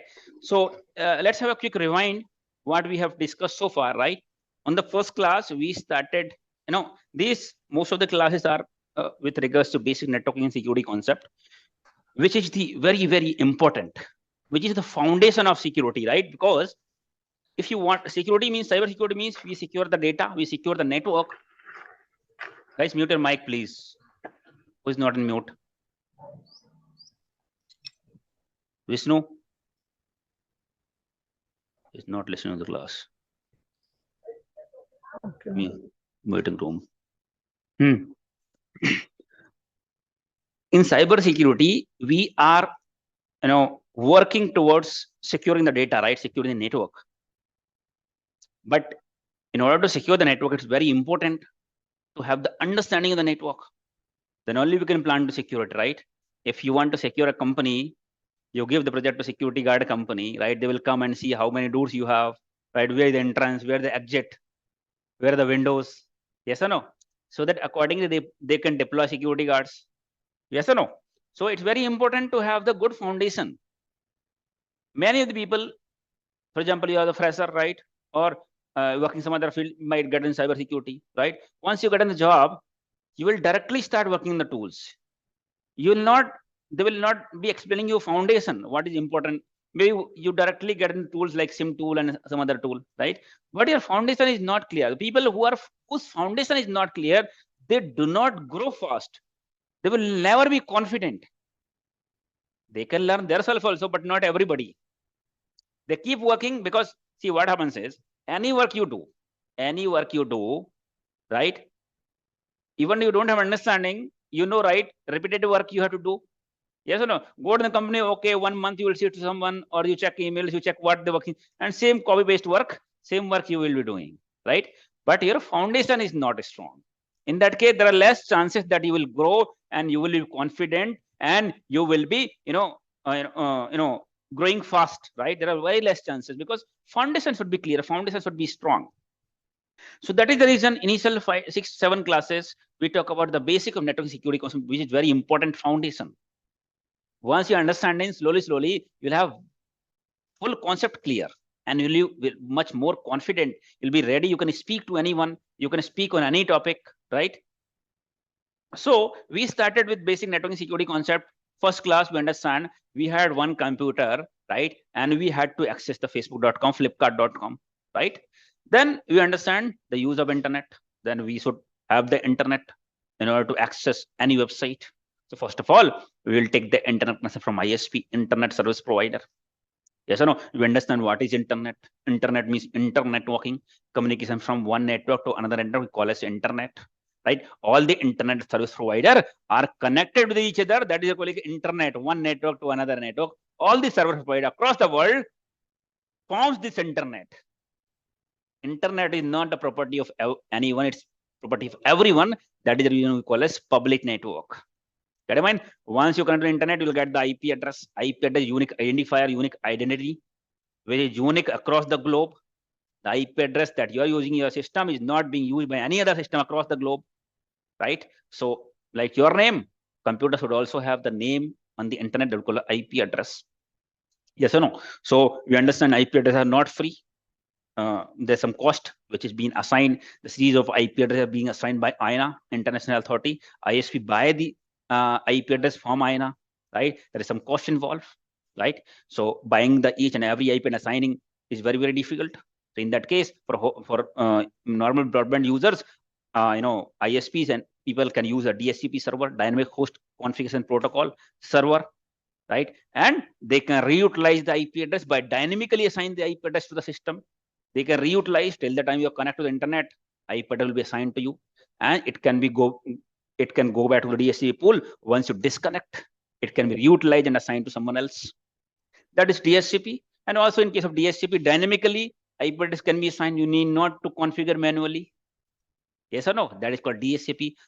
Again, another type of IP is called a static IP address, right? Which will remain configured and remain, along with your computer till the time you have paid for. Either permanently you have bought the IP address, or you have subscribed monthly basis to any service provider from any service provider, right? So that IP will be configured and will be used by your system only.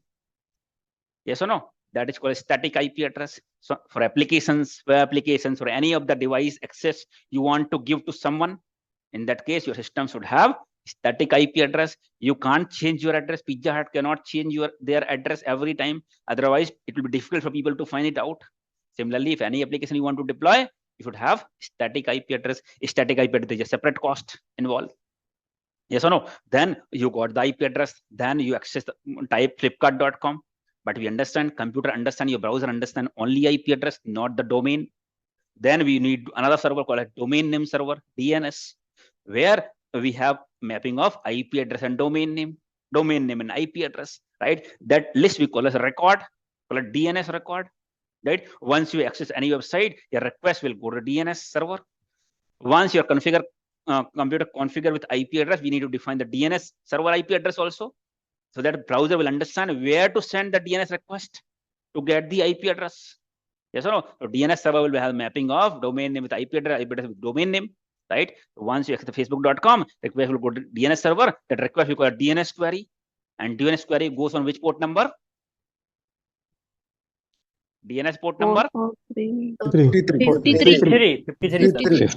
It was homework, right? 53.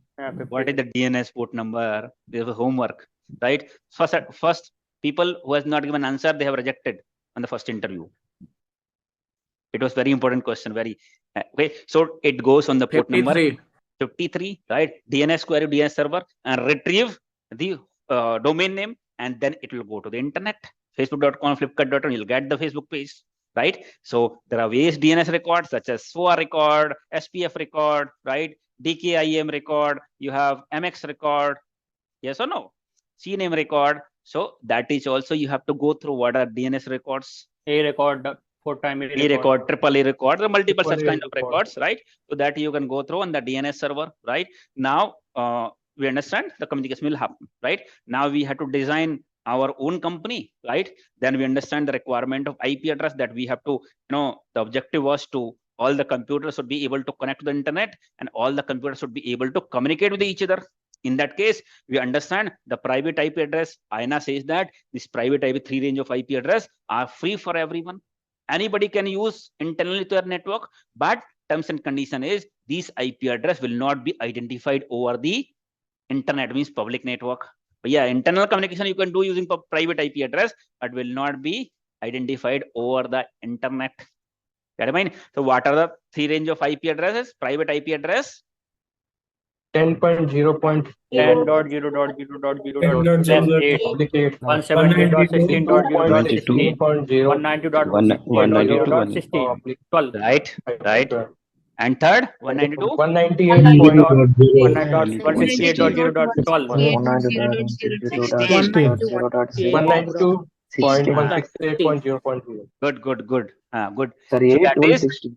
that is the range of private IP address. INA says that anybody can use it for free, but only internal network. By assigning the IP address to an internal system, our internal system can communicate with each other, can do the data transfer, anything you can do. But again, the second objective was to access the internet. Again, private IP, we cannot go to the internet. Then we have to have public IP address. Then again, multiple IP address. Then we came to the concept of netting, network address translation, mapping of one IP address with another IP address called as netting. So here, so you can buy a single IP address and assign to the router. Router will have the netting feature. Once you access anything, your request will go to router. A router will map your private IP with the public IP, and hence, using the single IP address, your 100 of computers, 1,000 of computers can access the internet using single IP address, right? That process called as netting is nothing but mapping of one IP address with other IP address. Here, private and public IP address mapping is happening, right? So that process is called as netting, right? So after that, we understand that in your local area network or in the public network, whatever it is, so one or more devices, two or more devices will be connected with each other, right? Means they are connected with each other. So connection, we call it networking. Connection means networking, right? So in this case, if two or more devices want to communicate with each other, we have to deploy certain networking devices. There are two networking devices. What are those? Routers and switches. Router and switch, right? When we deploy switch, in what case we deploy switch? If Within the same network. Same network, we deploy switch, and different network we deploy router. Right. Same subnet, same network, same subnet. If two or more devices belong to same network, same subnet, we deploy the switch to allow the communication. Yeah. If two or more devices belongs to different network, Then router. Then we deploy the router, right? For example, this is router. नहीं ऐसे नहीं कहा. ये तो representation होता है. For example, this is router, right? Router have this port.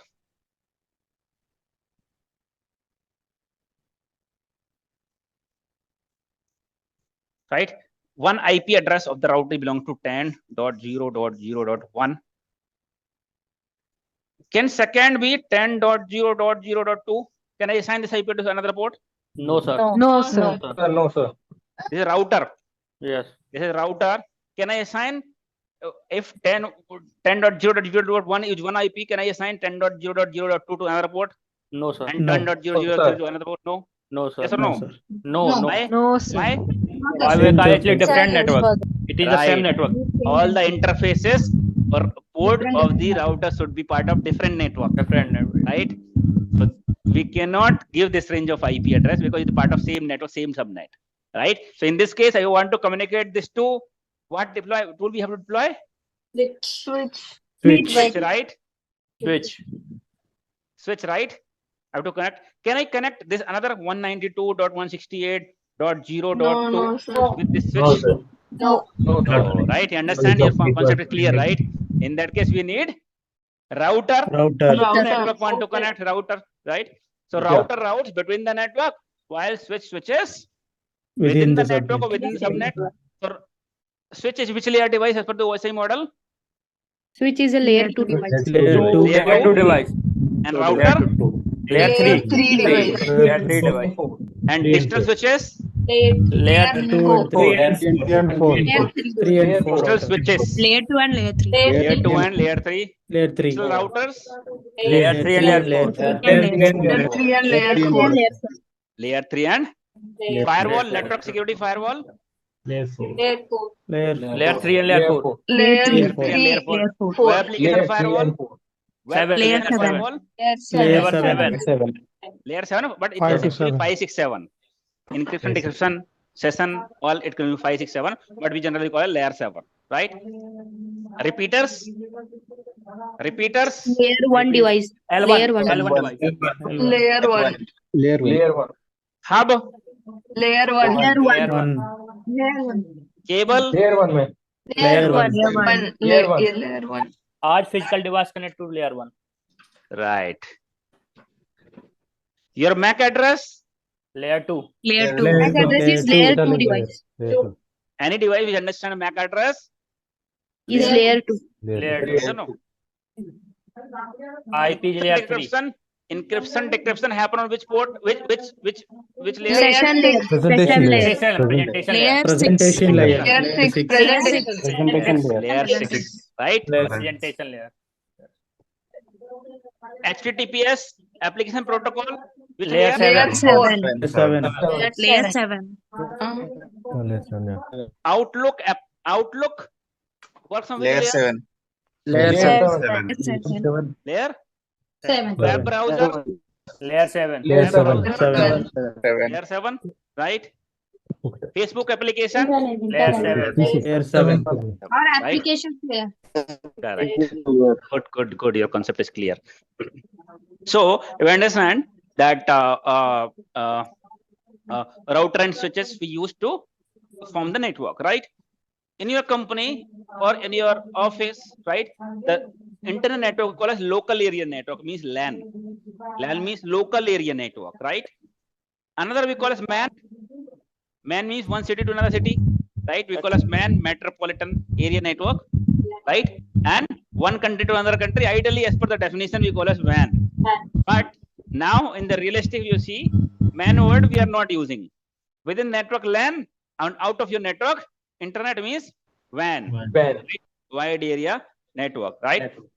So what I was telling, so now using router and switches you form the network, right? A router and switches are not being used within your company only. Internet also you will see the router, because one ISP will connect to another ISP, and within ISP also from domestic gateway, international gateway, right? So from one device to another device over the internet, you want to access the facebook.com.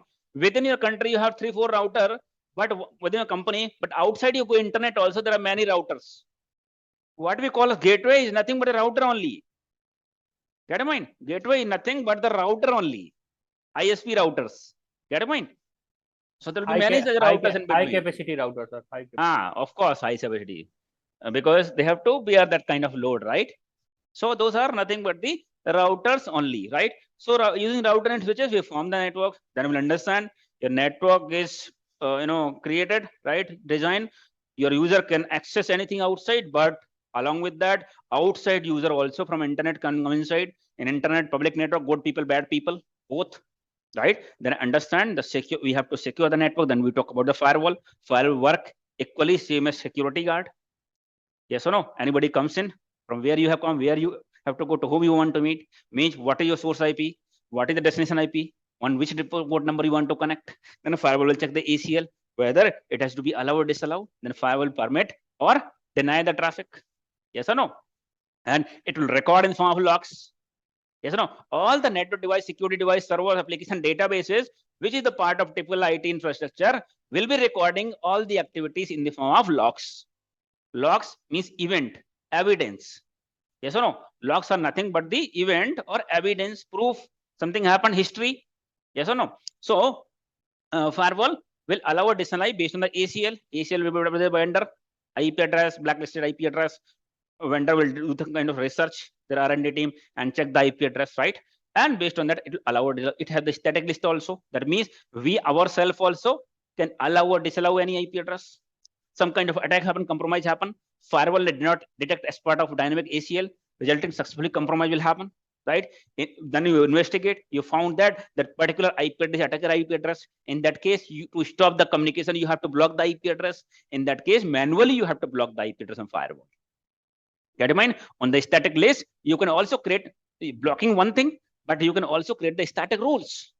Particular source would connect to particular destination only, and particular source would connect particular destination on particular ports only, right? Means any IP and combination of port number protocols. Also, you can create such rules, static rules, right? Which we can create on the static list. So understand the working of firewall. Then we talk about the WAF. Because a typical network security firewall does not have ability to look at the layer server information. Yes or no? Maybe some malicious commands are there on the data part, but firewall will understand only source IP, destination IP, source port, destination port. Based on that, it will allow or disallow. In that case, we need some device which can open up the data part and see if there is a malicious command. Yes or no? that will be done by the WAF, means WAF, Web Application Firewall. Get in mind? So web application firewall is only for web application, and ideally the web application which has been given access to outside people. But yeah, internally, if you are using any web application, no need to secure because it is part of internal network, right? Any public facing application, that means publicly accessible application, right? Public application we deploy in which zone of your network? DMZ. Application we deploy on which zone? DMZ zone. DMZ. DMZ or DMG? What is full form DMG? Demilitarized zone. Demilitarized zone. Why we call this zone demilitarized? Because anybody can access. Right. That means people are allowed to come in your network, right? That reason is opposite of military, meaning demilitarized. So all company will form this zone, we call a DMG zone, where they will deploy the application which has to be accessible for outside people. We call this DMG zone. Internal zone, internal application we have deployed only for internal people. Internal zone, PCI zone, PII zone. So you can subdivide your network in multiple zone based on the accessibility. Yes or no? Accessibility and based on the authorization. Accessibility and authorization, right? So you can subdivide your network. So WAF we deploy for in the web application only. Yes or no? To secure from outside, outside bad people. Yes or no? Web application firewall. So web application firewall only for web application, right? Such as web application attacks, such as cross-site scripting, SQL injection, right? DDoS attack, right? These are some of the web application attacks, right? To secure the application for web based attack, we deploy web application firewall. Normal traffic will not go through the WAF. Email you send, not go through WAF, right? Access to any website, not go through the WAF. Get one? So that is WAF. Another, then we understand that maybe attacker may use different IP, new IP address. Firewall may not be knowing that IP address is malicious. It can send an email with a malicious attachment, or email is having some malicious link, phishing link. Yes or no? And IP address was not blacklisted and port number is 25, which is allowed for everyone. In that case, successfully compromise may happen. Yes or no? So in that case, we need to deploy a device which can regulate, which can secure our network from email-based attack, phishing emails, malware emails, spam emails, spoofed emails. Then we talk about email gateway. Yes or no? Email gateway again will be connected to their cloud, which they will be updating the category of email ID and domain, which email IDs are belongs to like malware, phishing, spam, spoofed, right? They'll be updating the category. If any emails coming in belong to that category, will be quarantined on the email gateway, right? So we can secure our network from such kind of emails, suspicious email, as well as we can also regulate what email people can send out outside. If by mistakenly or less intentionally or unintentionally anybody is sending an email to the phishing email ID, it will be blocked by the email gateway. As well as data leakage also we can detect. Data leakage means insider threat. Yes or no? Insider people may send some critical data outside, some proprietary and classified information outside. Yes or no? In that case, we can create a policy, right? So email will get quarantined. We can review such emails. So there will be a dedicated analyst who will be reviewing, monitoring the email gateway 24/7 to ensure that legitimate emails should be released. And if anybody is sending such emails outside, we can review and we can investigate and we can, ask justification and we can take some action, or we can recommend to take some action in case of violation of any policies, right? So we can protect our network in such email communication, right? Using the email gateway, right? Then we talk about the proxy, email-based attack. We have email gateway. Sometimes firewall fails, right? We are accessing some website which IP address is not malicious, but domain is malicious. That website content is malicious, hosting the malware or asking some confidential information to be entered, right? In that case, we need a content filtering device, URL filtering device that we call as proxy. Get it? So proxy we can use for internet regulation. What website our internal user can access, right? We can regulate using proxy. Proxy vendor, what does proxy? Whenever any website comes in the live in the internet, proxy vendor does the research and check the content, do the review of the content, and categorize that particular website belongs to which category. Social media, emailing, business website, technology website, video streaming, live streaming, yes or no, file sharing. They will categorize, right? Now, based on the role of the people, roles and responsibility of the people, we can give the access of the specific category, right? People whose role does not falls to access the social media website will not give access to them, will not give access to the job portals, will not give access to Gmail. Otherwise, they can upload any information, Google Drive, any information. So role-based access we can give so that people will not be wasting your bandwidth, will not doing the time pass, yes or no, as well as data leakage also can be detected, can be protected their network from data leakage by avoiding email sites, Google Drives, means share file sharing website, yes or no. So we can regulate our internet access using the proxy. In case someone access those websites which are blocked, they will get the block page saying that your organization has chosen to block this page for you, website for you, because this website falls under this category. So anybody can request, and any website can be allow or disallow on the static ACL, right? Understand? That is the work of proxy. We call as this device as proxy because your connection is directly not going to internet, means your IP is not going directly to the internet. Your connection request will go to the proxy, and proxy will initiate a new connection on behalf of you and go to the internet. That is the reason this device we call as proxy. Get it fine? You are sitting in India for open proxy, putting in India, you connect to the proxy server on USA and access USA site.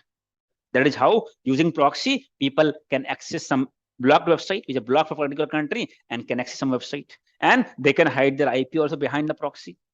For this proxy solution, we use for company to regulate the internet access, but there are some open proxy on the internet. People can use to access the blocked website or to hide their identity, to hide their IP address. Yes or no? So that we call as proxy, right? After that, we talk about antivirus endpoint security solution, right? Maybe something you have downloaded, proxy did not detect it's a malicious site, and something has been downloaded, malware. Email has been delivered because email gateway failed to detect. We always believe on multi-layer security. So if your malicious file or malware reached to your endpoint, then we should have some endpoint solution which can still detect something malicious. This proxy, email gateway, firewall is network security device, but this is the endpoint security. In endpoint, all the endpoint we have this antivirus deployed. Yes or no? As soon as any file comes to your network, once you click to open it, it will scan the file. That kind of scan we call as real-time scan.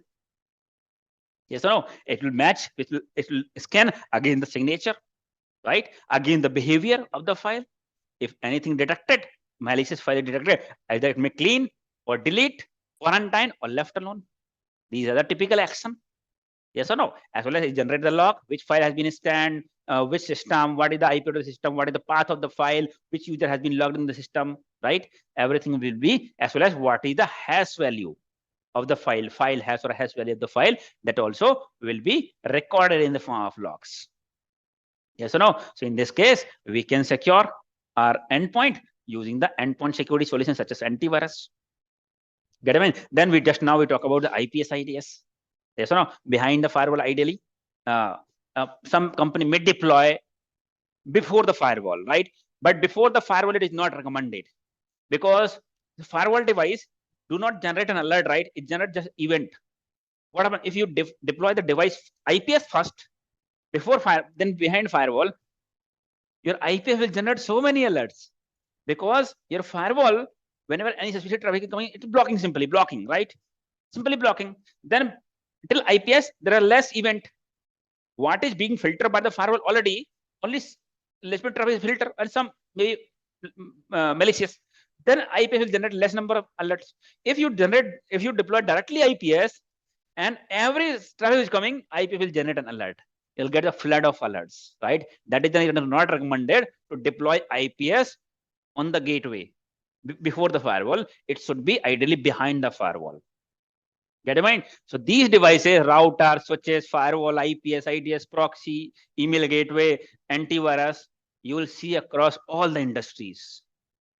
All the companies, these are very popular devices and important devices, standard security devices, and mandatory for any companies. Majority of the company, your compliance is, see what happens is, securing,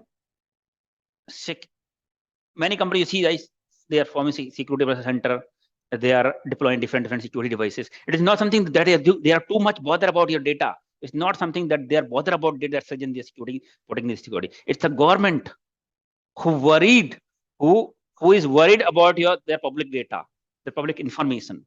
Because whenever company lose the data, company data compromise means public data. It is not company owned data, right? It's public data, yours, mine, and others, right? It's our data.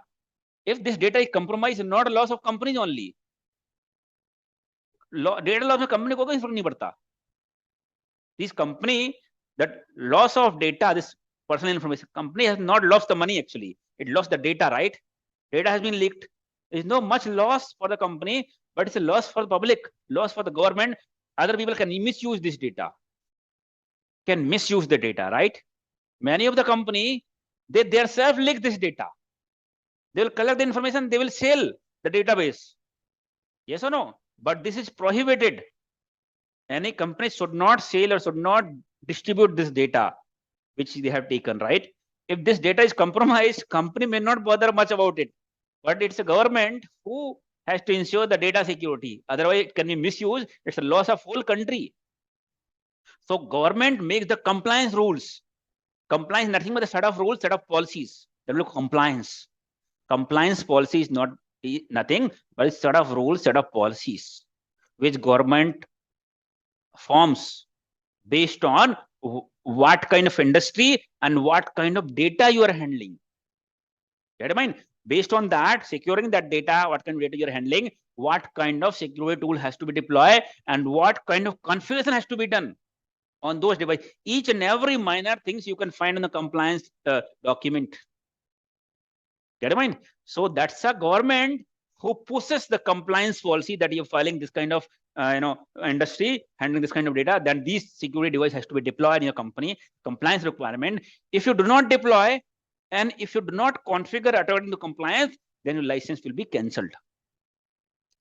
Governments will send their people every year to verify whether companies are following the policy or not. That means companies are compliant or not. Any company is compliant or not. Compliant means following the policy, right? We are compliant. Compliant means we are following the compliance policies, right? If they will send their people to verify whether companies are following the compliance policies or not. Those people we call as, anybody knows? The government send people, right, to verify. What do we call them? Auditors. Auditors. Audit. Right? Government will send their people, we call as auditors. Yes or no? Auditors who will verify. Now, auditor will come, show this information, show this log, show this device, since how long this up, or how many users have been created, what configuration has been done, show the logs, so see other screenshot, or log in and we'll see it here.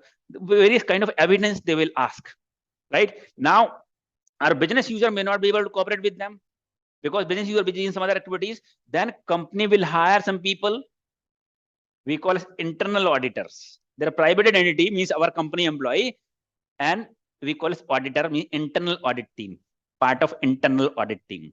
Our company will verify whether we are following the, okay, bhaiya, ye configuration, this will not happen. This is not in the form, this is not following the compliance. Then they'll ask to change it. Sir, video not visual. Okay, sir. one moment.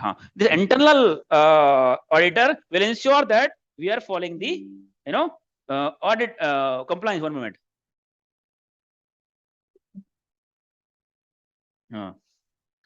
Internal auditor will read the compliance document and validate, because they have to face the auditor, external auditor, right? So they will validate the information to ensure that we are compliant, right? And whenever external auditor come, they are the interface for them. Mean they will be coordinated with them. And whenever external auditor need any information, they will contact the technical team. Yeah, firewall team, can you share the screenshot of firewall console? Can you share the screenshot? How many users have been created? How many as admin? How many as level 1 and level 2? SIEM teams, they will contact SOC team. Last time, can you run the query for firewall logs and see share a screenshot whether firewall logs are coming or not, with date, with the screen date, time and date, to verify the screenshot is taken today or this particular date, right? Many will are saying that my company is not giving admin access to me. I'm not able to learn because they have given only read-only access, right? This is a compliance requirement. Not everybody, only few people should have the admin access. Otherwise, these are critical tools. If everybody will access and have the full control, anybody can manipulate, any can modify, any can do any changes, which is not impacting your company, impacting the user information. Some changes may happen, something may be compromised. Maybe firewall get down. When your device get down, that's a compliance requirement. It will come and ask to see the user privileges, how many user admin and what access has been given to the different people. That's the reason you are not getting admin access, because it's a compliance requirement. Get it mind? So the companies are not much worrying about your data security, but it's the government who possesses the compliance policies. We are recently getting many calls, especially from UK nowadays, because in UK, some industries which were not even the part of SOC compliance, means security process and compliance, that you have to deploy the SIEM and monitor 24/7. Those are also now falling under the compliance. Now they're contacting and they're not. We are asking which SIEM tool you have to deploy. They're telling that we are not bothered about SIEM tool. Which one? We just have to deploy a SIEM and enable the SOC. We are not bothered about which vendor, because we just have to fulfill the compliance. Yes or no? They are not at all bothered which SIEM tool they have to deploy. They only just need to read compliance policy and they have to just meet the compliance, whichever is cheaper one. Understand? So that is how she understand recent cyber attacks are happening, right? Which reveals these are industries also not secure. These industries also like vulnerable for cyber attacks. Yes or no? Now government have the research team. They're also cyber crime team. They're also saying, okay, this kind of data can be compromised. Then government implement such compliance. That is, those industries also should follow the compliance. Get it mind? So these are devices we deploy. So see, these are standard security devices. What we have discussed so far, right? Mostly all IT companies, or not only IT companies, and all the companies you see nowadays, all the industries are digital, keeping the data server storage. Then these are very standard devices which you will see in all the companies. Then your funda is clear now, concept is clear, foundation is clear. For what purpose we use those devices? Get it mind? Understand?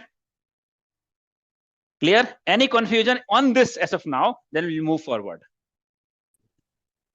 Sir, I am a little confused on this IPS and IDS part. Like, what is the actual need? Why, like, we have firewall, WAF, and all everything. Right. So another layer of security control. Another layer of security control. If we have the WAF from Barracuda, we'll deploy the IPS IDS from Cisco. Get it mind? IPS IDS is not mandatory. If you have WAF, you may not deploy IPS IDS.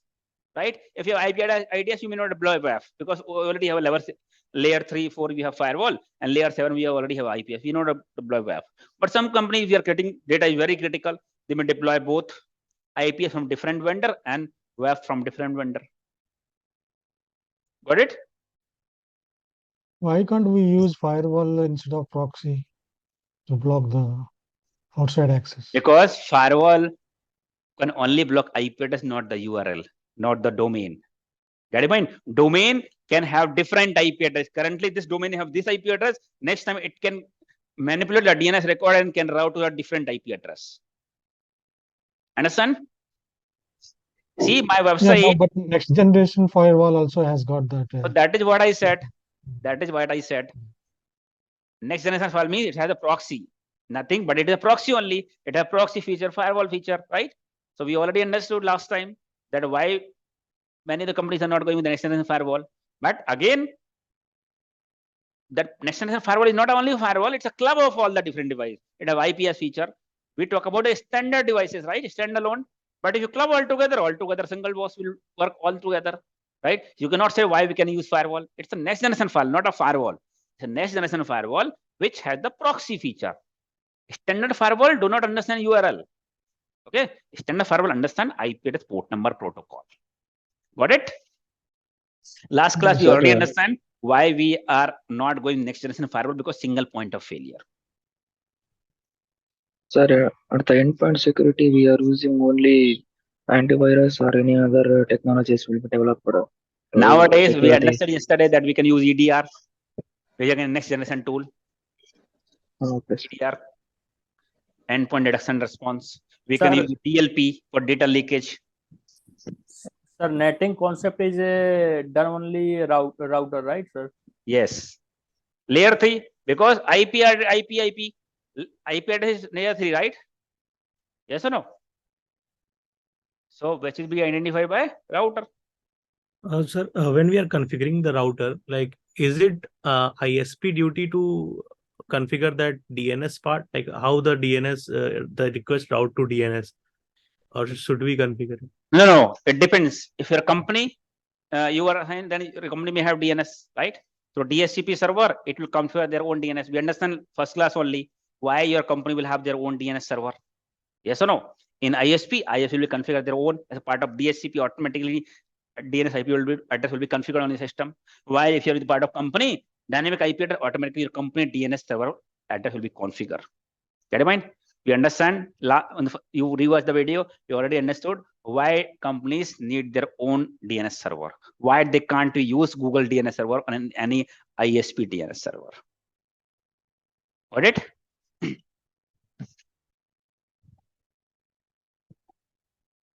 There is inline, out of line. The firewalls are there. The type of firewall, they can deep down on that. Packet inspection, deep packet inspection, right? Stateful firewall. Those are a type of firewall that is not required knowledge from our perspective. That is the reason I have not gone deep dive. Otherwise, these are separate training, firewall separate training, many days, many hours, many days, proxy separate training, but we need not require that time of deep knowledge, because from SOC perspective, we are only going to get the logs, see the logs, right? So knowledge is enough. You're not going to directly work on the firewall, IPS, proxy, right, or antivirus. You're not going to work directly. You'll have separate teams. Okay, so now clear? Everybody on the same page? Sir, I have one doubt. In DOS and DDoS attack, so we know that so the attacker will send the TCP half open flooded connection to the server. Okay. And he will not send the acknowledgement. So by the time, at the same time, if a legitimate user access the website, he'll get a server error or page not found error. Correct. Right? So for as of that, you told that for mitigation for the DDoS attack, we'll raise a query with ISP, right, to block that based on the geolocations. Right. So how much time it will take for the ISP to block it? By the time the attacker will do more infectation to the network, right? Some more damage to the network. It depends. It depends on the SLA. It depends on the SLA, right? So it's a tool does not take much time to identify. Tool does not take much time, because tool will identify based on the half open connection as well. If some sources are sending half open connection, means not responding, it will block those sources.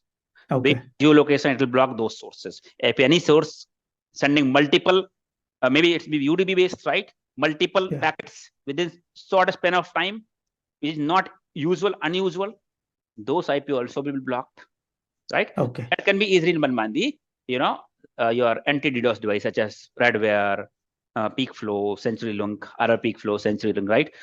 So it is based on the SLA. How much? Generally, it will be 15 minutes, I believe. Within 15 minutes, if you contact them, you should be getting this kind of response. It depends on criticality, right? Okay. Lower the SLA, higher the cost. Okay. You have to pay. So instead of that, in bigger companies, they'll use some Arbor DDoS mitigation tool. See, for example, Amazon, Flipkart, Facebook, any such companies whose major business rely on the web application, right? They cannot depend on the ISP, because their major business on the web applications only, ERP application, web application, other application, right? So they cannot depend on the ISP anti-DDoS device, right? They will have their own. Yes. Fine. Okay. So, thank you, sir. Normal IT companies, so they may not having anti-DDoS. So in that case, they can contact the ISP. If you have their own DDoS device, you can block it and take the action on your own DDoS device. Okay. Thank you, sir. As we understand, all your network device, security device, servers, application, databases, which is the part of IT network. Ideally, any device, not only this device, but any kind of device, which is the part of any IT infrastructure, should be recording the activities in the form of logs. Logs means event, record just evidence, right? Yes or no? How to whom we have sold, what is the name, what is the address, how much amount. You can record is nothing but a log that you write on the register, right? If anybody asks you to open the register notebook and ask you, okay, 27th of December, who has bought this particular, what was the price? It was a log, right? Similarly, what activity happens on those devices will be recorded in the form of logs. For example, some connection comes from this IP address, connect to this IP address. Particular time connection has been dropped, allowed by firewall or dropped by firewall. It will generate a log. Not only the communication log, somebody had logged in the firewall, it will generate a log. Somebody changed some configuration, generate the log. Firewall port down, generate the log. Firewall down, generate the log. Firewall restarted, generate the log. Firewall updated, generate the logs. Somebody log in on the Windows system, generate the log. Login failed, login success, account enable, account disable, account created, account disable, deleted, right? Account lockout, file open, file close, file modified, right? Account have given more privileges, right? These all server restarted, system restarted. These all activities will be recorded in the form of logs. I can log in on the system, go on the event, for example, Windows you have, right? You can go on the event viewer and you can see system log, security log, application log. Means all the activities that are happening on the system will be recorded in the form of logs. You can see those, what activity happened on the system. Okay, right? Because all these devices are recording the activity in the form of logs, right? That means if I have logs, I can understand, right, what communication happened, from which IP communication came on the firewall, at what time, how much downloaded, how much uploaded, proxy, which user has what URL, how much downloaded, how much uploaded, which category it belongs to, at what time. This particular name Harshit has access how many websites. For YouTube, how much time he has spent. Yes or no? So these all information will record in the form of logs. Get in mind? So now, for example, this was the attacker. This was the attacker targeting to one of our system having this particular IP address, right? So when he attacked, these devices failed to detect. For example, it's an email. For example, it's an email. Router routes firewall port number 25 and port number 25 and this one and IP address was not blacklisted. Email gateway also delivered. Means all the devices fail to detect, right? When all the devices fail to detect means they does not have signature. This kind of attack we call as Zero-day attack. Zero-day attack, right? Zero-day attack means none of your security devices are having signature to detect it as a malicious activity, as an attack. That attack we call a zero-day attack. If you want to write, you can write it. What is zero-day attack? Till today, I have not asked you, means I have not explained anything to be written, right? Next class onward, once we start the SIEM, each and everything you have to write, as well as the notes also that I have given to you. SIEM to SIEM it is written on SIEM notes. First SIEM. So I have created many such document. Only one document I have shared for you just now, SIEM notes, where it is exactly written what I'm going to explain you here. And same thing I will ask you to write. And same thing you have in document also. Means 2-3 times. One time here, one time I'll explain you write, and third time you read the book. 3 times. I would have just shared the slide. Yes or no? I would not have asked you to write. Why? Because if you write multiple times, if you hear some word multiple times, means more chances to be written for more time on your mind. Right? That is the reason, because this training job oriented, we spend more time.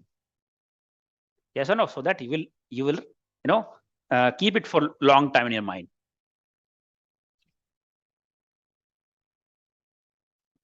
So can you repeat that question? Zero-day attack, please. Zero-day attack is nothing but zero-day attack is an attack when none of your security devices when none of your security devices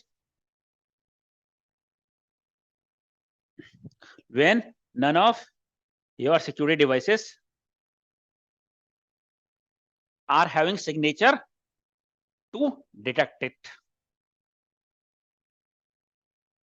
When none of your security devices are having signature to detect it, that attack is called as zero-day attack.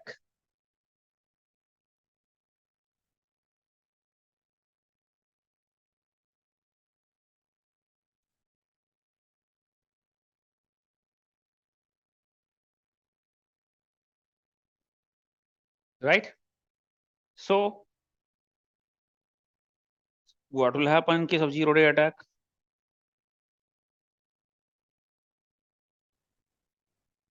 System will compromise. In this case, successful compromise will happen, right? So you understand, right? Because this standard security devices work based on signature, means predefined information. You mean other people, research companies research, right? But attackers are very intelligent.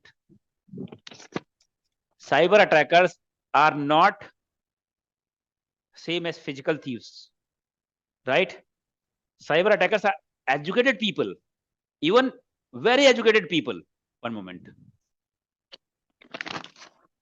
Well-educated people we call as cyber attackers. Cyber criminals are very well-educated people. They are not uneducated, even well-educated, even sometime well-educated, having more knowledge than you, me, and others. Yes or no? So they always find out new ways, right? Sometimes even security research company also may not be aware what malware they have developed and what vulnerability their network is having, security is having, right? See, because what happens is, of course, police work is more challenging. Yes or no? Then the criminals. Why? Because criminals having one target only. Yes or no? And police has to look at all. If they do not know from where, the criminals are going to attack. They have to find out only one door, while the cyber security people has to secure all doors, and they do not know while securing this door, someone has penetrated in this door. Yes or no? So in this case, there are more chances. There are some chances where the zero-day attack will happen, and none of your devices are having signature to detect it. Yes or no? Successful compromise will happen. In that case, for example, somehow you come to know that your company is being compromised, some email delivered, some backdoor has been created, right? In that case, now to understand, this is not a physical theft. Okay, your security guard, okay, this person is going out, hit him or catch him. In physical theft, we can see people who came outside, who gone outside. But in digital theft, you can't see. Yes or no? You cannot see who has came inside. That's the reason it's very more critical.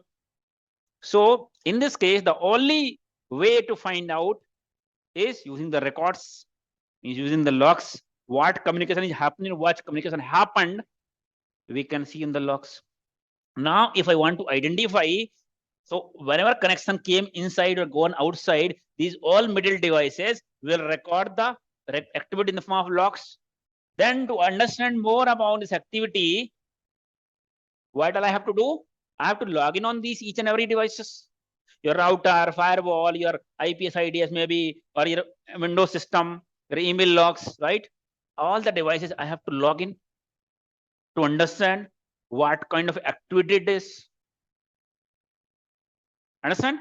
So that by understanding analysis, we can take the action, we can block it, and to understand more about it, we can block it, whether it's actually legitimate activity or it's a malicious activity. Accordingly, we can take the action.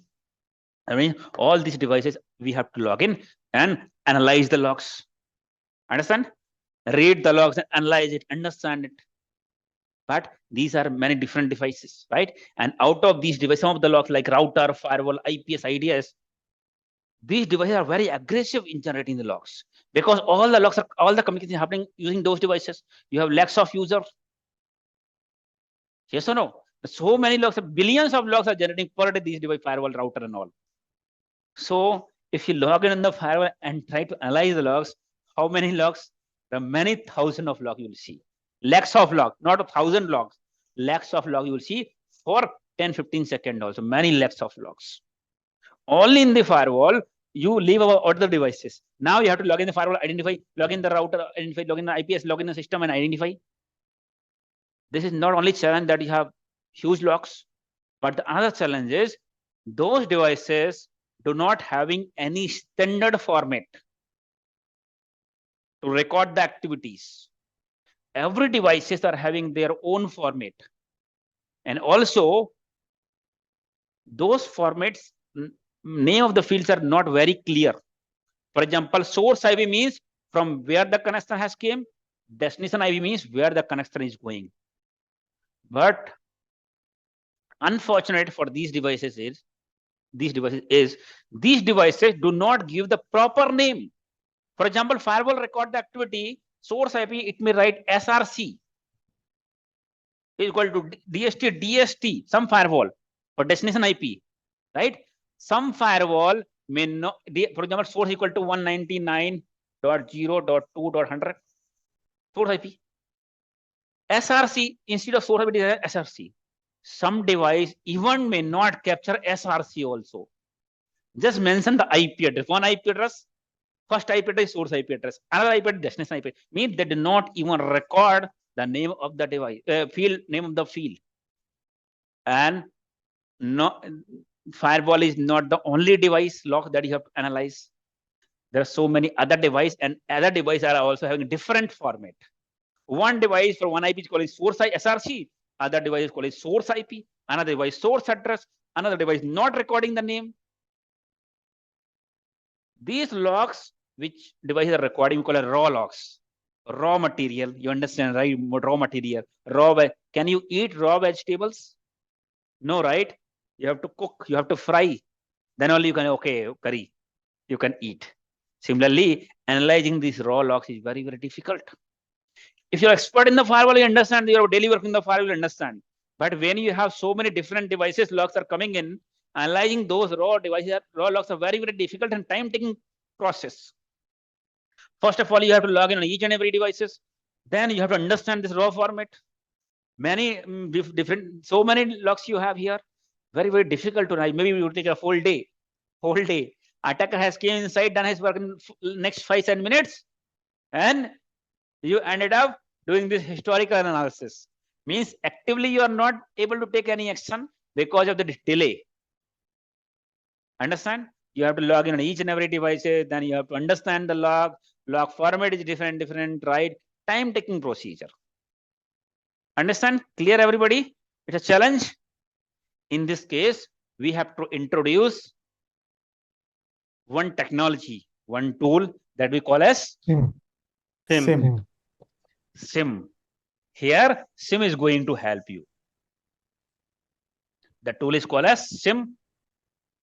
And one more challenge for these devices recording the logs, but not keeping the logs for a long time.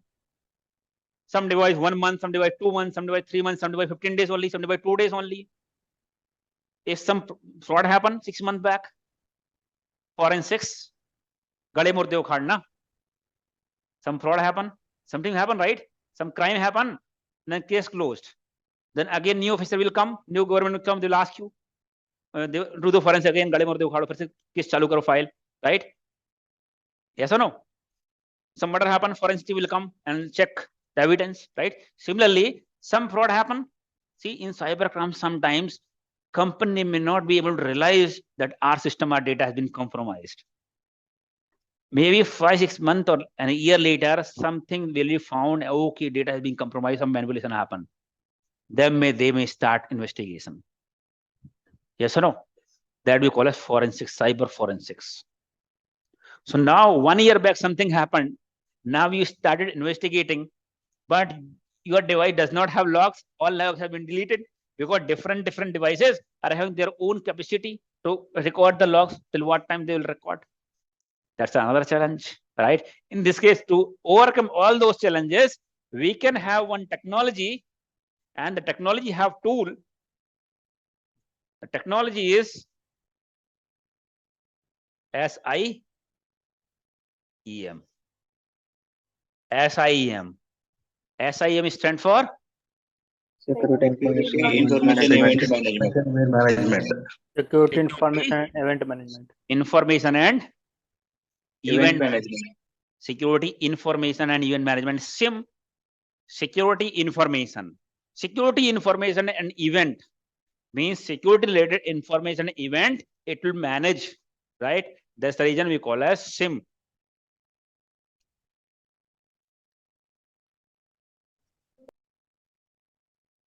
What SIM does, what SIM does, we call as SIM or SIM, right?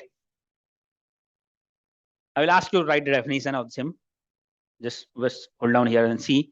SIM means security information event management, right? So what it does, it records the real-time logs from network device, security device, servers, applications, databases, etc. Means as soon as connection hit to the firewall will record the activity. What activity happened? At the same time, within fraction of second.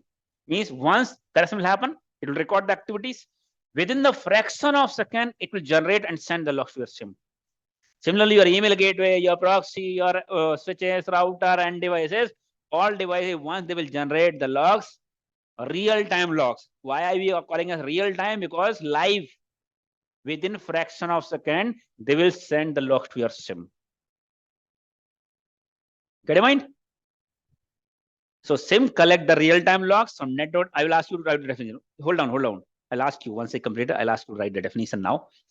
So your SIM collect the real-time logs from network device, security device, servers, application, database, etc., or any digital devices which your organization is having. SIM can collect the logs, which has certain security concern, because SIM name itself says security information. Because any device, any logs, if it has security concern, the SIM can collect it. So it collect the real-time logs from network device, security device, server, application, device, etc. Once it collect the logs, it normalize the logs. Normalize. It normalize. What is the meaning of normalize? Readable form. Normalize means general meaning for simplification, right? Simplified. If you go generic meaning, means simplification, simplify, right? Normalize, simplification, right?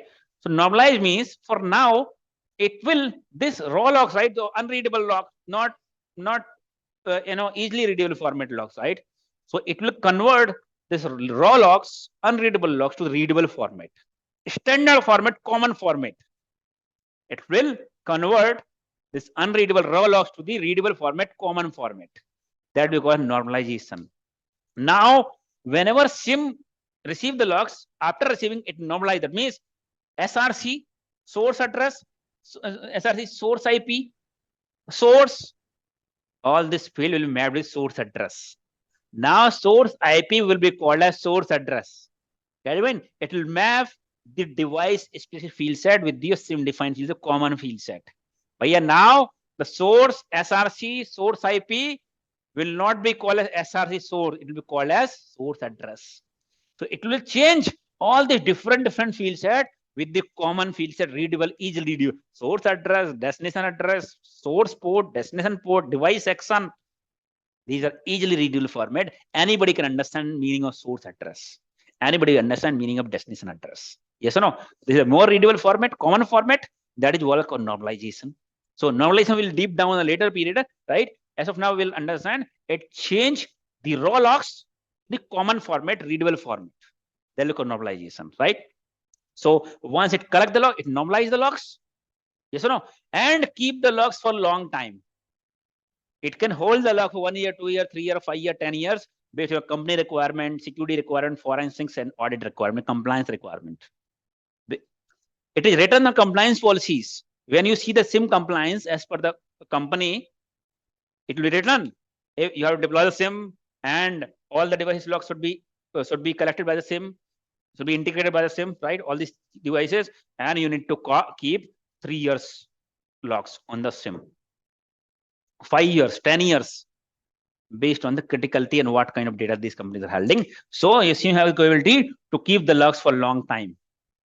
These devices are not keeping for a long time. the SIEM can keep the logs for a long time. As well as it can enable searching and reporting. It has search console where you can give the query. You want router log, give the query for router. Select which time you're looking for last 1 day, 2 days, 1 month, 2 months, 5 months. Give the query, get the router log. Firewall log you want, give the query for firewall logs and get the logs. Means now you don't need to log in on each and every devices. Just log in on the SIEM and one place only get the logs. Now at the time of attack also, investigation, forensic you do, need not to log in on each and every devices. Just log in on the SIEM, get the logs, write the search query, get the logs. Means it keeps a long time and enables you searching and reporting feature. Get a point? That is one feature of the SIEM, to collect real-time logs, normalize the logs, keep the log for a long time, searching and reporting. Second feature also has, see, when SIEM started first time, it was not SIEM. It was only SIEM. SIEM. Security Information Management. Mean it has only this feature only to collect the real-time log, normalize the logs, keep the log for a long time, searching and reporting. It has only this feature. It used to be called as SIEM, means Security Information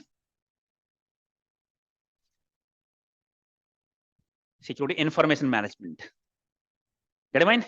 We used to call as Security Information Management.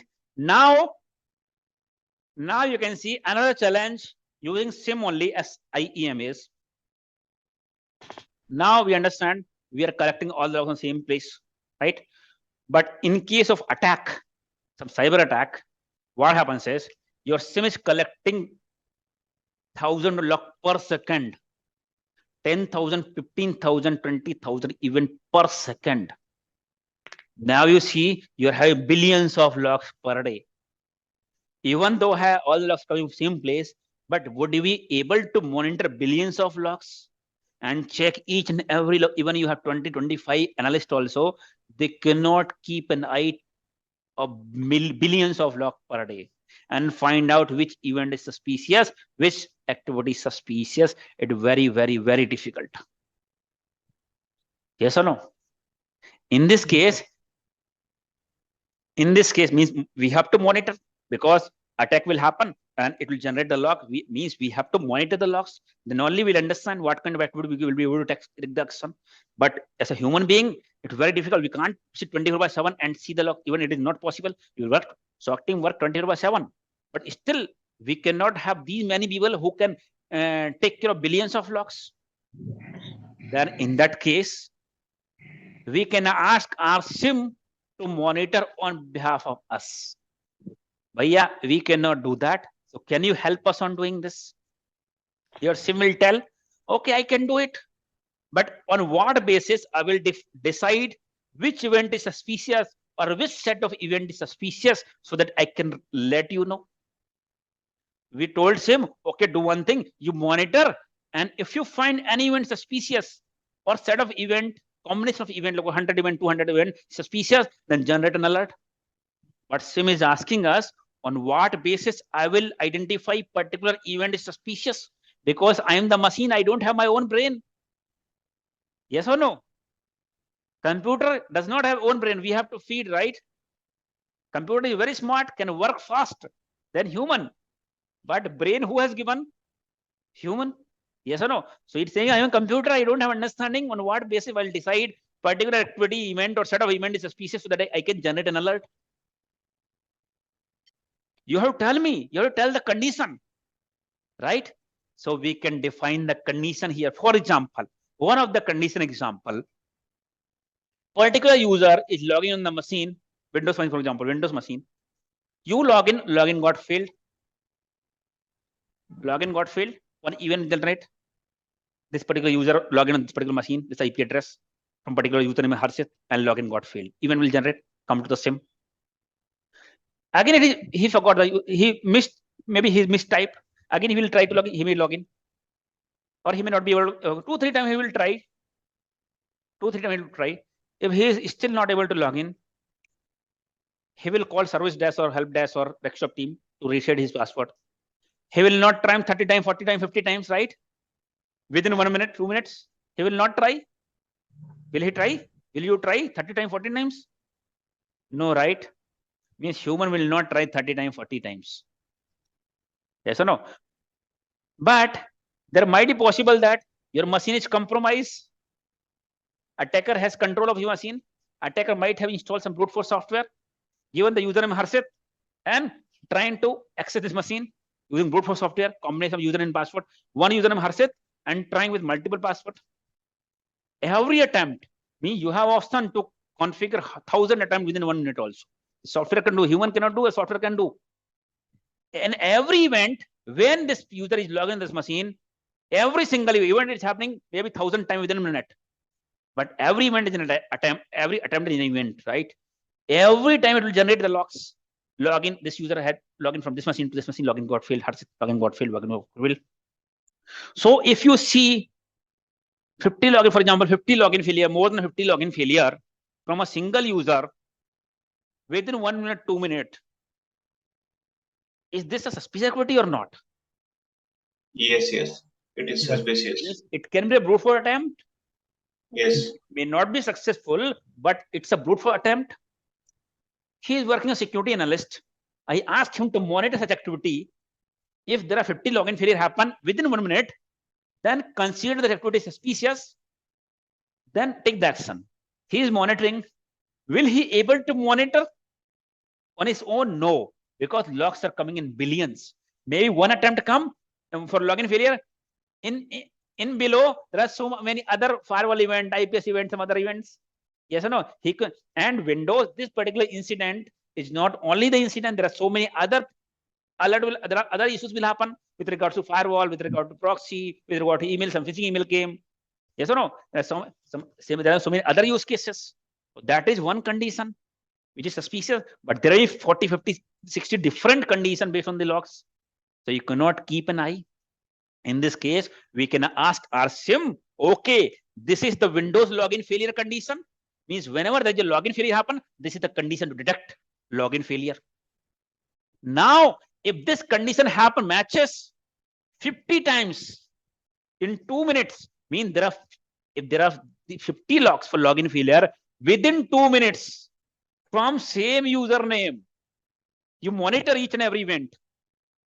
Whenever within 1 minute if you find, within 2 minutes you find 50 login failure event in 2 minutes from any same user, for example, 𝐬𝐬𝐧𝐬, for 𝐬𝐬𝐧𝐬 50 event, then generate an alert. For other user, with the generate an alert, right? So we can write, we can tell the your SIEM in the form of condition, and this is called as aggregation. Means how many event in how much time, right? And from which field set should be same or different, right? Condition along with aggregation we call as correlation. Get in mind? This condition and aggregation we can define, we tell to the our SIEM. In case this condition matches, condition aggregation matches, generate an alert. Will notify, right? So this is one condition for brute force attempt, Windows brute force. There are so many 50, 60, 70 conditions you have in a SIEM. So instead of monitoring billions of log your own, your SIEM will write certain conditions on SIEM, and SIEM will monitor each and every cases on behalf of you. If any of the condition matches, means this use case matches, it will generate an alert. So instead of monitoring billions of log manually, we can monitor just 200, 300 alert in a day, right? It's good, right? We have reduced from billions to hundreds, few hundreds. Yes or no? Your SIEM is monitoring on behalf of you. SIEM correlate the condition along with the aggregation, we call as correlation. And this particular rule we call as correlation rule, or use cases you call as use cases or correlation rule, right? So you write the condition, aggregation, and then action, right? What condition, what aggregation you want, and what action has to be taken. Generate an alert on your SIEM, send a notification to email, create an auto ticket. I'll tell you what is auto ticket, right? Create an auto ticket. So multiple action you can define here. The main action is generate an alert within the SIEM. So people will monitor one dashboard or channel where you can see, oh, SQL injection attack, high number of denied traffic from same source, antivirus detected virus, Windows brute force attempt detected, right? So different alert you will get. Then you check it out, investigate, analyze each and every alert. Get it? 95% people in this SOC, right, will be monitoring this channel, this dashboard of alert. Whenever alert will come, they'll investigate. They will check it's really suspicious or not suspicious. If it's suspicious, they will take the action, or they will assign the case incident to respective team for further action. Because you might not be having access to take all the actions. You have to respond the incident to other team for further action. That's the reason SOC team is also called as incident response team. Because they are not doing, but they are doing actually responding to the incident. That's the reason SOC team we also call as incident response team. Get it mind? Yes. Sir, it's a L1 or L2 process? I will tell you later L1, L2, L3 all job. So this monitoring work mostly falls under L1 job up to 1 to 3 years. But L2 also doing the monitoring activities. L3 may also doing the monitoring activities if your project is monitoring related, right? But maybe L1 is doing just monitoring. They may not having more deep dive knowledge. L1 for critical, for any big incident, they may escalate to L2. L2 may deep down because they are having more knowledge experience, right? So there are different work, onboarding the devices, logs to the SIEM. There are multiple different work, right? So this is called as real-time correlation. So SIEM first work you have to understand, collect the log real-time from net device, security device, server, application, database, etc. Second is SIEM also enable us real-time monitoring. Real-time monitoring means each and every logs are being monitored by SIEM. Correlation is being correlated, and alerting is being alerted, right? So second feature is real-time monitoring. SIEM also enable us real-time monitoring, correlation, and alerting. And second feature, and it has become now SIEM, security, information, and event management. Let's write the definition. What is SIEM? Sir, incident management also regarding the SIEM. In SIEM, we can manage the incident. So we have to define rules in the SIEM by self. Right. Many of the rules are coming out of the box on the SIEM, right? You might have to manipulate, modify, fine tune based on your requirement, as well as many of the rules you have to write ourselves. In this class, we are going to learn also how to write the use cases. Sir, can you differentiate between log and events? Both are same only. See, generally log. See, people use the same word. Log is also record activity only. Event is also activities, right? Some people, once it correlate, they call as event. Get it? But actually, log and event is nothing but the records. Either you can use the word log. Even sometimes I will also use the word log, and sometimes event.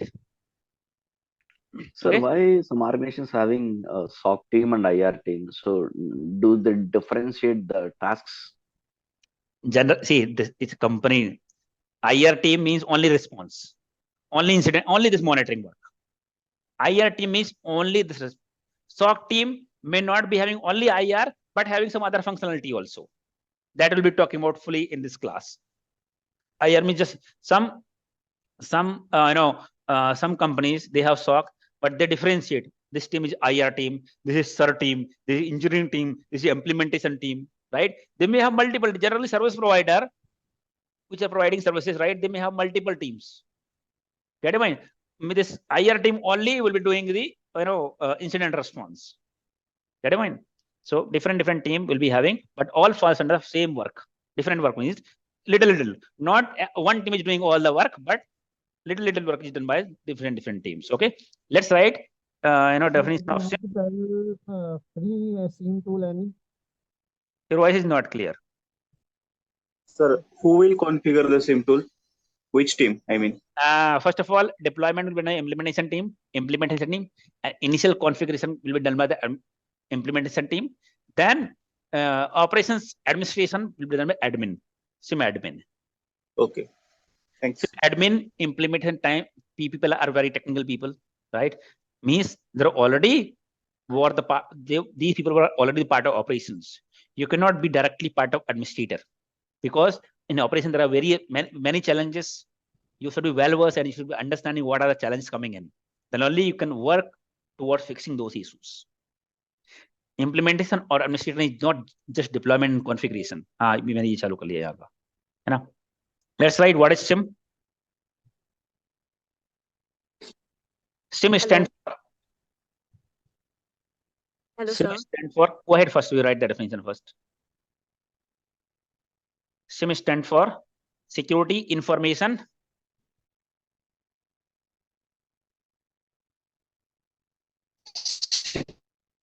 information event management. Security information and event management.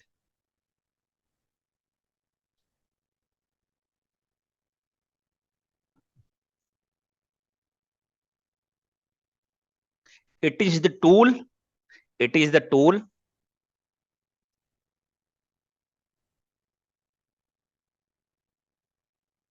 which collects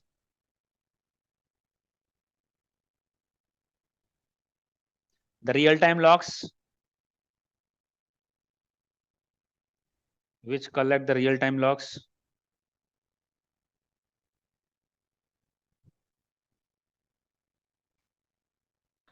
which collect the real-time logs from network devices,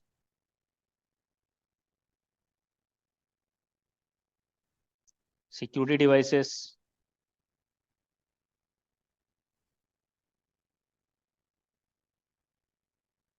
servers,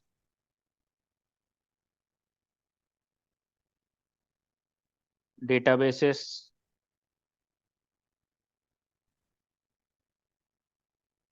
etc. SIEM stands for Security Information and Event Management. It's a tool which collect the real-time logs from network devices, security devices, servers, application, databases, etc. Once it collect the logs,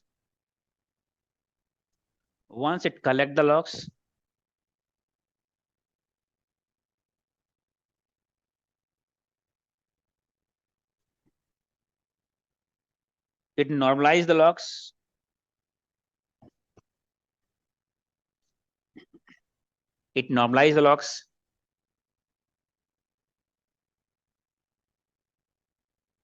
and keep the log for long time, and keeps the logs for long time.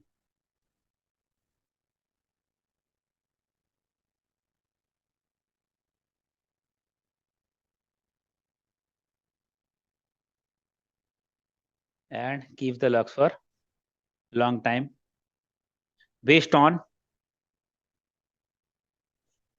organization's requirement,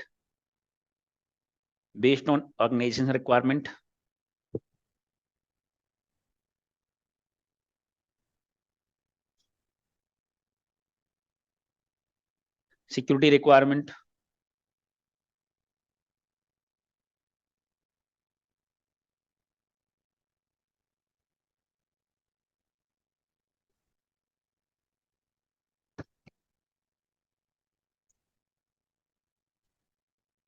organization requirement, security requirement, compliance, and forensics requirement.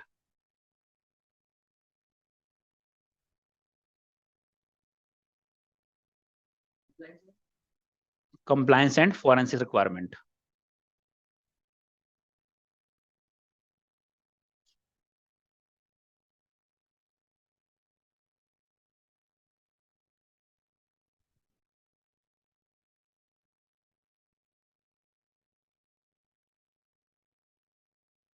Everyone understand? Compliance forensic requirement, right? And it enables searching and reporting feature. And it enables searching and reporting feature. And it enables searching and reporting features.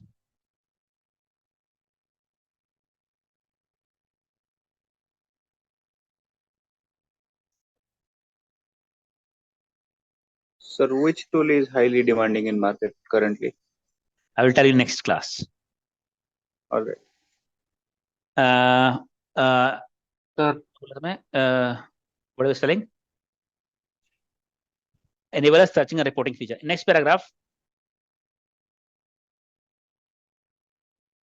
SIEM also enable the feature of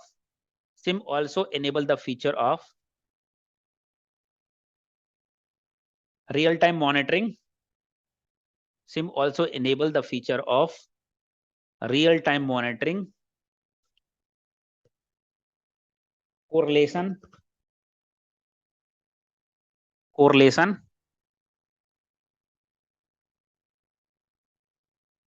and alerting. Real-time monitoring, correlation, and alerting.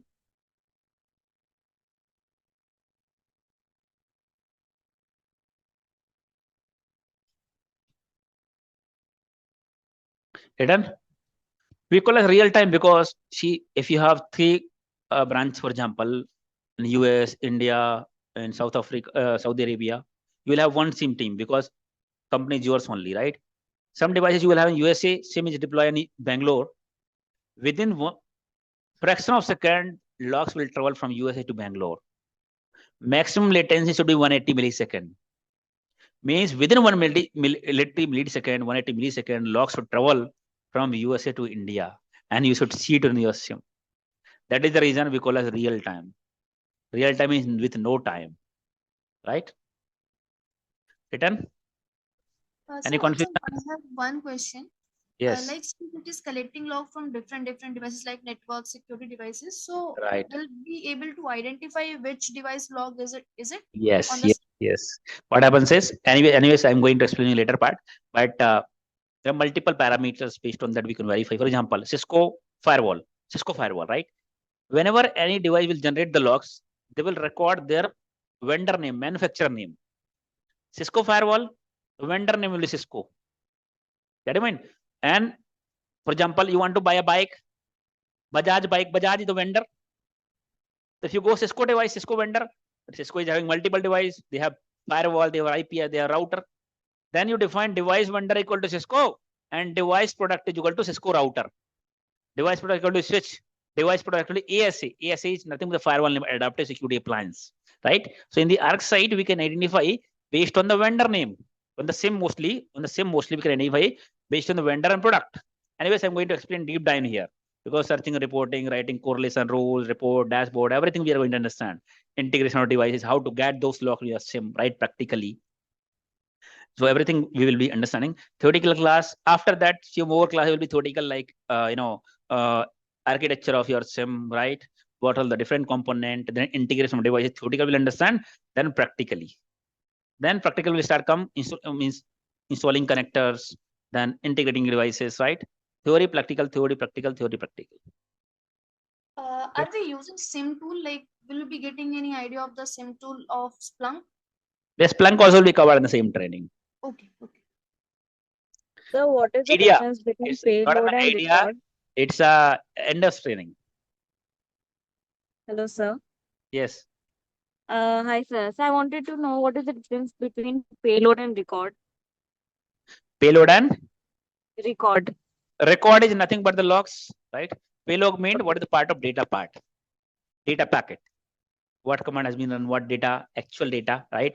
Or command, that is called as payload. Okay, sir. And sir, what is ICMP traffic? ICMP is nothing but a protocol. Like you have TCP UDP transport, but ICMP is the protocol, but it does not use any port. It mainly used for diagnostic traffic error. For example, you want to ping, right? Check the connectivity, right? Ping does not use any port. Otherwise, if particular port will block, ping will not be able to ping, right? You just check the connectivity. So it's ICMP. Any device send error message, it's an ICMP, right? It is an ICMP port, means ICMP protocol. So ICMP protocol is generally used for diagnostic message, alerts, errors. So why inbound ICMP traffic is denied at the firewall? Because inbound, maybe it's a reconnaissance activities. Means attacker is trying to check which all devices they are having, which devices are reachable, right? So this should not be allowed. So we do not want attacker to check our device detail. Sometimes they will send some some different commands on ICMP, and our machine will respond with errors, and they will understand on the error format. They will understand which device it is, which operating system it is. Yes or no? We don't want to reveal those information to the attacker. That's the reason most of the time we deny ICMP packets from outside people. Okay, thank you. Correct? Okay, so Hello, sir. yes. Sir, is there any possible to erase or manipulate data in the firewall? To erase the? Erase or manipulate the data in firewall? What data? You have to be specific. Means generally the log will be recorded. We cannot delete it in security devices. In security devices, we should not delete. We cannot delete it. In SIEM also you cannot delete. Means specific log you cannot delete. If you want, okay, 90 days, then log should be deleted for 5 days. After 5 days, after 90 days, delete log will be, that could be deleted, but some specific log you cannot delete. One incident I have missed. Now we have violated the SLA. Let me delete this. You cannot delete any logs. You cannot delete that. Okay, thank you. Sir, I have one question. So as Yes. you mentioned that in the beginning a 0-day attack happened. So Right. if none of the security devices have a signature, so the attacker can compromise a machine by Right. bypassing through the network, right? So Right. is there any alternative solution as a SOC team member to avoid the 0-day attack? Avoid means may possible that we will get an alert once the attacker attack, right? It has not completed the whole objective. We got an alert as part of use cases alert that we created. We'll come to know and block the communication, because as soon as the activity is happening, we may get an alert, right? We may dig down what communication is happening and we can block this. SOC team is work responsibility is to minimize the impact of the compromise. One email came, it has ransomware machine infected. We came to know. We can run the report which all users have received an email. Yes or no? Before they open, we can tell them to delete the email.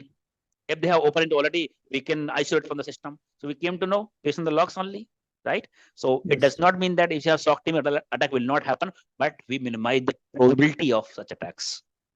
We monitor the network, but it does not mean that you are 100% secure. It's not ideal security. Security is not ideal. It's not security is not achievable by 100%. Okay, thank you, sir. Scanning of ports and all that is a legitimate activity is allowed. Port scanning activities, attacker may try to scan the port, right? Maybe multiple destinations, multiple, for example, attacker want to target particular port number for particular attack. He may target multiple system and scan which port the particular port is open on particular system or not. Any system, particular port is open or not. That is called port scanning. Host scanning, it can target particular host and check multiple ports. If any port is number is open, that is called a host scanning. One target, host scanning for any port, open port. Multiple target, port constant, port scanning. So what is use cases? Use cases means the correlation rule that we have, correlation rule, report, dashboard that we are going to talk about in SIEM. All considered we call use cases, but 95% people understand correlation rule they call as use cases, right? So when anybody interviewer asks, anyways, we are going to discuss in deep dive. That's a game of all those things only that further we are going to discuss. So all, all are actually a use case, but what I'm saying, but most of the people understand correlation rules are use cases. Okay, so guys, we'll end us today. We'll connect on Friday. Thank you. Thank you. Tomorrow is holiday. Tomorrow is holiday. Now we'll connect on Friday. Okay, sir. Thank you, sir. Okay, thank you. Thank you, sir. Okay, sir. Thank you, sir. Thank you, sir. Thank you. Thank you, sir.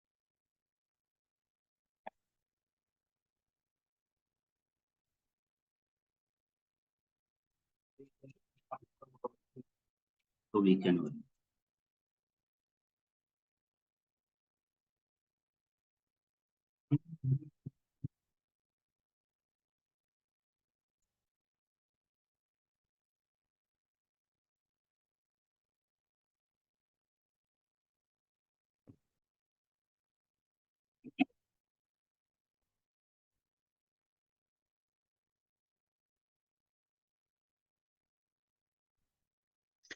Am I audible? Am I audible? Yes, you are Yes, sir. audible.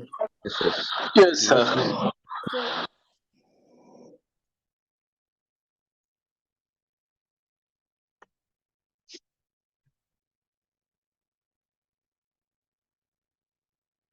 अरे अच्छा, ये लगा हुआ नहीं है, ये earphone लगा नहीं है, मैं सोच रहा हूँ कि कनेक्ट क्यों नहीं हो रहा।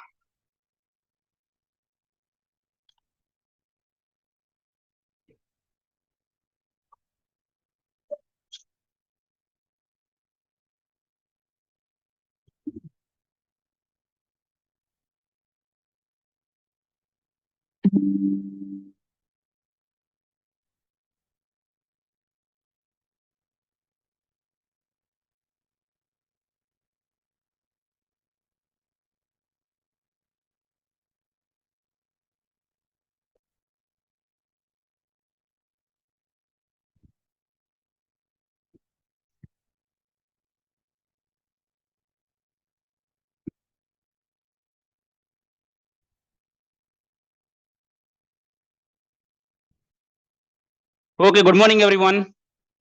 Good morning. Sir. Good morning. Good morning. Hope everyone is good.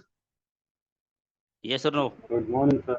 Yes, sir. Yes, sir. Yes, sir. Yes, sir. Fit Yes, and sir. fine, sir. Great. The reason of starting this class today 8:30 is for today class we have less content to cover because the free batch is going to get over today, right?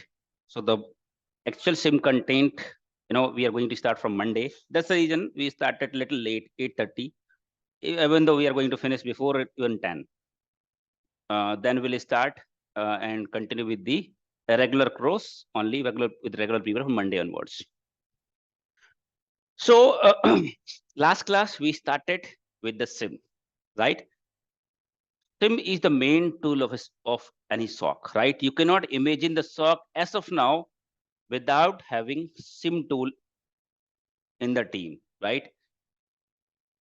You cannot say that any SOC team is a SOC without having SIM, right? Because real-time monitoring, correlation alerting to keep an eye 24/7 on the network, we are doing using the SIM tool, right? So what is the objective of SIM tool? You have very well understood. Yes or no? It's very, very difficult. You understand the zero-day attack, right? When none of your devices are having signature to detect it, right? There will be some scenarios. You understand attackers are very well educated, very intelligent. They always find out new ways to penetrate the network. And sometimes your security devices may not have signature to detect particular activities, suspicious activities, attacker activities. In that case, there are chances of successful compromise, right? That means none of your security devices are having signature to detect it, right? That we call a zero-day attack. So we understand the challenges during the zero-day attack, and we understand that each and every devices will record the activity in the form of logs, right? So at the time of attack, if any activity is happening, we have to check the logs. We cannot see manually, right? We have to check the logs only, what activity happened or what activities are happening right now. We have to check on the logs. And we understand that different devices record the activity on different format. They're having their own format. There is no standard how they will record the logs. And again, these devices, so we have to log in on each and every devices, right? And the logs is on different format that logs we call raw logs because there is no standard format. Some logs you may not understand, some devices logs you may understand, some devices logs you may not understand, right? So at the time of attack, logging on each and every devices, understanding, analyzing the logs is a time-taking process because these devices generate huge number of logs, millions, billions of logs per day, right? Logging on each and every device, analyzing the logs which are unformatted, raw logs, it's very, very difficult. Maybe it takes many hours, many days for you. That means you're doing historical analysis. You're not able to take the active action on the attack or any kind of unusual or abnormal activities. In that case, it's a big challenge for us. And then new technology has been launched that we call a SIEM, SIEM, Security, Information and Event Management. SIEM is active device in the network. That means SIEM do not intercept the packet. Your firewall, your router, your switch intercept the packet, right? I mean, packet communication comes through those devices, right? Firewall comes in the picture, firewall allowed SLI, right? Your proxy, your email gateway are the active devices in the network. That means they intercept the packet while communication happens, right? While SIEM is the kind of passive device, SIEM only collect the logs. It cannot allow or block anything. Get it? It collect the logs from various devices and it will create certain kind of intelligence. In case of in terms of correlation, it's an intelligence, right? That we define the condition aggregation, and with it intelligence, it triggers an alert. Yes or no? So it's not actively participating in the network. That means it's not intercepting the packet. If anybody asks, can you block anything on the SIEM? If you see any suspicious activity, the answer is no, because communication is not happening through SIEM. SIEM is standing somewhere else. It's just collecting the logs, creating correlation, means some intelligence, and then giving you the result. Get it? So to overcome those challenges, we have SIEM. SIEM collect the real-time logs from network device, security device, servers, application, databases, etc. That means any digital device which has certain security concern, right? Your SIEM from any IT infrastructure, typical standard IT infrastructure devices that you are having in the company, they generate the logs, your SIEM can collect it. The name itself suggests security information and event management. Means security means which has certain security concern, right? It collects the logs, it normalizes the logs. That means it will make the different format logs to same format, common format. That format called normalized format. So this process is called as normalization, right? So once it collects the, it normalizes the logs and it keeps the logs for a long time, right? These different devices are not keeping the logs for a long time. They have different retention period. Retention period means how long you want to keep the logs, how long you are keeping the logs, storing the logs. The English word is a retention period, right? So how long you want to retain the logs on your SIEM, on your device, right? Different devices you can set on the SIEM, but different devices, they are having their own retention period, may not be retaining for a long time. But here we can retain for a long time. And good feature is we can do the searching and reporting. That means we don't have to log in on each and every devices now. We can just log in the SIEM, give the query, what log you want to search, router, okay, give the query for router, switch, give the query for switch, firewall, give the query, select the time, download, see the logs in the console, download the log, investigate, analyze. And the good thing is format is also unreadable because logs are being stored, normalized logs. We can easily understand, right? But other challenge we had is because again, even though you have SIEM, for example, collecting the log, keeping log for a long time, but the challenge is for real-time monitoring, you have billions of logs per day. Even you're searching on the same tool, it's very difficult to keep an eye for billions of logs. Then SIEM had another feature, real-time monitoring, correlation and alerting. Yes or no? That means instead of we monitor each and every event, which are billions in numbers, we can ask our SIEM to monitor on behalf of us. On that case, SIEM asks us on what basis I can decide which activity or what set of activities are suspicious. Then we can define the condition as well as aggregation in how much count and how much time. We understand high number of Windows login failure attempt last time, root for attempt last time. Yes or no? If there are 50 login failure in 2 minutes, we should get an alert. This is one of the unusual activity where 1 attempt, 2 attempts, 3 attempts within any time is not a suspicious, but same user multiple attempt within short period of time, we can call it suspicious, right? So we have defined the condition along with 50 in 2 minutes aggregation and from same username. Yes or no? And we can define the action also. If this condition and aggregation matches, what action this rule, correlation rule or use case has to take. We can set an alert. So in the console of your SIEM, you can see the alert. You can set the email notification. You can create an auto tickets. Get what I mean? So you will have that. That is the one of the example that we have taken for high number of Windows login failure or brute force attempt. That is one example, right? There are so many other use cases that we can create, right? So in typical company, you will see between 30 to 70 around. It may have 100 also, but in 30 to 70 are the normal numbers you will see. Get it? For Windows only, for example, Windows, we have created one alert, right? One correlation rule, high number of Windows login failure, right?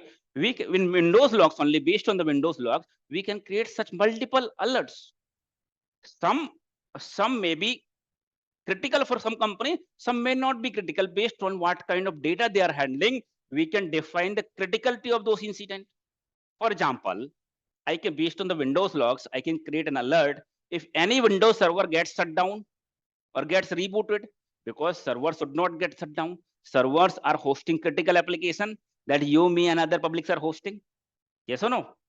If any critical server gets shut down, we should get an alert. Maybe it's a compromise or maybe some insider threats who has done shutdown or rebooted the server. It's a business impact. Get it? If server shut down, we can get an alert. If any account created in Windows and deleted within short period of time, we can create an alert. Yes or no? It can be a compromise where attacker has created an event account and deleted, or maybe insider threat, internal user who has access of creating the account, he want to misuse account. He created account, done some work and deleted so that people will not come to know. Yes or no? So we can set an alert. So particular, I was talking about only for Windows, right? In Windows only, there are multiple such incident based on the Windows logs only we can create, right? So there are so many, for example, firewall logs. If you see the flood of connections coming in from particular IP address and getting denied on the firewall, maybe somebody is targeting your network, but firewall are denying. But denying the traffic, which is unusual, suspicious, is the actual work, real work of the firewall. So we should not bother about it. But if somebody is targeting your network, means continuously flood of traffic is coming, 50,000, 1 lakh, 2 lakhs connections are coming in, right? It is unusual, and there might be possible that firewall, it having its own capacity, right? It's having its own bandwidth and resources. If somebody will continuously hit the firewall network, means it can be a targeted attack, right? And maybe firewall may get down, may get rebooted, or may get hang, right? So see, this wall is built so that unauthorized people cannot go inside, right? So if somebody is keeping like this, no problem, because that is why we have wall here. But what if somebody is coming with and hitting with the hammer? We should have a look and check who is hitting. Because there are chances firewall wall will fall down. It will get demolished, right? So if we are seeing high number of connections coming in inside and hitting to the firewall, getting denied, even denying and allowing the traffic is a operational work of the firewall. But if it is continuous flood of traffic is coming from particular IP address, it's a abnormal, it's an incident. We should look at it and we should take some action. So based on the firewall logs, I can create a rule that if there are 500 connections coming in and in 1 minute from same source IP, I should get an alert based on the firewall logs. Yes or no? Or if, for example, any source IP from inside connecting to outside, getting denied on the firewall, for example, inside to outside communication is happening. Get it? Getting denied on the firewall. May possible that some malware has been installed, Trojan has been installed. Now, after Trojan has been installed, it will create the backdoor. Yes or no? Means after installing, for example, you received a phishing email. It has a malware attachment. Once the malware has been installed, if it is a Trojan, it will create a backdoor and give the connection to outside attacker command and control server. Get it? But fortunately, your firewall has that IP address listed as blacklist, has the ACL. In that case, firewall will deny the connection. But this malware is nothing but a program script. Until unless it gets successfully connected to the attacker command and control server, continue again, it will try, again, it will try, again, it will try. And resulting, every time it is hitting firewall will deny, and it's generating an event, that particular source IP trying to connect to particular destination IP, and action is deny. Yes or no? In this case, since continuously happening, high number of deny connection will be generated. Yes or no? This is a symptoms. So if you see any IP connecting outside and getting denied on the firewall and connection high number, it may be the symptoms of your device or your computer has been compromised. So if you see high number of denied traffic within short period of time going outside, it's abnormal activities. It's a matter of concern. Yes or no? So we can create a rule for that also. If you are seeing high number of connection going outside, getting denied on the firewall, we should get an alert. Yes or no? So do you think that in the billions of logs, you'll be able to keep an eye for 500 deny connection? Because you have so many thousand of logs per second coming in from different devices, logs will get mixed. Manually, you cannot keep an eye, but you can tell your SIEM. SIEM can keep an eye for each and every event which are coming in, correlate and trigger an alert. Once this particular incident has been triggered, right, you can investigate further. What is this source? Why it is going outside? You can check with the user. You can check with the server owner, right? Maybe machine is infected. If it is infected, then you have to understand if machine is infected first, if any workstation, laptop, desktop, right, or any device has been infected, first action is to isolate the system from the network to avoid the further infection, right? After that, you can do the further dig down, how the malware came, through email, through web, right? How the or how many, if you email, how many user has received the email, maybe many users have not opened it. There are further investigation that you have to do that we'll cover on the later part, right? So that is the incident, that is the correlation rule you have created. Yes or no? For VPN login, for example, some of the user have got the VPN access so that they can connect from home. Your name is Arpit, right? Arpit has connected, VPN because he is working from home from India, right? Within 5 minutes, if he's connected from Australia with the same username Arpit only, don't you think that it's a suspicious activity? Yes or no? We can create a rule for VPN login. If one single user connect in 2 locations within short period of time, it is a matter of concern. Yes or no? We can ask our SIEM to monitor successfully event. If there are 2 successful events from same user within short period of time, we should get an alert. It's suspicious VPN login. What could be the reason? There might be possible that Arpit might have shared his password to someone else. Sharing the password, sharing the credential is a violation of policy. You should not share your credential to even your manager also, to anyone. Get a point? Understand? So that is one thing. And second thing, may possible that Arpit account has been compromised. Yes or no? Arpit accounts has been compromised, right? That means, you understand what is, there are different way, right? He might have received an email setting his password is going to expire. He might have put some password somewhere else and a credential has been compromised, right? So this incident reveals that maybe password has been shared or maybe account has been compromised. Both situations are the matter of concern, right? So instead of monitoring ourselves, we can create a correlation rule and get an alert, then we investigate, right? There are so many such kind of, incidents that mean correlation rule we can create on our SIEM and automate the monitoring, real-time monitoring. That means our SIEM will monitor each and every log on behalf of us. And once the condition fully matched, it will generate an alert. So instead of monitoring billions of logs per day, you monitor a few hundred of alerts. Get a mind? So you will have this kind of channel dashboard, right? In a different SIEM, right? Right? So you will have certain. So what happens is SIEM, you have this SIEM. In SIEM, this is a SIEM, right? In SIEM, you will have the correlation rule. That means the correlation rule that you got use cases that we call correlation rule, right? Various any logs coming in, SIEM will monitor on behalf of the condition that you have written the correlation rule, right? In case any condition fully matched, means rule fully matched, it will trigger an alert within the SIEM only, but you can send an email notification also. Just for visualization, I have written it separately, but within SIEM only, you'll get an alert. So you guys will be monitoring this channel or dashboard, right? Where instead of monitoring billions of logs, you'll monitor few hundred of alerts. And those few hundred of alerts also can be further optimized. If you understand, some alert fire false positive, means it actually not a suspicious activity, but SIEM has fired an alert. Once you find out it's not a suspicious activity, then you could do the required modification, the correlation rule, so that next time it will not fire unnecessarily. Yes or no? That is called a rule fine tuning. Many of the JD you will see people, you should have experience in writing the correlation rule. This rule, writing the correlation, this is L2, L3 admin activity. Get I mean? So some people may L2 also get the log, but it's a L3 and admin activity, writing the correlation rule, writing the content, writing the use cases, right? So, and second thing, you should have knowledge or experience in optimizing, that means fine tuning the correlation rule, right? Yes or no? Lower the number, more better, more better investigation.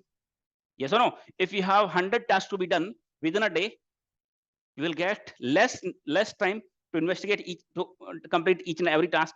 If you have 20 tasks to be done within a day, right? That means you will be able to give more time. Why do the unnecessary work, right? So this unnecessary work can be reduced by optimizing the right fine tuning this correlation rule, right? So once the correlation rule matches, you get an alert here. So each and every alert you have to investigate, right? Get in mind? So you will sit it here and you will investigate each and every alert and we'll check it out whether it is true positive or false positive. That means the alert trigger saying that Windows brute force attempt detected. Then you investigate and check it out. How many logs, how many attempts in last 24 hours, total how many hours. Then you will check with the user or a specific, concerned person, concerned team based on the type of incident, right?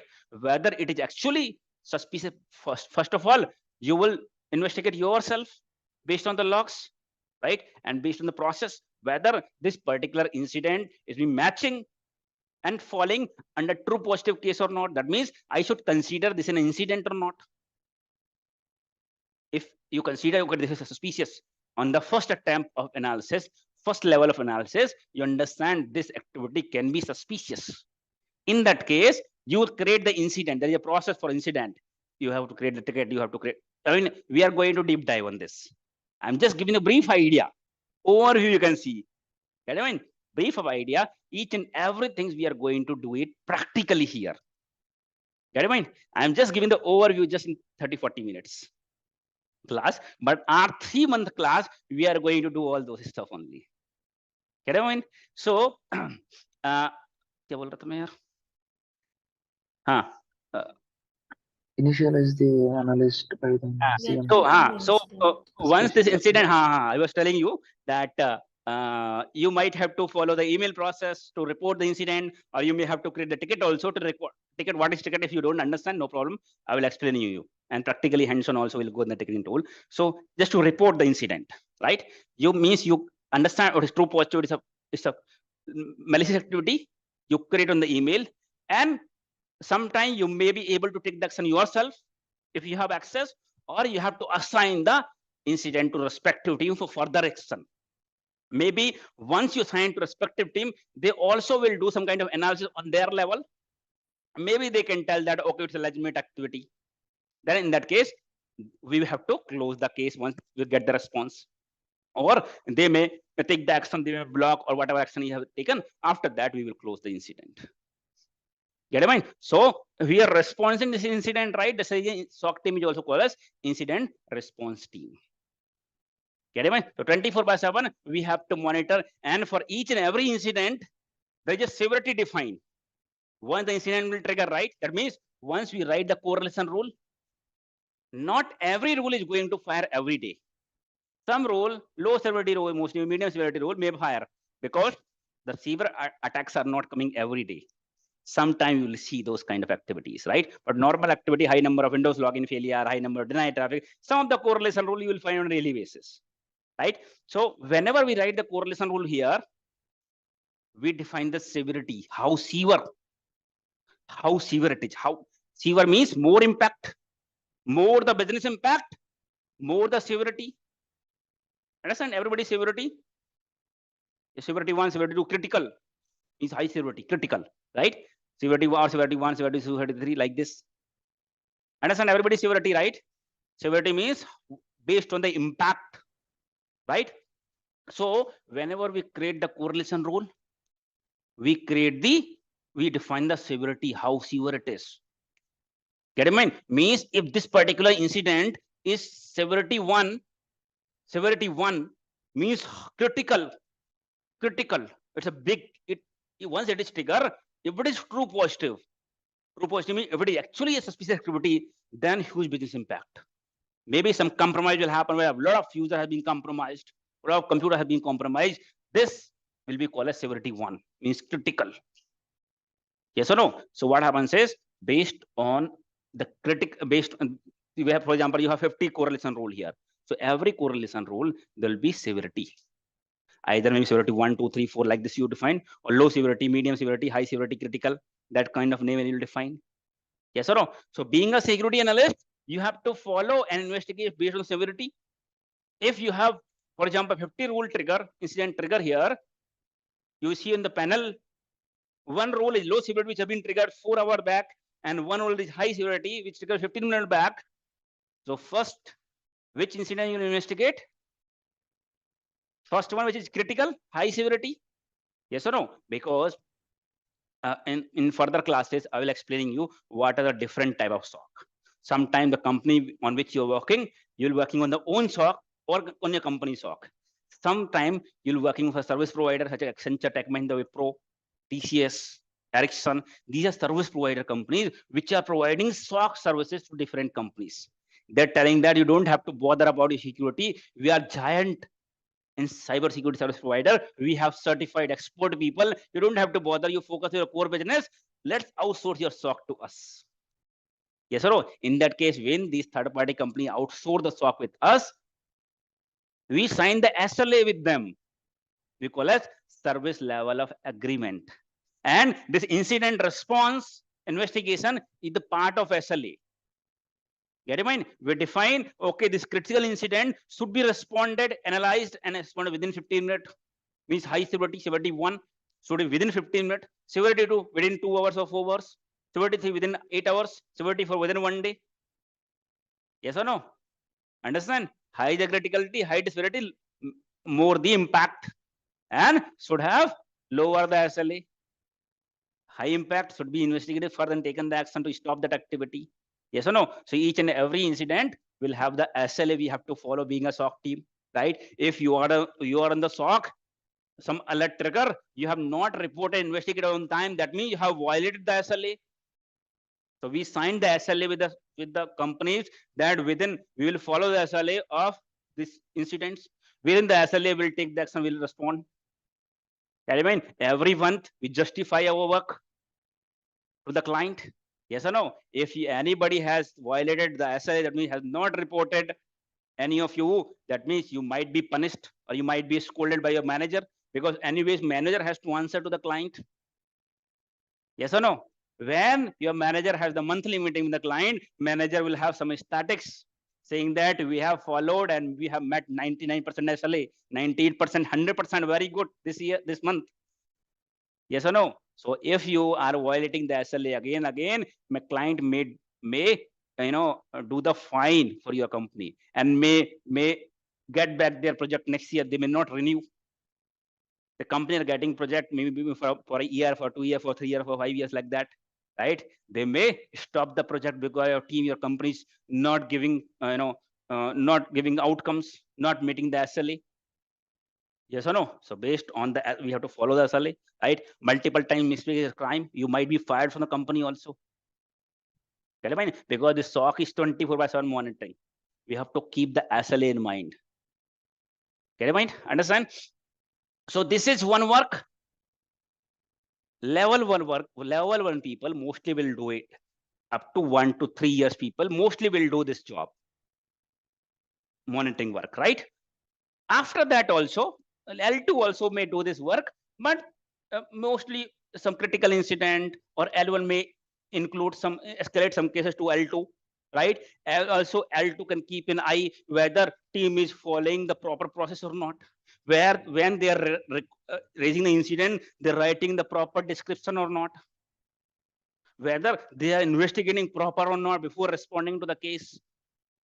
Get in mind? It might be the L2 activity, or sometime your designation is L2, your 5 years experience, but you might be doing along with the L1. It depends on your company to company and depends on your capabilities.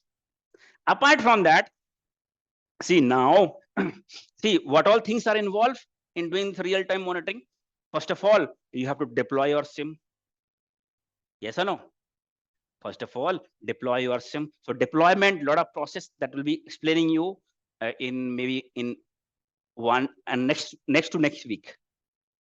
Next week, that how we could plan the SIEM deployment. There are multiple considerations that you have to do. How many branches we have, how many data center, I'll tell you what is data center, means where we deploy our tools, right? That you call a data center, how many data center we have, then which component we have to deploy where. This SIEM is not a single device. These are multi-level of tools. They have distributed architecture. That means within a SIEM, they will have multiple components to enable or to fulfill all these two objectives. They will have multiple components which does the different work, right? For collecting the logs, different component. Collecting the logs and normalizing a different component. Keeping the logs for different component and searching and reporting and real-time monitoring, correlation alerting, different component. Sometimes one task also multiple instances for load balance. Get me? So SIEM in enterprise network is not a all-in-one device. It has a distributed architecture, different component to do the different work. Getting on? So this, to reach this real-time monitoring, correlation alerting, first of all, planning, solutioning. Planning matlab, first of all, we understand the whole architecture. Then solutioning, we have to solution, right? That means which SIEM tool we have to deploy, right? And how much the license we have to buy, how many server resources we need. Everything we'll discuss on the next class, next week classes, right? We'll take a project from another company. We'll take a project from another company, being a SIEM expert, and end-to-end we'll understand how to create a solution.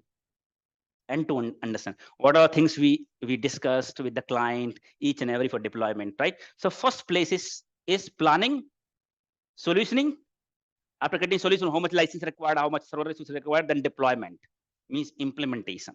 After that, we have to implement, means all the component we have to deploy. After deployment, we have to do the integration. All your network device, security device, servers, application, databases should be forwarding the logs to a SIEM. Yes or no? That means we have to get the logs.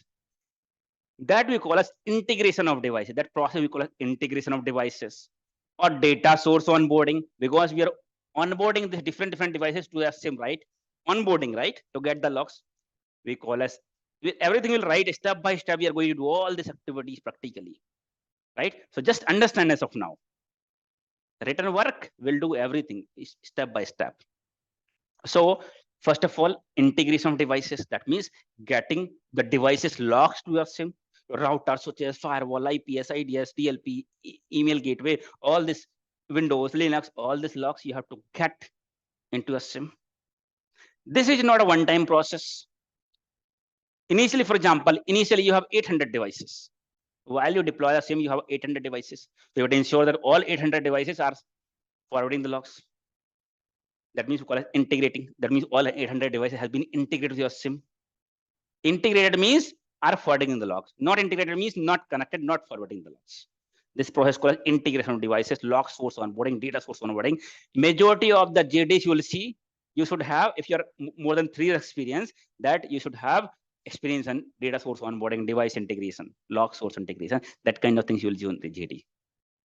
Get it right? So first of all, you have to get those devices integrated.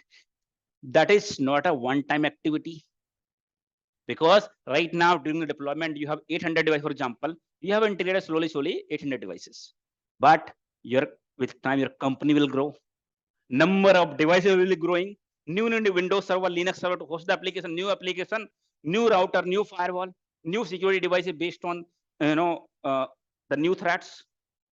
Those devices also you have to get integrated, right? So integration of devices is the continuing process. Maybe L2, some of the L2 or L3 is admin work, means L3 admin work, but maybe admin is too much occupied. So any of the L2 or some of the L2 may get this role of integration of devices also. Person who are involved in integrating of devices, they will have more attitude, because that is more technical work, right? People who are just doing the monitoring, right? And people who are doing integration devices, they will have attitude like we are doing very big things, because not everybody is getting this opportunity and not everybody is having this kind of skills. Because what happens is, once you go to the company, you get the role-based access. You understand this is a requirement from audit perspective also. Not everybody can have full access. Otherwise, any changes is very critical, right? Some people who are doing the monitoring work, they may end up doing the monitoring work for many years. But yeah, if you are not driving, you're not at all driving, just always sitting on the back seat, you'll never know how to drive. Similarly, these people are doing monitoring continuously, they never have got the opportunity to do all those stuff. Yes or no? So that is what happening. So some of the people may get this opportunity to integrate some device. That is a continuous operations work, installing the requiring SIEM component and then getting the devices in, the logs into SIEM. That is another task, integration of devices, getting the logs. Now next task is the configuration. While we do the implementation, we do some basic configuration, right? Like how long we want to hold the logs, 1 year, 2 year, 3 year, 5 years, right? We configure the retention period. Understand what I'm saying? How long you want to retain the logs on a SIEM, right? Now getting the logs on various devices. How long you keep the logs on the SIEM, that we have to configure. Required backup setting means if any, in case something is down or data got corrupted, we should have some backup. Backup setting also we define. There are multiple configurations that you have to do. Then to automate, we have to write the correlation rule to automate the incident detection process. That will call as correlation rules or use cases. Understand? So that we have to write. So based on each and every devices, see the full game of your SIEM is based on the logs only. For Windows devices logs, which activities are suspicious, we can detect using a correlation rule based on the Windows log condition, and it will detect. So we have different devices. We have firewall, we have proxy, we have email gateway, we have antivirus. Based on the different devices logs, what all things are suspicious, we can write correlation rule based on those logs, and we can get an alert. Writing the correlation rule means use cases is also continuous process. During the deployment period, you may define some use cases, some rules, because solution architect or people who are part of deployment, they are not a fresher. They have full experience of operations, administration. Then they came on the deployment. Deployment is not a deployment of particular software. Installing software is not a deployment. That software to koi bhi install kar sakta hai. Anybody can install software. Some people are installing Splunk. They're saying, I have an idea of installing this. I have experience installing the Splunk because I have installed this Splunk. But installing the Splunk is not a big task, and a layman can install it. It's just next process. Manage the concept, how we are going to achieve different things. Manage the configuration that we have to do, that understanding. Get it right? So, so what I was saying, that is the implementation task, right? Doing the implementation. So creating the rules. So initial deployment time, we understand experienced people based on, okay, these devices you have, okay, based on these devices we can write this number of correlation rule, or firewall 3 rule, for Windows 4 rule, for Linux 2, 3 rules for different devices, right? Initially we can define. Now after implementation, now implementation team will give the handover to the operations team. Implementation is one-time activities, right? Maybe implementation team will be different who will do the implementation. Now, once they will do the implementation, they will do some kind of so that the SIEM will come stable, some kind of initial resources they will create. Then they will give the handover to the operations team, like SOC team. Operations, L1, L2, L3 administrator, all are the part of operations, daily operations. Now, L2, L3 administrator, based on the type of logs you're having, type of devices you are integrating, they may write certain more rules. Or some rules might be firing more, unnecessarily a lot of time. They may do the required changes in fine-tuning of the rules. So this is also a continuous process. Yes, so your L1 team, because monitoring is at the end of the day, is being done by L1 only.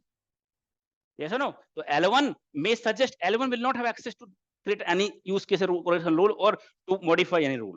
But if your foundation is clear, then you will be able to analyze and tell your administrator that this rule is firing a lot of time unnecessarily false positive. If we change this condition or we whitelist certain points, then we can optimize this rule, fine-tune this rule so that it not fire false positive. So L1 can suggest some kind of modification, fine-tuning if they have knowledge. Not everybody is having, because everybody they are joining, they start monitoring this while just learning what other people are doing. Their foundation is not at all clear. If base is strong, then only you will have strong building. Yes or no? If base is not strong, you never knows. Yes or no? Always will be scared. Are you copy paste, asking someone, right? Asking someone what to do, what action has to be taken. Because the concept is not clear. Main is the base. Base is strong, that you understand. You'll be full of confidence, you'll get the respect, and you'll go exponentially, grow exponentially. Main is base. So, so L1 will generally have the responsibility of monitoring 24/7, taking the alert, incident response, escalating to L2, right? L2 might be involved in integration of devices, writing the correlation rule. Administrator, then administrator work is this integration of devices, writing the correlation rule, actual falls under administrator job. But administrator may not have time to do all those activities. In that case, it might be assigned to L2 as well.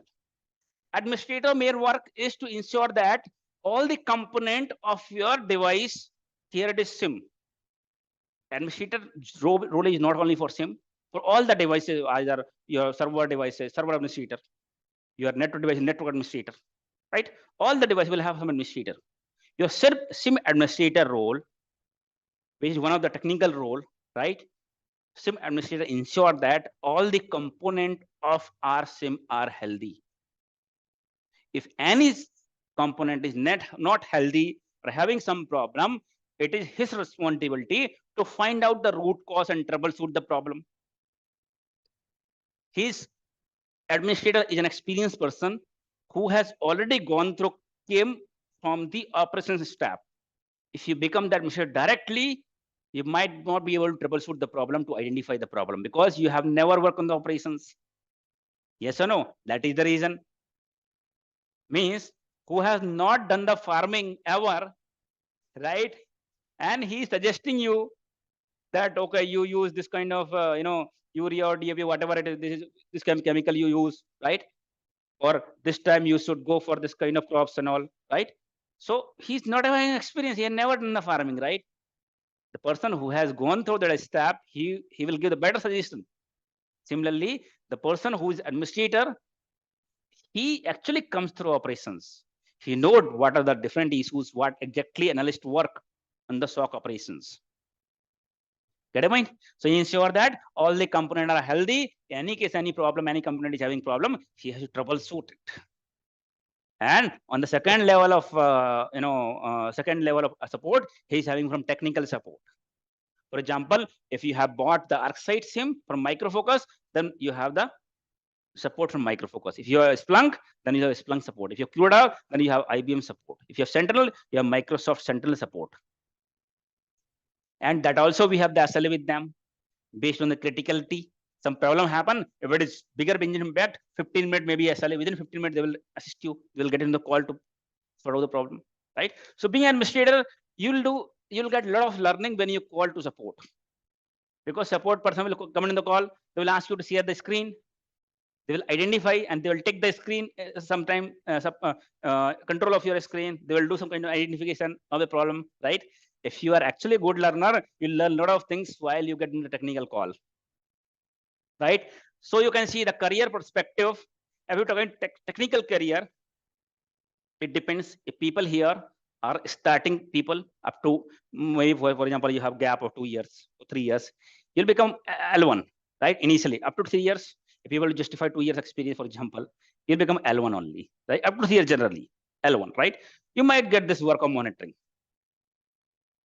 Get what I mean? So the level starts from L1, L2 means monitoring work.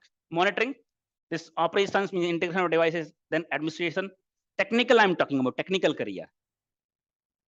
Then administration, L2, L1, maybe L1, L2, then L3.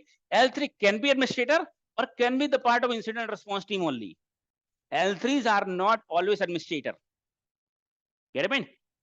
Understand? L3 may be the part of your incident response only, SOC operations only. Maybe he's handling escalations or he's reviewing the task, what you are doing, and observing all the activities, right? Depend on the company to company.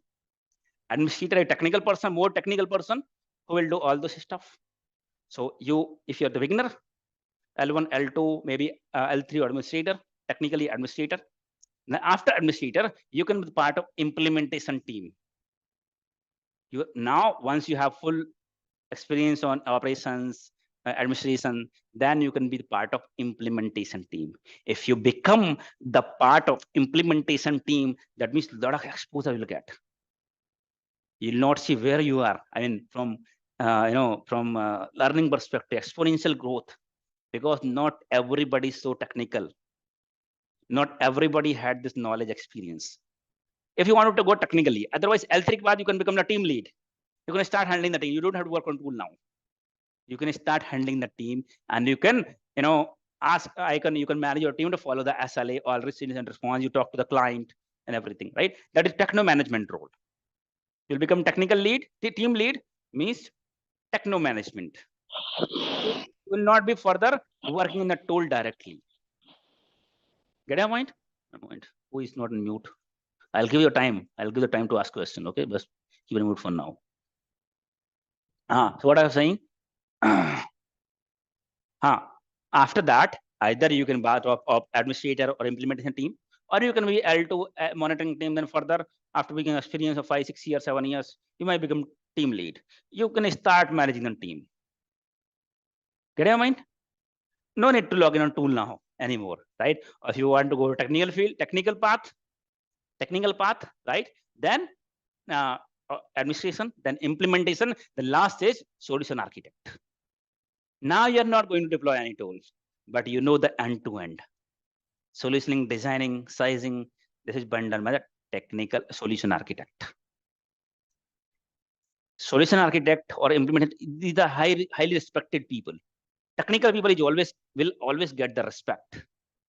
Some people, okay, I don't want to do, I want to go good time, because see, if you're part of technical team means always learning.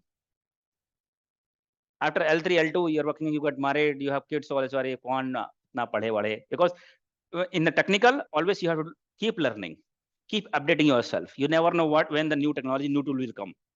Get it? So always learning, and always you have to put some time, also different time you might have to work if you're going to different implementation. While after team lead, you become assistant manager, senior manager, director, right?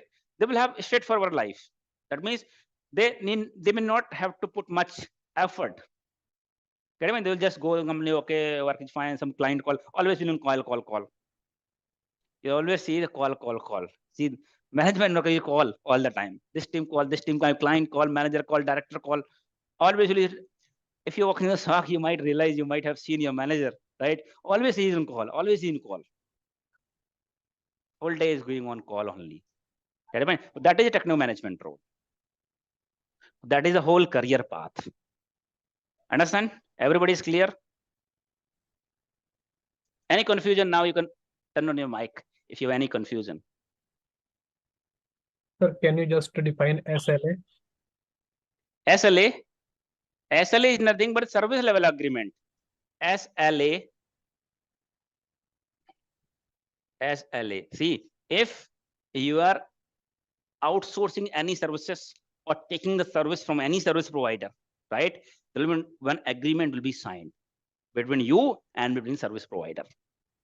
Get it? That means what work will be done by within what period of time, right? Generally for SOC monitoring, SOC project, we signed the SLA. SLA means service level agreement. Means agreement will be signed between service provider and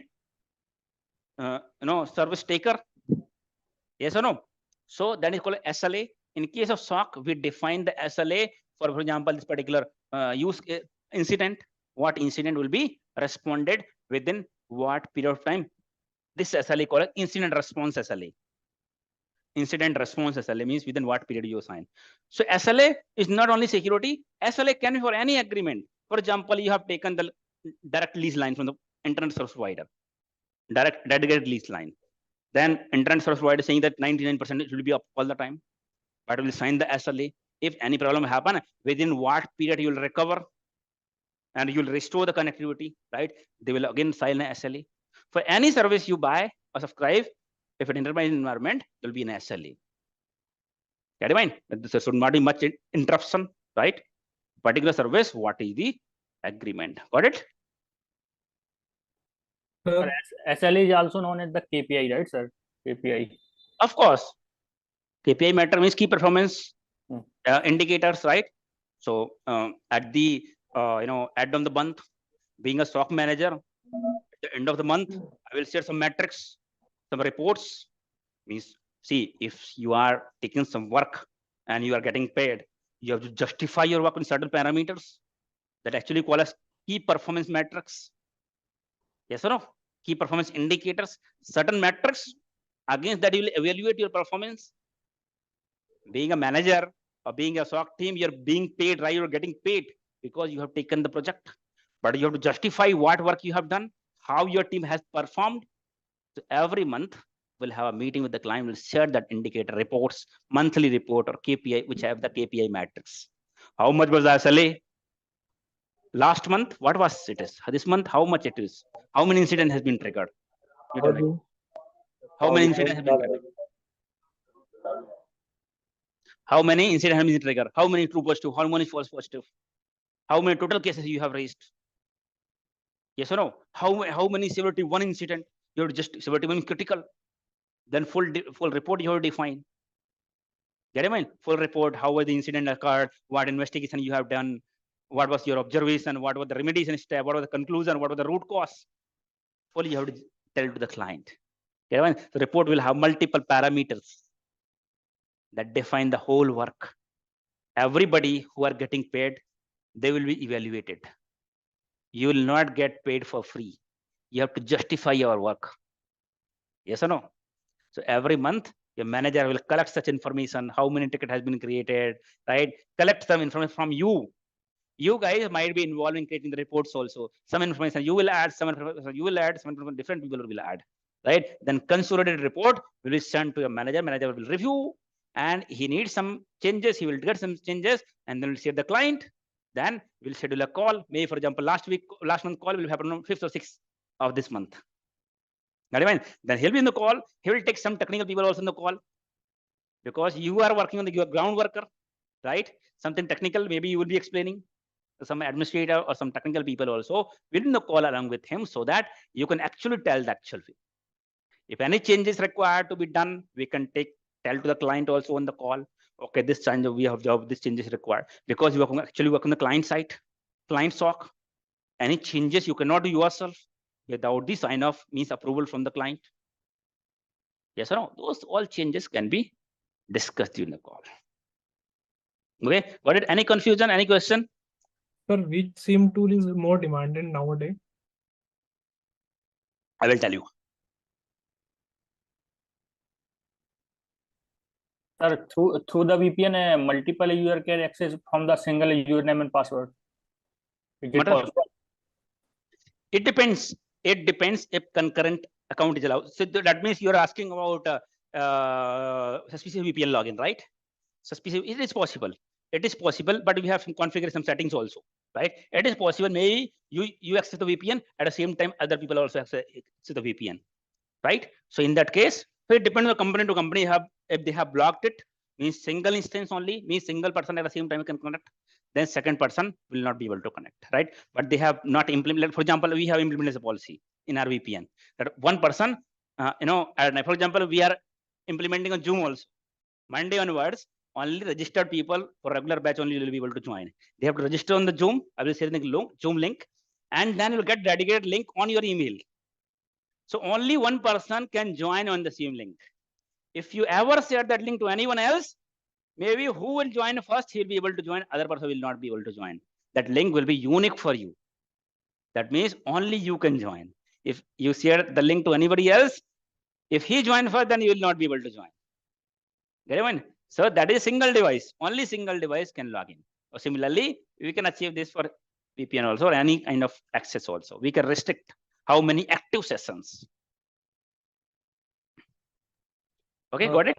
Sir, Okay, sir. Thank you, sir. Explained the true positive and false positive.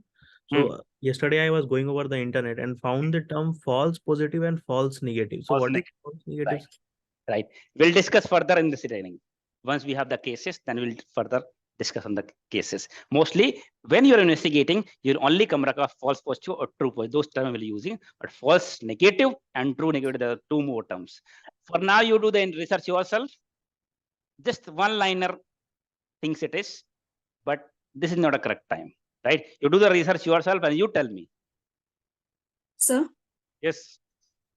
So what is the duration of weekend batches? Again, 3 months, both weekend, weekdays, because weekdays happens Monday to Thursday. 2 hours a day means total 8 hours. And weekend happens Saturday and Sunday, 8 to 12, means 4 hours a day, 8 hours a week, right? Both duration is 3 months only. Okay, sir. Thank you.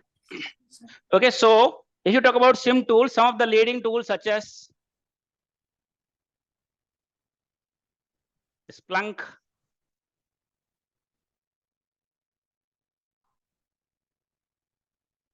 IBM QRadar. Sir, how we can get the logs from Firewall ArcSight. and routers. 1 minute, I'll take your Rapid question. 7. IBM, it is Rapid 7. IBM QRadar, ArcSight, and Rapid 7. Azure Sentinel. Microsoft Azure Sentinel और कौन सा है? Rapid 7. Sumo Logic.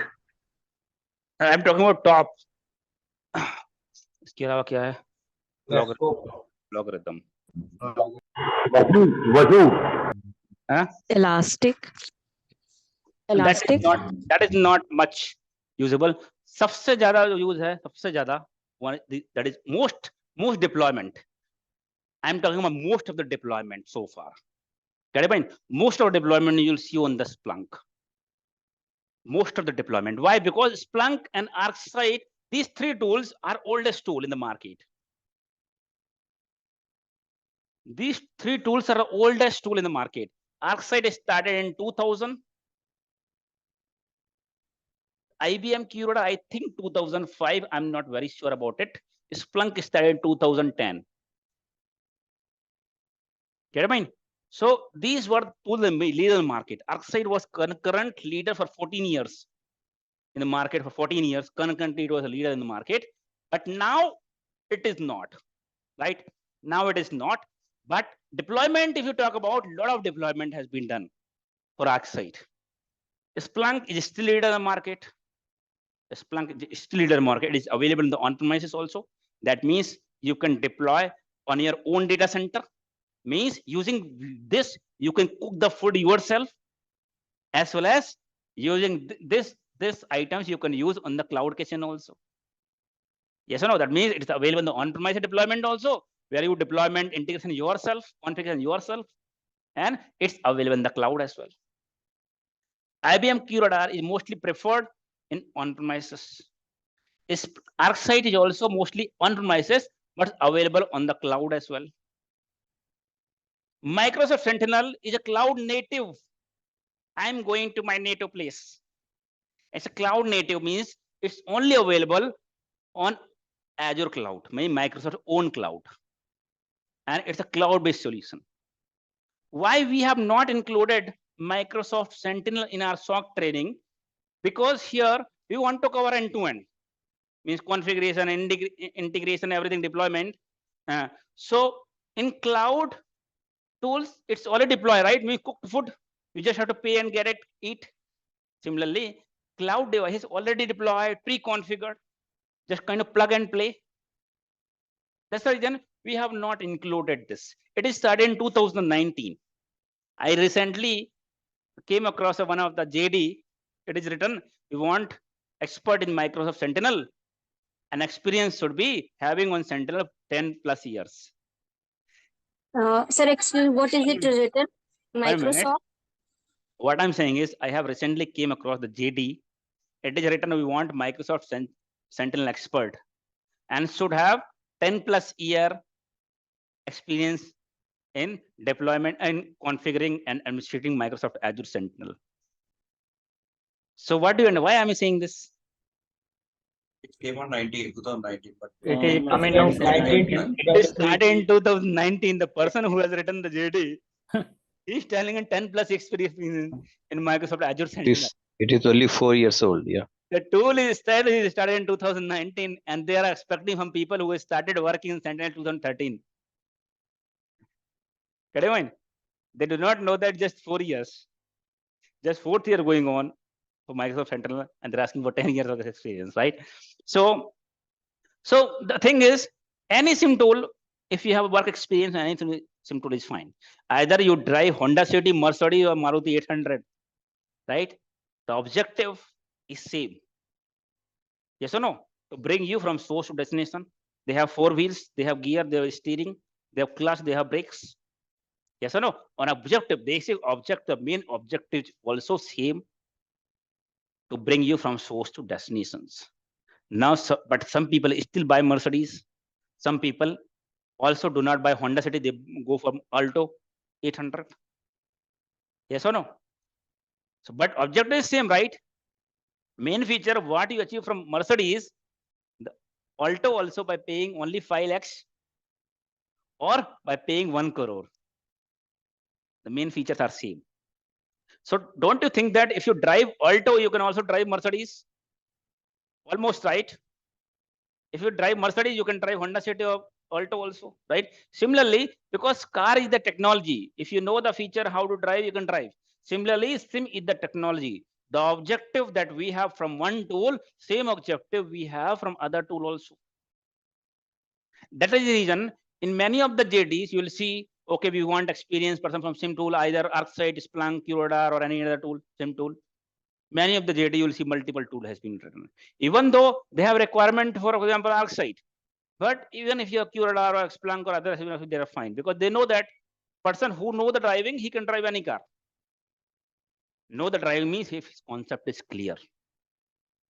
Working in the tool, I know that, okay, this is the function here, this is the function here, does not make any sense. You can work on that tool only. But your concept is clear, what exactly you're doing here, why you are doing.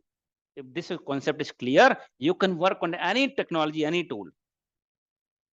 Got it, mind? For example, I have a Splunk. Now you understand for SIM technology, you have to install, then you have to get the data in means integration devices. Then you have to write the correlation rule. Everything. Then you have to monitor. Then once you deploy, for example, 𝐓𝐸𝐧𝐤, you understand, okay, which component of 𝐓𝐸𝐧𝐤 is having, Splunk is having this component to collect the logs, this component to keep the log for a long time, and this come for searching, reporting, and monitoring. Then which component of 𝐓𝐸𝐧𝐤 is doing the same work? Which component collect, for example, in a Splunk, we have forwarders to collect the logs, separate component. In 𝐓𝐸𝐧𝐤, we have connected to collect the logs. In the QRadar, we have event collector to collect the logs. In the 𝐓𝐸𝐽, you call a receiver, which collect the logs. In Microsoft, Azure Sentinel, we have MMA agent for Microsoft to collect the logs. Get it, mind? भैया log सब collect ही करना पड़ेगा ना. Now if your Honda is clear, you understand which component collect the logs. Yes or no? Then we have to configure, settings to keep the log for a long time. There vary the option to retain the logs, to keep how much storage, how much retention period. Vary the option here, vary the option here, vary the option here. Everywhere you will see the option. Yes or no? Then searching option, some search query, write to search query. Every SIM tool you see search query.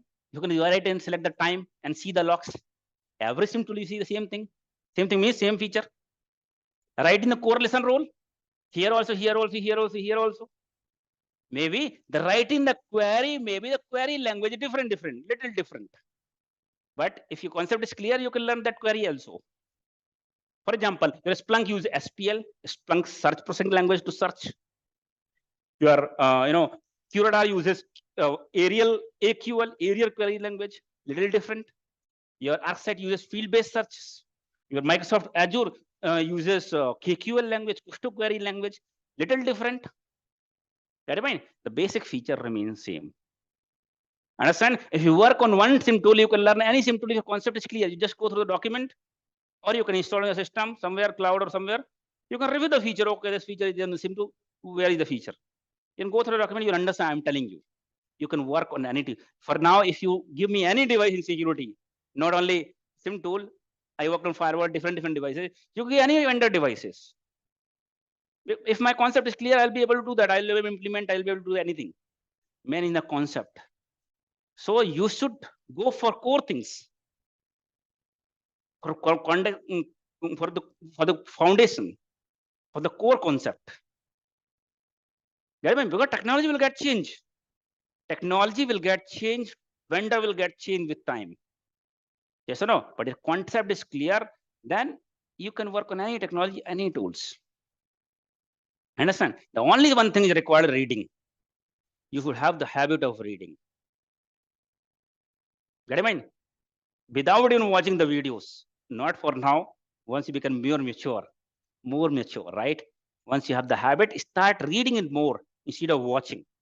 It will take 1/4 time, even less than that, compared to your trainings and videos. Get it, mind? So that is one thing. So that is what in the SOC training we are going to cover Splunk and 𝐓𝐸𝐧𝐤. Splunk is one of the leader. 𝐓𝐸𝐧𝐤 has less demand in the market, but many of the previous deployment. Why we are covering 𝐓𝐸𝐧𝐤 also in this training is Because ArcSight will not see any training outside in the market.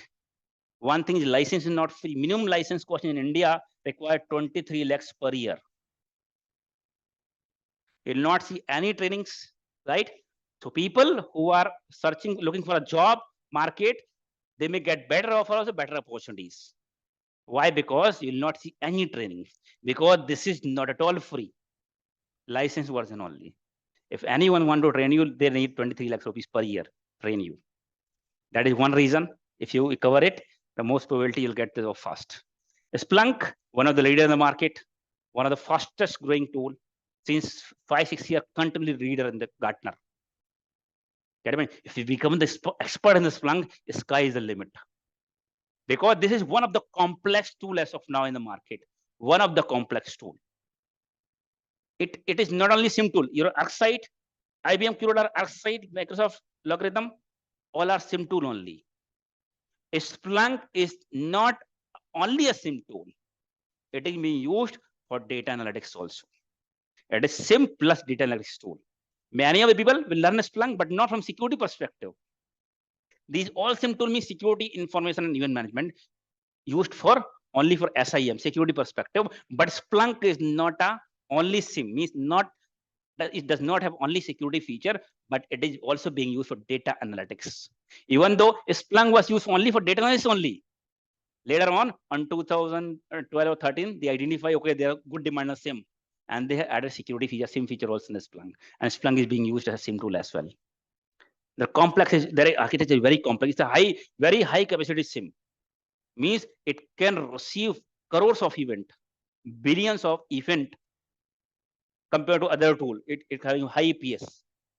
But architecture is very complex because the component where you're keeping the log for a long time, right? It's not a single component. It has cluster of component. For example, indexer. In a Splunk, we call it indexer. So we don't have only one index. You may have 10 indexer, 20 indexer, 50 indexers also. Architecture is very complex. Since the tool is complex, very good technical knowledge required, and you won't find many people who have that core technical knowledge. That is the reason people who are having good technical knowledge, who can implement, who can administrate a Splunk, they are getting highly paid. Of course, something which is difficult, right? And difficult to find will get paid more.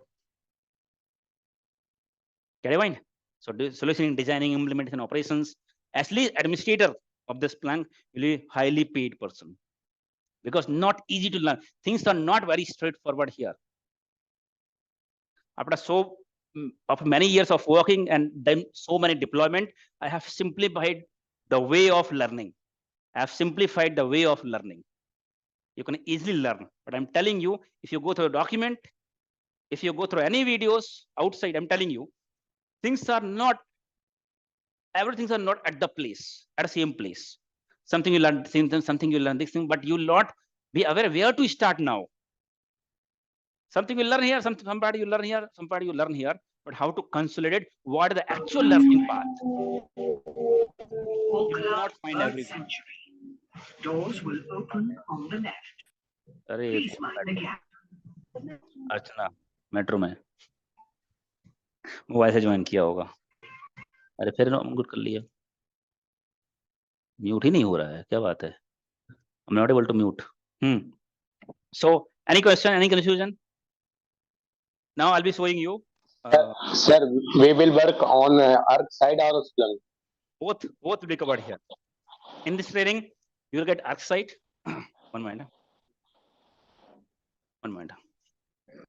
In this training, SOC training, regular training, you are going to get access on ArcSight, all the component, including command center, connector, command center, logger, ESM, multiple component. That is why we're going to learn practically, and you'll get the hands-on for 3 months. Second is Splunk, including Splunk Enterprise Security. Keep in mind, Splunk has the data analytics work also and security.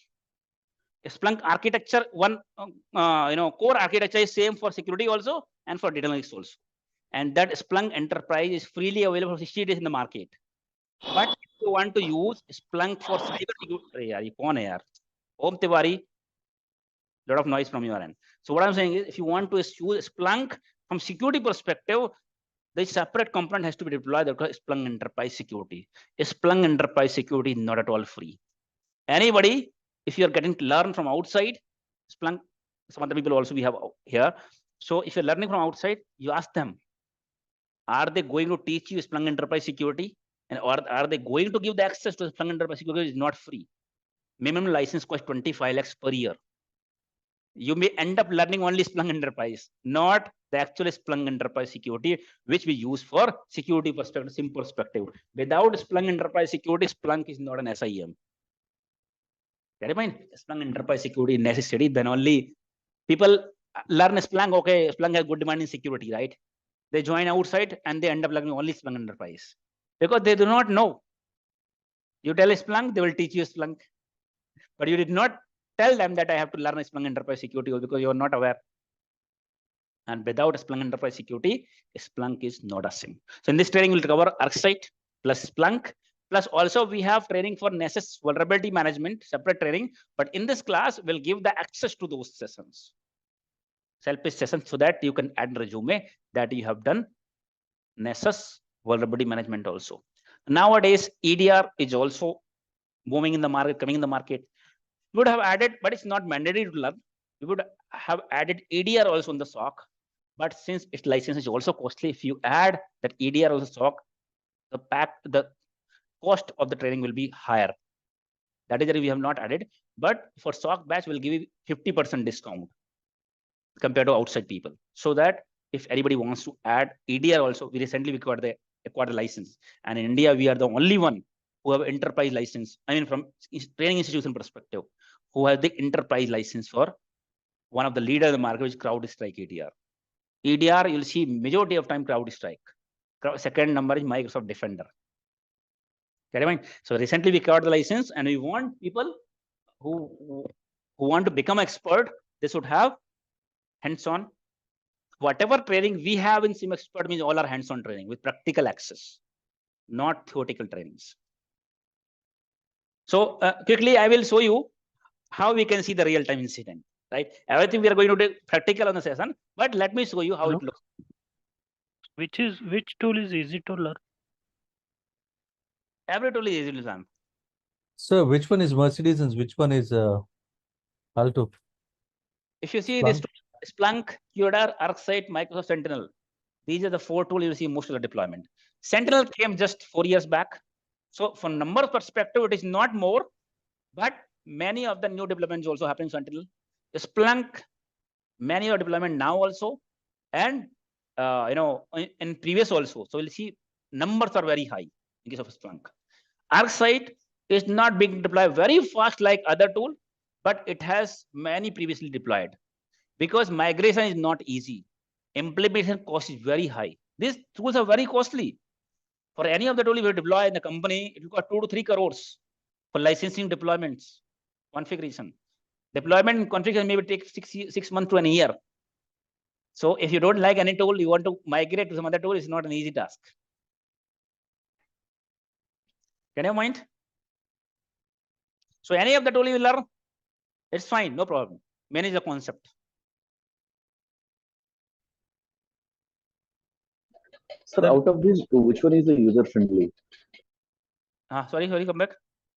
So out of these SIEM tools, you have told ArcSight, other tools, right? QRadar. So out of these, so which one is user friendly? User friendly, you see, for ArcSight, query language is very easy. For Splunk, dashboard is very good. Dashboard looks very attractive, right? Query is little difficult, but complex is very architecture is very complex. When you see the console of ArcSight, it maybe look very complex. If you look on the Splunk console, it looks like very easy. But ArcSight easy to learn and configure. While in the backend of the Splunk is complex. Sentinel is cloud-based, so not much activity required in Sentinel perspective. That is the reason I'm not including, because not much activity required in Sentinel perspective. It's already configured, already integration is very easy, just one click. So most of the company we have most of the devices deploy in the cloud. It's very easy for them to deploy. Deployment cost is also very. For example, you have some Windows devices, servers, and deploy in the cloud only, Azure Central is also cloud. Just one click, you can integrate devices. It's very easy, right? That's the reason from exposure perspective, maybe you get less because it's very easy to handle. Okay, it's such a plug and play. Just more effort you have to put to understand, little effort to understand language, push to query language. And sir, what about QRadar? QRadar is easy to deploy, easy to configure. Simplified. It is simple than ArcSight and Splunk. Sir, Rapid7. But there are so many other tools. I'm just talking about 3-4 tools which are mostly deployed in the market. Sir, when it's advisable for our SOC batch to join that EDR training after completing this After SOC? completion, because the batch has been designed in such a way that you are already working in SOC or you have taken the training on the SOC. It is not recommended as of now, you will not understand. Okay. So after completing the SOC batch, after completing SOC batch, then you can learn. See, I'm telling you, I mean, especially for people who are, I'm not telling for freshers or some people who are not earning, right? Their objective should be is to get the job. Objective is to get the job. People who are already working, I'm telling you, spend some amount of time and spend some amount of money also for learning every year. If you spend 5% of or 10% of total earning in a year, at least 5% you can spend at least 5% in a year. You'll get 30-40% with interest. Don't get saturated once you get the job. You keep learning new technology, new thing, then only you'll go exponentially. Yes or no? Otherwise, keep learning, keep working on 10 years. Do not work for 5 years in any company. Some people I see 5 years, 10 years working same company. You change for 2 years, 3 years, you should at least change. Sometimes 1 year also. So make sure that if you have if you work for 2.5 years for one company, next jump you can see in 1 year. The next jump, at least 2 years. Make sure you have to maintain, you have to showcase that you're maintaining some retention also. If you're jumping for 6 months, 8 years, that's also not a good because you are not stable, right? You should have some kind of stability also and some movement also. People who are working for 10 years, 5 years in the same company, they are not growing technically also and financially also. This person is 10 years experience, same company. This person is 8 years experience in a different company. His salary is 10 years, 10 lakhs. His salary is 20 lakhs, 8 years. But I will prefer him even if his salary is 20 lakhs and I have to pay 30 lakhs to him.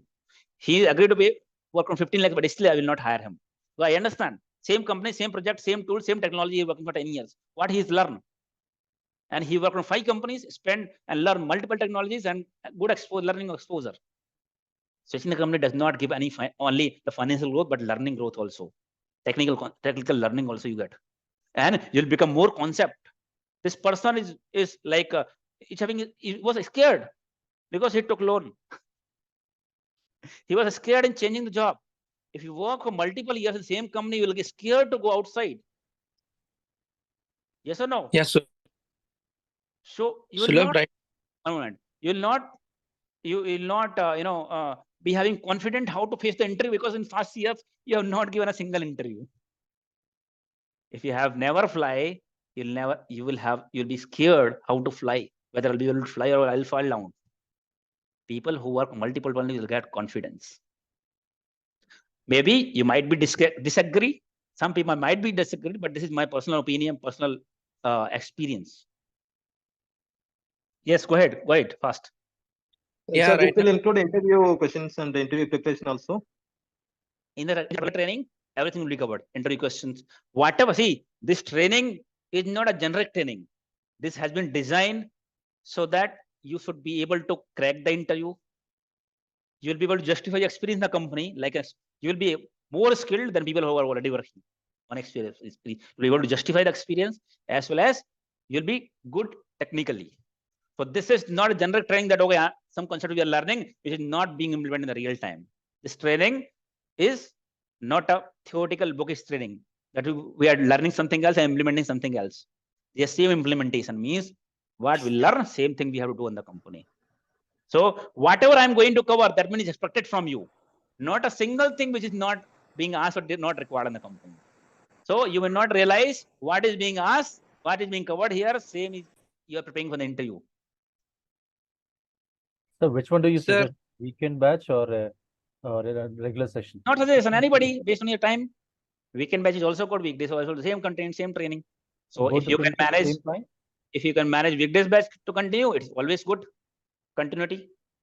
Yes or no? Every day you can continue 2 hours.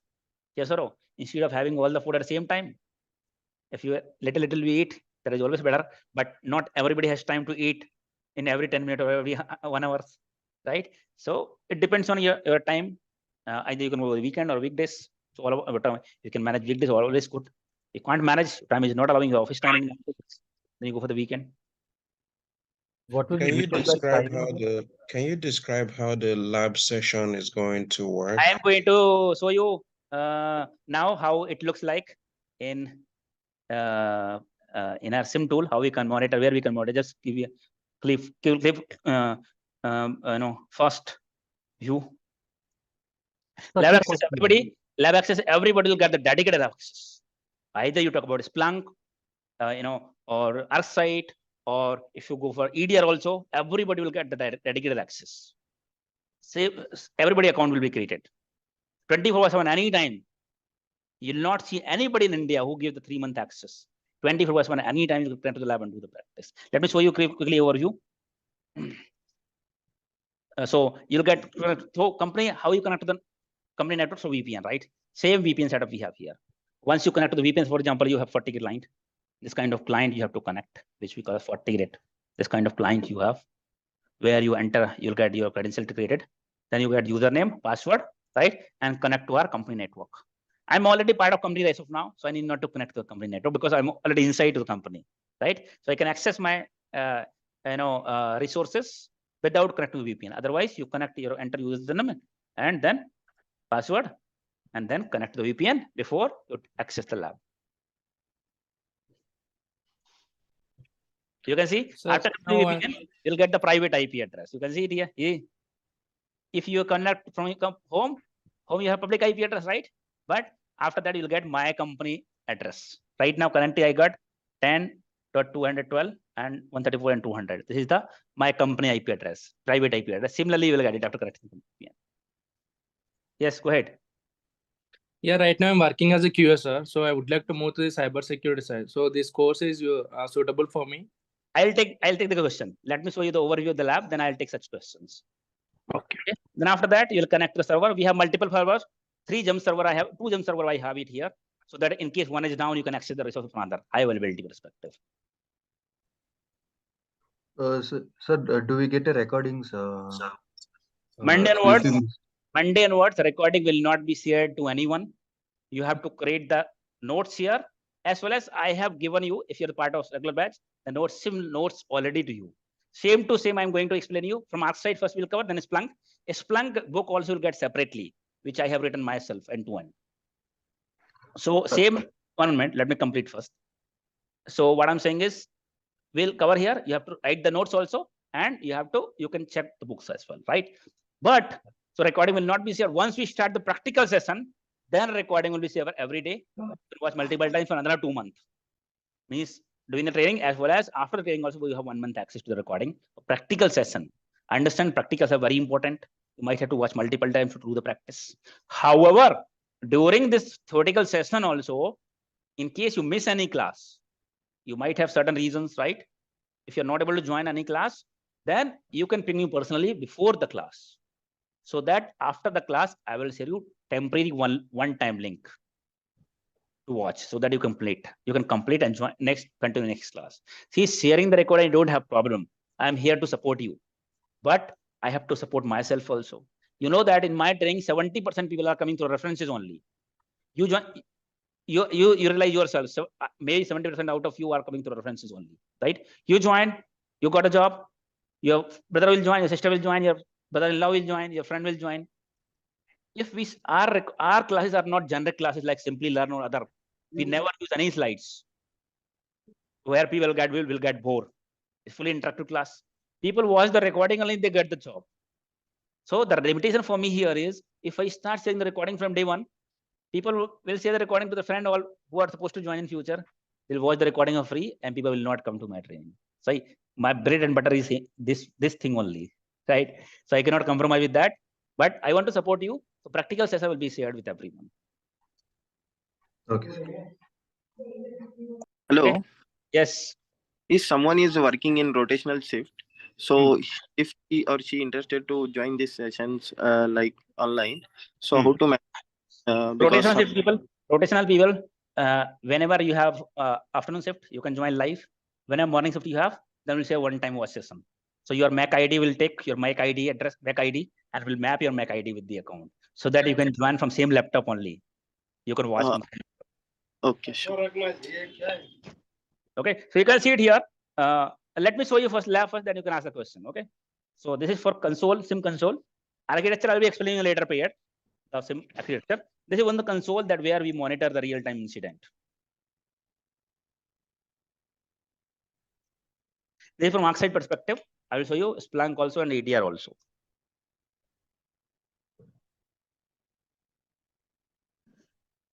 So this is a real-time monitoring channel. Acha, 1 minute, my colored connection is not running. So what happens is here practically we'll be integrating couple of devices such as Windows, Linux, firewalls. Practically we'll be integrating live. We'll installing the connector, forwarder, and practically will be teaching you should be able to integrate any device after this training. But you understand proxy logs, email gateway logs, IPS logs, different device. It is not possible to integrate. Means you can't buy all the company's devices, in lab. And if you buy it also, if you don't have people to access it, they will not generate the log those devices. So what will happen is we have simulator here. We call a test alert connector simulator on which we'll be pushing the logs, and logs will come like real-time logs. All the different devices logs will have it here, and logs will look like live logs are coming with current time. I'll be pushing those logs from the connector from test simulator, and you'll feel like it's a real-time environment, and same kind of logs are coming. What do you see in the real-time environment? So it was down actually because yesterday I was doing some troubleshooting activities. Otherwise, it will not never get stopped. Continuously you will see the logs. So some Windows logs coming live. You can see some kind of Windows brute force attack. This rule is not fine-tuned. That's the reason you get. This is the channel. This kind of channel you are going to monitor. But only some alert even triggered because I have not run this test alert connector. Once this test connector will run,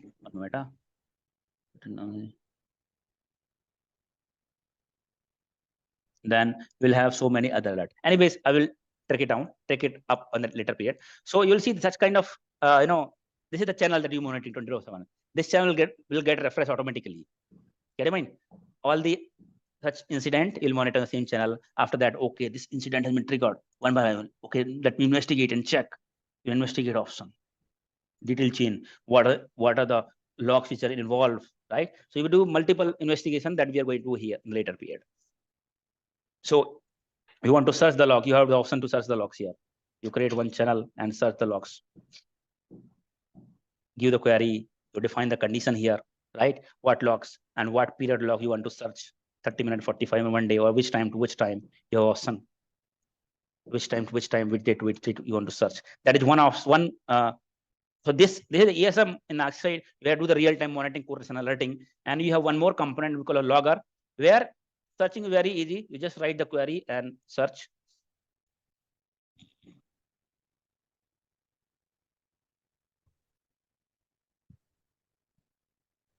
Sir, in ArcSight, a rule is already defined. Can we make a rule for filtering the logs? Every SIEM tool you will see some rules are already defined, but you might have to fine-tune those rules, and some rules you have to write yourself, customize rule. For example, here, go on the rules, and then go on the real-time rules. You can see here we have many rules. For example, Windows related. You can see Windows related. So many rules we have. Windows unable to log event. Windows audit policy change. Windows shutdown, rebooted. Windows shutdown. Service stop, hardware failure, right?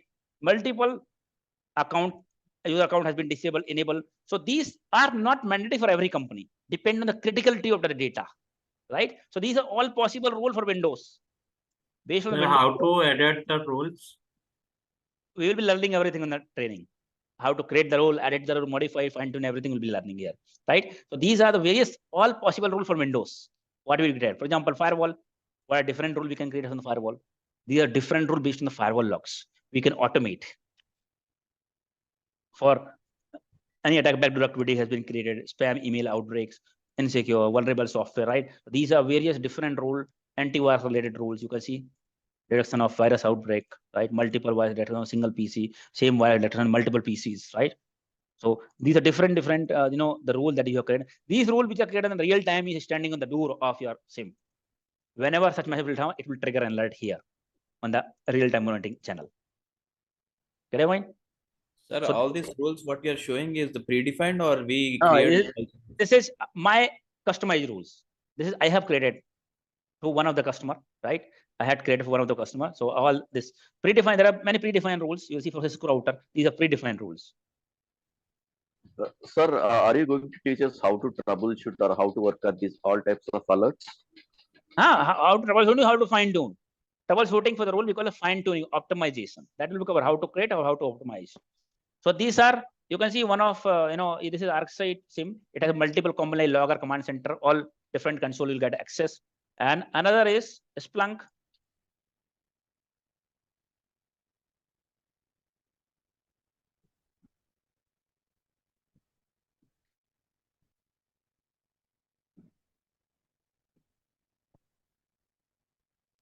Sir, this Splunk is web-based or directly, or is there any application like ArcSight, what you have shown?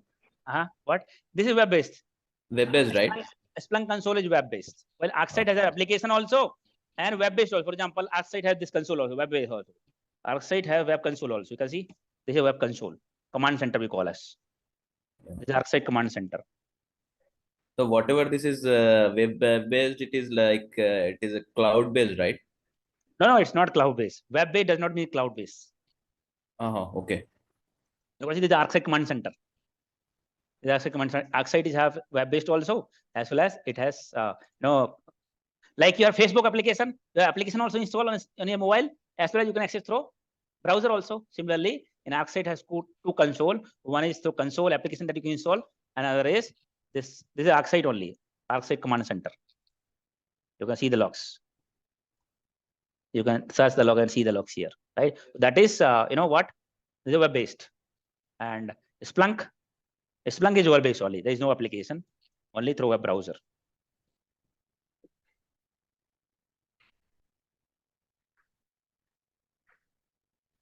Sir, are you going to teach us for regular batch? So how to triage these all types of alerts? Before triage means the whole process, how to investigate, assign, and create an incident. Before, see, right. SOC is incompleted. Your SIEM work is incompleted without the incident monitoring. But at the end of the day, end of the training or end of the learning that you are doing, actually mostly for incident monitoring. If you do not understand how to monitor incident, investigate, it's not completed. Yes or no? So you might have question that's being asked. So, but that's the main work that we have to do, right? You can see this Splunk. So in Splunk, you will see the important thing is Splunk Enterprise Security. Splunk Enterprise Security, right? Where we monitor the incident. In ArcSight, we have this kind of channel, right? Where it is getting refreshed automatically. You see last incident 10-10, right? And it is right now, right? So live event are coming. So once I start test character, we have various different type of alerts. You can see it here. If I create a channel for last 1 week, because yesterday I was doing some troubleshooting, so I have stopped test character simulator. So that's the reason only few alerts are being fired, but we'll have different type of alerts here. Sir, for this batch, what will be the course fees?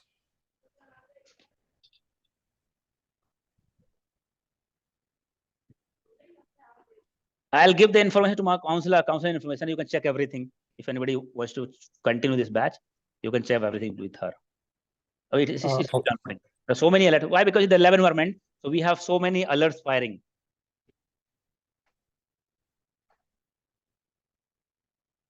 So while doing the practical lab session, if we get any doubt, we can directly communicate with you, or is there anyone who is in the lab?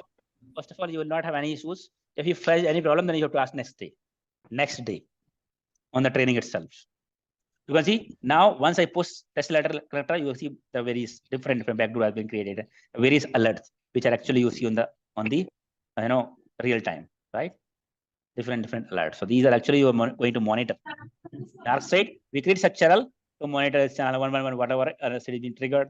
You see it's an queued, right? So you have to annotate to some analyst, right? And you can monitor here. Different alert will have like this. And in Splunk, you will see Splunk Enterprise Security, right? So this is the dashboard where you see the alerts. So as of now, we just started 𝐬𝐧𝐥𝐢𝐧𝐢. That's the reason we have posted the logs on our 𝐬𝐬𝐧𝐢 panel. So once we start with Splunk, we have the logs coming in the Splunk. We'll move and point out toward the Splunk. Sir, So, in 𝐬𝐧𝐢𝐧𝐢, like Sir, many incidents, right? Like many alerts. So how we are managing those? It's difficult to know. You'll see so many alerts. Why? Because it's a lab environment, and I'm pushing this event from Tesla Calendar, which is a simulator. The logs actually has been created so that it can generate the incident. Means most of the logs are matching logs for some of the rule. That's the reason you'll see so many alerts. But in the company, rule will be very well fine-tuned. They will not be firing, and those incidents will not trigger daily basis, right?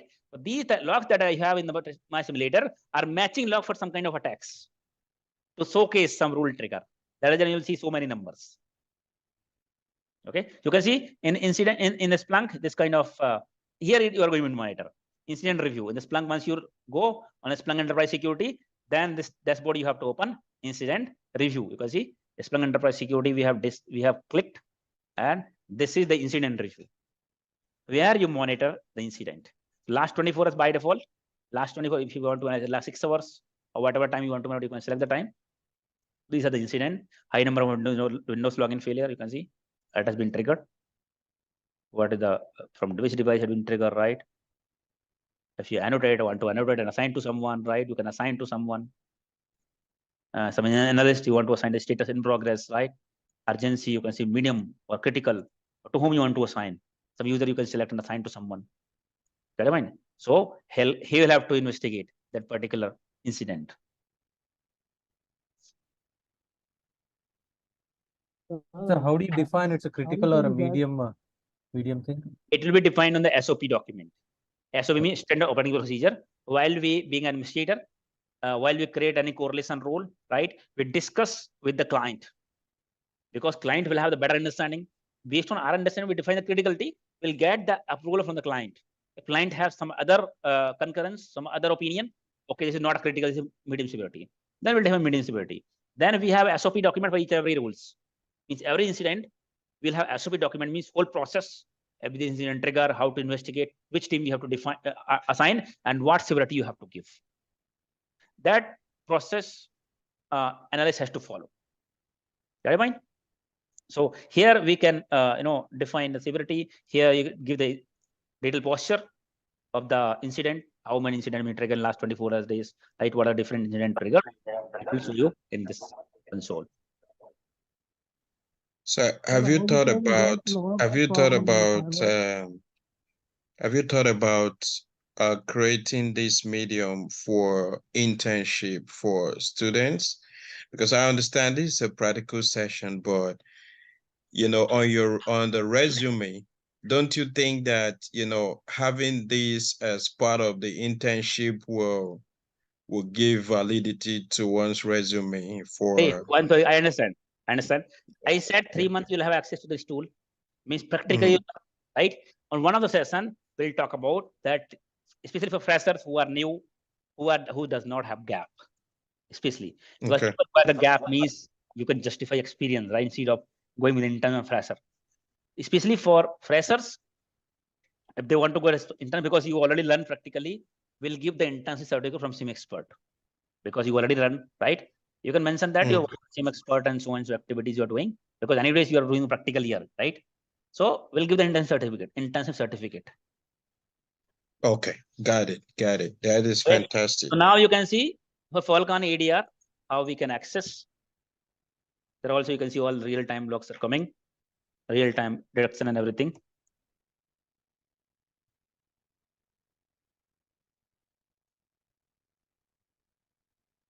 Sir, EDR is working on SIEM like 𝐬𝐧𝐢𝐧𝐢 and Splunk, or it is a different tool. It's a cloud-based. This is a cloud-based tool. Means I'm looking at falcon.com. You can see cloudstrike.com, right? So I have to enter my code. It's a very authentic, it's a cloud-based, right? Anybody can do the brute force. That's the reason it have two-factor authentication. 1.5, because this is available publicly, right? Anybody can access this URL. So username password is not secure. It uses two-factor authentication, means OTP. This authenticator app, we get the OTP.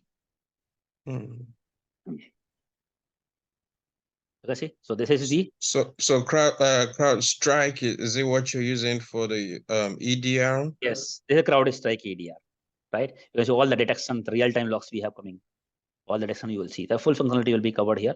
And people who are taking the training, you will see their account is all created. You will have dedicated account created. So who are part of current batch?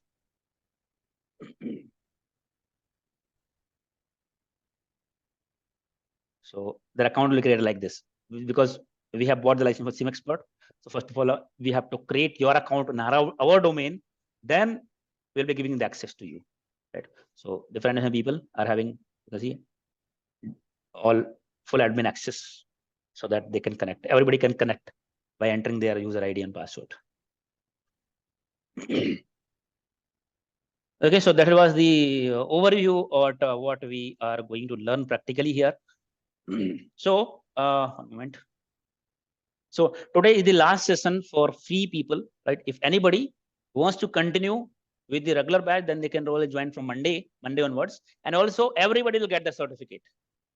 I will share you the form on free batch and regular batch both, right? So free batch will get SOC analyst certificate, right? The only thing is they have to mark your attendance on YouTube. That's the only thing you have to do. This session for 9 days was completely free. You did not have to pay single money, and along with that, you'll also awarded with the certification that you can mention in resume, also LinkedIn profile, everywhere, because SIEM XPERT is one of the popular institutions from cybersecurity perspective. So many of the companies we see, they identify because you have done the same from SIEM XPERT, because we believe here in practical training, not only theoretical, theory plus practical. So they will understand what kind of knowledge you are having, what kind of base you are having, foundation you are having. At least people who have joined this foundation training. So you will get a certification that you can write. You will have the credentials also, means certification number. So in case of verification comes, right, verify your certification as well. So for people who are the free training, they only have to do is they have to fill the form. Make sure that you have mark the attendance. That means you have commented on YouTube. Commenting on YouTube means making sure that if you like and comment a video, that means it will be reachable for many other people who can also take the advantage of this free training. The only reason of asking you to comment is for your attendance. 1 moment for people who are not muted. The only reason for asking this comment and like on the YouTube video is, one is to attendance, that you have actually learned, because getting the certificates only does not make any sense if you have not learned it, right? So you learn, and second thing, if you comment and like, that means the video will be available for many other people, right, who did not even join that live training. They can also watch on that YouTube. That is the reason I'm asking you to comment and like, right? So whatever attendance you have marked, I will share you one Google form on which you have to attend the screenshot that okay, you have commented, right? That's the only thing. I will ask my team. They will be working from tomorrow onwards on creating certification. You'll get the certificate on your email ID, right? Also, I will allow now, as of now, chat is disabled on the free batch. I allow the chat also, so that we can ensure that everybody who has attended this training or who watch the training on YouTube, they can get the certificate. A regular batch, you'll get 2 certificates. One is SOC analyst certificate, and one is SOC expert certificate. After completing the whole training, they'll get expert level of certification. Sir, I asked. Sir, yes. If I would, yes, sir, go ahead now. If I would like to go for EDR training, so when it is going to commence, sir? Right now, it is running weekdays batch. Weekend batch will be starting next month. Next month, that means from September only, September middle. Enrollment is going to start now from Sir, tomorrow. who wants to high quality of internet? So is this course suitable for me? So I would like to move to cybersecurity side. Of course, this training we started from scratch only, right? People who are layman, I have people BA, BCom also, right? Who are layman in this technology, they are joining and they're getting the job also. Why? Because we started from basics only. If till the class we have covered, you understand, that means you'll understand now onwards. If till the class what you have covered, you have not understood, that means you should not go further. You evaluate yourself. Okay. Anybody else? Any question? Sulabh sir. Yes. Recently I was going through one of the JDs like you have explained. In the upper part, it was showing entry level, and in the experience part, they are showing like 10 years of experience. What is it there? Why they are like is this because of the HR's policies, or they are not aware of the things? Maybe it's a mistake, or maybe mistake, or maybe some people are not aware. See, HRs, you can't understand even technical things. Even if we need any people to be hired from outside, it's the responsibility of technical team to create the JD. If I'm the technical manager, I'll be creating the JD, what I'm expecting, right? So HR, you cannot expect technical things. And HR interview is nothing for the technical people. I'm telling you, experienced people. HR discussion is only salary discussion, not communication, not technical skills, right? If you are able to clear technical interview, that means you are almost selected. Only salary discussion. Now, based on HR budget, HR is the responsible for optimizing the budget, right? So if budget is fine for you and for them, then you are almost selected. Okay. Sir, I am from technical background. I have done my MCA, but am I able to do the next cybersecurity job? Of course, after this? Your MCA already, right? Sir, but I have done my previous work in other technical fields, so as a MIS executive. If you are BA also, you can do that. Get it, mind? Sir, Also, I had in 6 months back, I had one person. He has done BA. He was the first person in my training who has done the BA. I told him that you are non-technical and a BA degree. I'm not very sure. Since he was BA, I had a personal discussion with him. And I told him that I'm not sure whether you'll get a job or not. Because even if you learn also, but whether company will consider BA or not, I'm not sure. I said that you take risk on your own. I cannot commit, or we cannot tell anything to him. He took 10-15 days to think. He came back to me, sir, I have to do it because I don't have any other options. He was preparing for UPSC, PSC and all. Finally, he joined. You'll not believe that he was the first person in the batch, even before finishing the training. He was the first person in the batch who got the job first, and he got the work for 3 companies. Now he is working in the Pune in Tata Communication. So 3 companies got the job. That given the confidence to me also to say that even you are BA, you can do that. But he was very, he was putting so much of effort. You'll not believe that. I find always some people here. I share the book document also, right? I used to teach. For example, I'm teaching today. Yesterday only he used to see the document. He used to read, and sometimes I ask him because he was answering the question. He was a BA. By looking at his face, you will not understand what effort he was putting. But here the BA guy, he was doing as a homework. He was not familiar much with computer. He used to work. He used to learn computer basics also along with the training. He was not have good communication in English. He was doing practice for communication also. He was full dedicated. So it all depends on your mindset. I'm telling you, after this training, you are not non-technical. If day one, since when you join this training, you are no more non-technical. Or everybody is technical, either you are BA, BCom, BSc, BBA, or whatever, or BTech. Everybody on the same page. We are not different now. Okay. So I'm resting since 1 year. So that's why I called it. There are ways that you can apply, and Yes, you can. sir. I'm not working since 1 year. You can work like experience. There are ways, so that maybe you can discuss offline.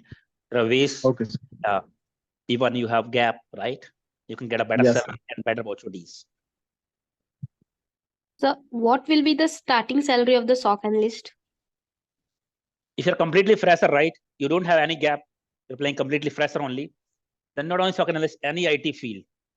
Because if you're completely fresher, means you don't have practical knowledge. For example, you do not work on the company. You will consider like normal IT guy. There is no difference between SOC analyst or any IT software testing or whatever. Salary range is around 3 to 5, normal salary average if you talk about. If you're lucky enough, you have got very good interview, you may get 7, 8 also, for example, no more also. But average salary if you talk about for any IT job, it's 3 to 5 as of now, average. So every company is asking for 3 to 5 years of experience. If you have gap, you can justify your experience. But if you don't have, then of course you can't you can't go as experience. I mean, you don't have anything, right? You will be a fresher only. But it does not mean the fresher will not get the job, right? Fresher will get internship certificate because you are doing practically project work here. So can I apply for job after this 9 days of training? 9 days of training, you have foundation clear, right?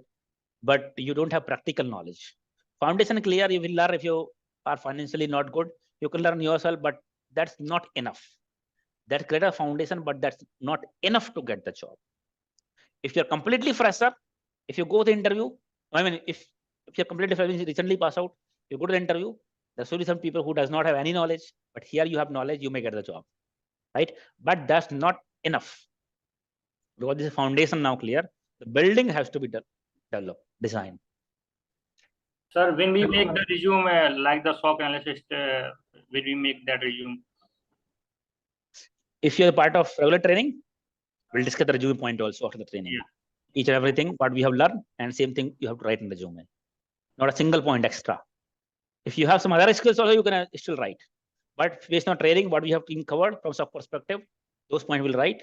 If you have some extra skills, you learn yourself or you work, you can add those points yourself. Sir, we add our previous experience also on that resume. What? Previous experience. That we can discuss on the later part. Sir, what will be the fees of regular training? For enrollment or fees detail, you can discuss with my team. Does this training include EDR as well? SOC training does not EDR because if we add, it will increase the fees on the SOC because there's a separate license required, right? Separate training. So that's why we have not added. But if you're already part of SOC team, SOC training, then we'll give some discount so that you can add, because EDR is now very good. And if you add EDR also on your portfolio, it will increase the weightage. Because every second JD you will see the EDR. Our objective was to add the EDR, but when we evaluated, we came to know that cost will get increased because of the license cost. So that is the reason it's not mandatory, but good to have.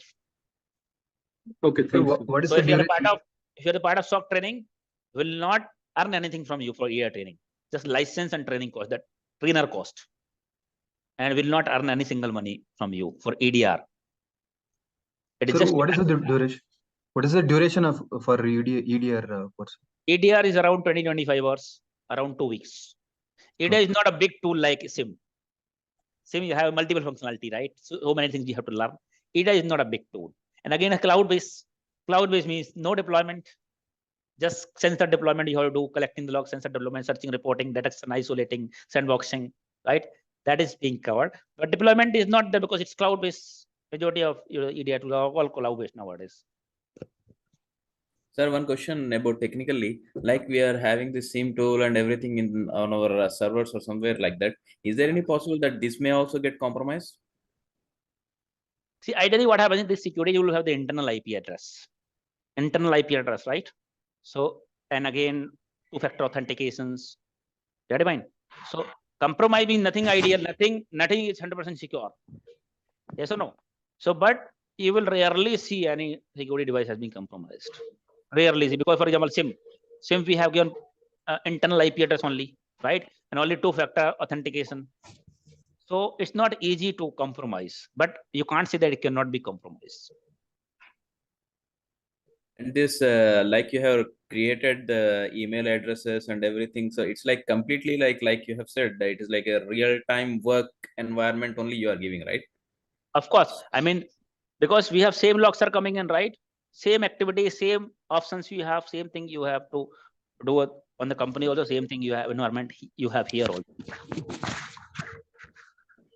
Sir, for regular batch, so do you address the Q&A questions or someone else instead of you are attending the questions? I didn't get you what you're saying. No, for regular batch. So are you going to address the questions Q&A session at the last, or someone will? Same like what we are having right now, current session, right? If you have any question, you can ask, or at the end also, and then 5-10 minutes, and same. I mean, it's a regular batch only. It's a regular batch only. We have allowed some people outside to join. Okay, it is only you are answering the question or questions, right? I'm the one. I'm the one. This training SOC batch I take dedicatedly because it's very important, because this is job related, job oriented, right? So what is the scope in a foreign? This technology has demand across the globe. Today you're in India, tomorrow you might be UK, US, Australia, Saudi Arabia, anywhere. Because if for SIEM also we have this user created, dedicated user. For example, this April batch, we have this user created, right? So every batch we have such user. You get dedicated access, and all are under administrator, means you have full admin access. Everybody will get the full administrator access, means all the activity you can do. In a company, you might get access, full administrator access. You understand role-based access. Otherwise, you can do anything, right? That's the reason sometimes, but still I mean, you'll not see lab is down. Rarely you see lab is down. So I'm actively monitoring it in case some problem comes, because you have been given full administrator access, so that you can explore everything, every setting, every configuration you can explore. So we have two servers. We have two servers, jump server here, so that sometimes you will get shut down the servers. We have two servers to load balance and to for high availability. In case one server is down, also we have another server to make to ensure more availability. Sulabhji, is it possible for us to come and see your lab physically in Bangalore if you are there in Bangalore? Let me tell you that it's not a chemical lab, it's not a physics lab. That okay, big lab, okay, these tools, these are chemicals. This is all about server. No, and also I feel that I want to feel in touch with you face to face, because such an energetic man is taking classes. Okay, really, it's an appreciable classes, and I feel that I want to visit once and directly see you to greet you as well. Even I was checking with Uma madam that I want to meet Sulabh once face to face. First of all, thank you for your compliment. But this batch I'm not taking from Bangalore. I'm available in Jabalpur, Madhya Pradesh. So this training I'm running from Jabalpur now. But I see your board always shows in a map like you are in Bangalore. That's see, but why? Because see, our office in Bangalore also, but we have not shown much this location. Because you understand, right? Being a training institution in Jabalpur, where you won't find much IT companies, and showing ourselves in Bangalore always is the hub of IT, right? Will have more impact. People may not see some, because see, once we start eating the food, then only you'll understand whether it's tasty or not. You are revealing your secrets actually. Yeah, because you know me, right? Now you know how I deliver the training. Yeah.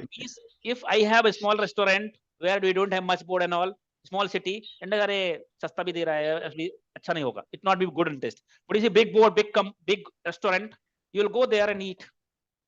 So until unless you do not go to a smaller restaurant and eat, you'll understand how tasty is the food. Get in mind? Yeah, you know. Okay, for an example, you know Meghna, right, in Bangalore? Meghna is a company, is it? No, I mean, Meghna Foods. I mean, the Meghna biryani, famous biryani. You are into that state actually.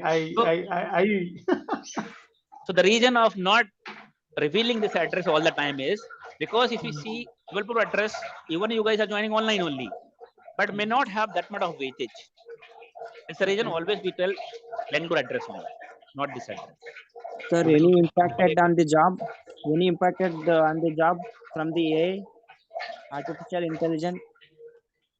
What are you saying? Any impact on the job in future, artificial Somebody intelligence? asked, I think somebody asked before also, I answered that it has not been evaluated. AI is on initial phase as of now. It is not been evaluated what will be the impact. But I'm telling you, people who believe in learning, who continually, they do not have to worry about that.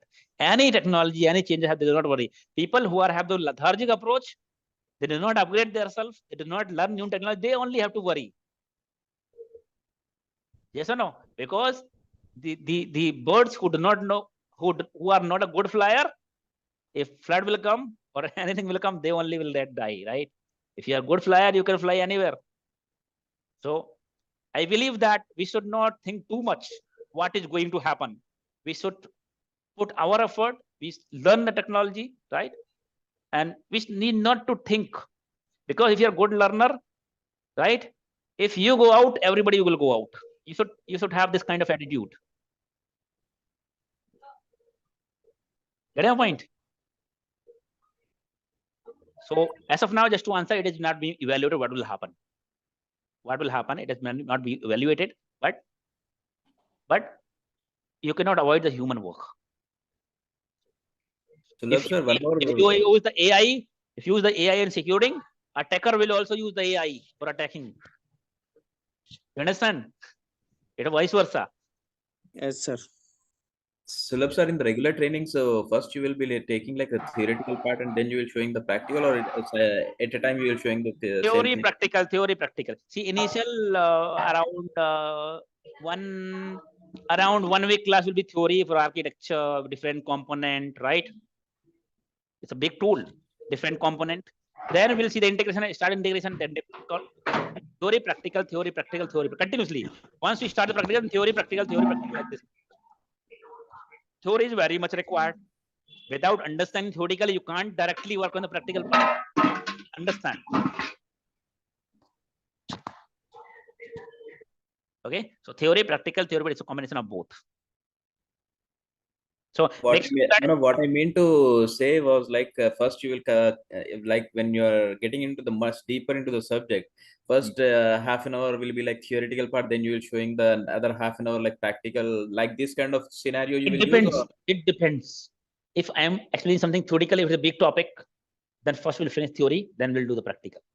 It depends. For a small topic, maybe 15-minute theory, then again practical. It's not like half an hour. It's not systematic.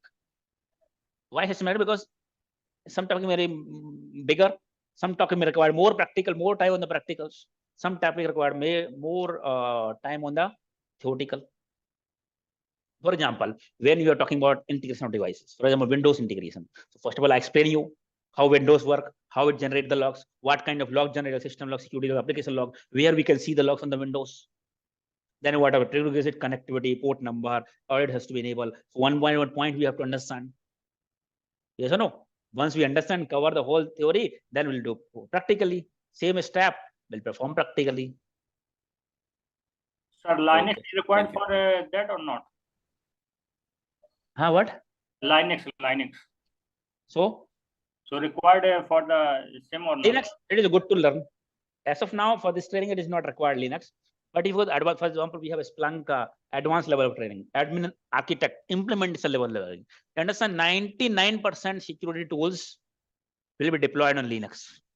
If you want to go to administration, more on the administration, implementation, solution architecting, then Linux is mandatory.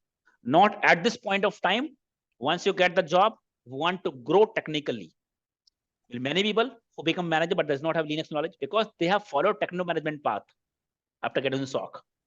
But if you want to grow technically, implementation team, solution architect, consultant, then Linux is very much required. Once you get a job, along with the job, start learning Linux. So what level of knowledge required in the Linux? In Linux, basic level, at least basic level, like how to edit. First of all, how to configure Linux means how to deploy. It's easy, right? How to configure IP addresses, networking in Linux, and then how to edit the files, how to run any command. No need to remember all the commands. I'm telling you, I also did not remember. I forget some time. I just do Google it. In 1 minute only, I get the answer. In 30 seconds. Who will remember all the commands? Kali Linux is famous, I think. Those commands are not used on a daily basis, right? You'll forget it. No problem.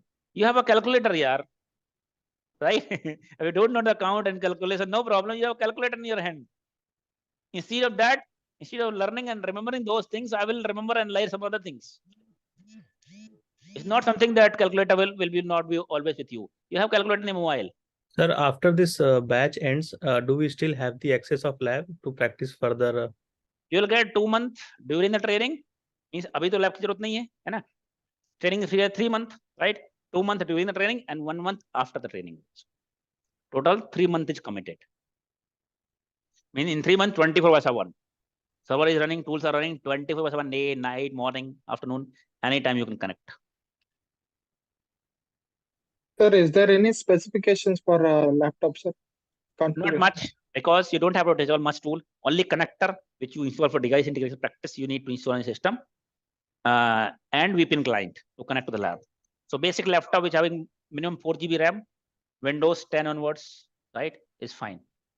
But if you're planning to buy a new laptop, At least buy i5 and above, and Windows 10 and above, and at least 8 GB RAM if you're buying new. If you buy i3, does not make any sense. i3 is the oldest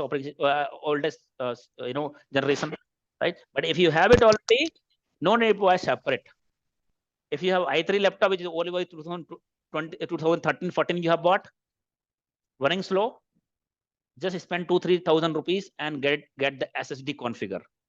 Because your current laptop is a hard drive, which you have bought old one, running slow because hard drive is slowest storage. Now new technology, SSD, solid state drive. Spend 2,000-3,000 and at least 250 GB of SSD you buy, your laptop will be ultra fast. So how about Ryzen? Which can we take? What? Ryzen. So Ryzen processor. Ryzen 5 is okay. It is recommended go for Intel if possible. Intel is always good. But how whether कौन सा बताया आपने यार? Ryzen. That's fine, but if you're buying Intel, which is if you're buying new. Sir, after this course, can we learn some IIT courses? Any advantages? What? Sir, after this course, we are learning cybersecurity. So some IITs are calling for their online degrees. Suppose in cybersecurity masters. No, I'm not getting you. Your voice is not clear. Guys, who has completed, who don't have any query, they can leave it because it's already 10:45. So people who ask questions, they can continue. Other people can leave if they want. They have office or something. Thank you, Sulabh. Thank you so much. I'll be in touch with you. Yes, sir. Windows 7. So I will also enable the chat message on the group, free group, right? If you have any query, something, you can now have a chat. I had not enabled the chat because we have 1,000 people in the group. So I will be over flooded with so many questions, right? That's the reason I have not allowed the chat. You understand, right? So many politics or something happens sometimes. Just to avoid those, I have not enabled the chat, but I will enable the chat. So this group, the free batch group, will enable the chat so that I can continue and any further discussion you can have. Hello, sir. After this course. Hello. I will share. Some people are asking, right, how to join the continue batch. I will share the detail of my counselor on the group itself. Right, you can get in touch with you can get in touch with her to get all the information if anybody wants to continue the batch. Also for certification, also I'll share the information on the group itself how to get the certification. Yes, go ahead. Yes, any question? Hello. Yes, go ahead. Yes, if I want to have a consultation, private consultation with you to raise some concern, how can I set an appointment? Before taking on the regular course. Acha, means you want to discuss something. Yes. Okay. If you want to discuss something, then you can ping me personally. In that case, I will give my free time so that we can discuss. And this is by only for joining related, because so many other questions if you have, right? In that case, we have 1,000. I'm already overflooded in so many calls and messages. I have actually it's related.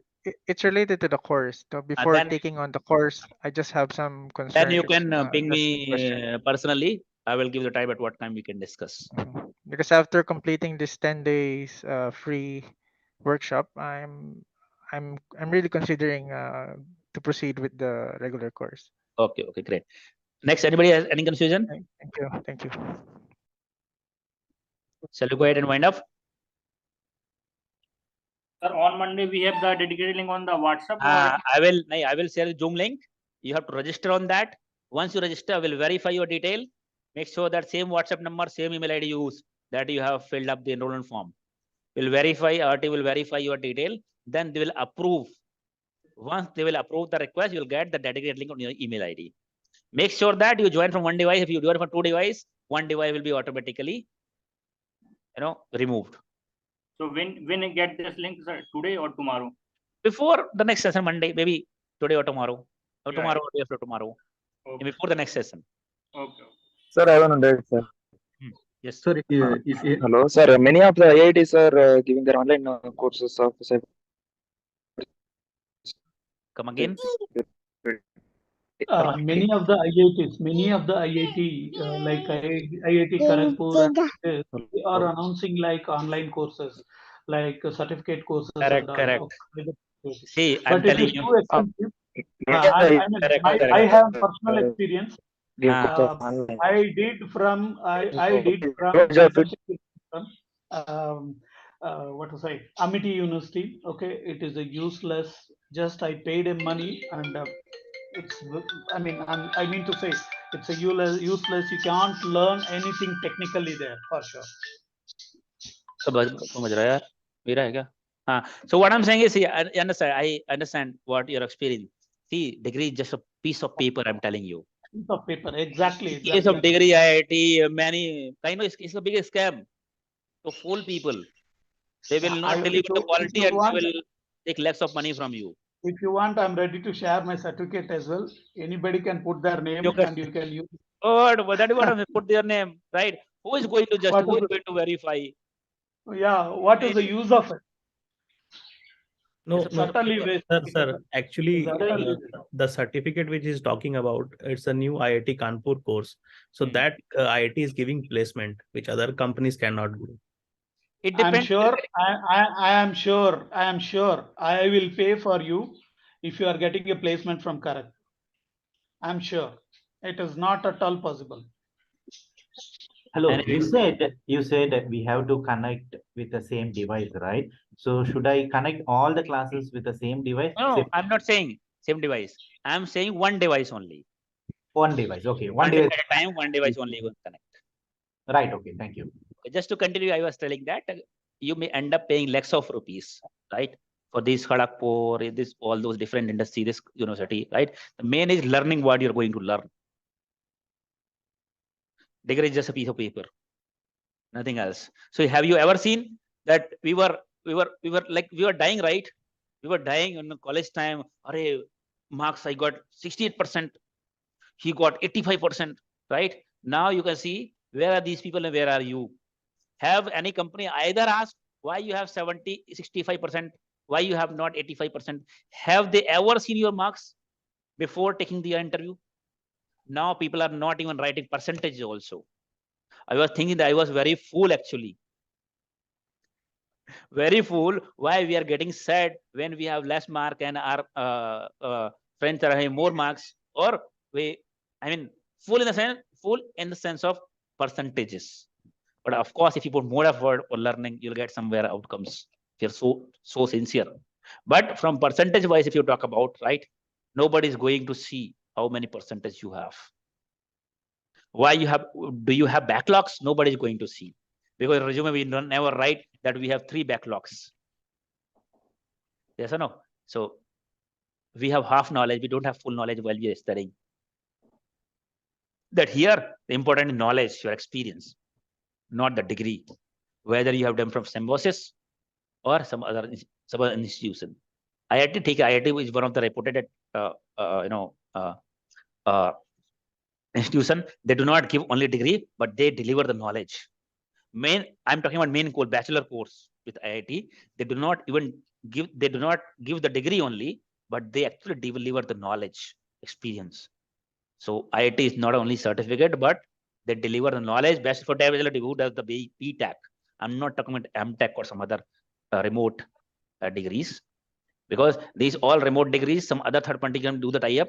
They give some money to them and they deliver the course themselves on behalf of IITs. Okay, guys. So thank you for joining. Especially thank you for the people who joined from free batch. So today is the last day with you. It was nice interaction. Thank you for joining. Thank you, sir. Thank you. Bye-bye. Thank you, sir. Thank you so much, sir. Definitely going to recommend you. Thank you. Bye-bye.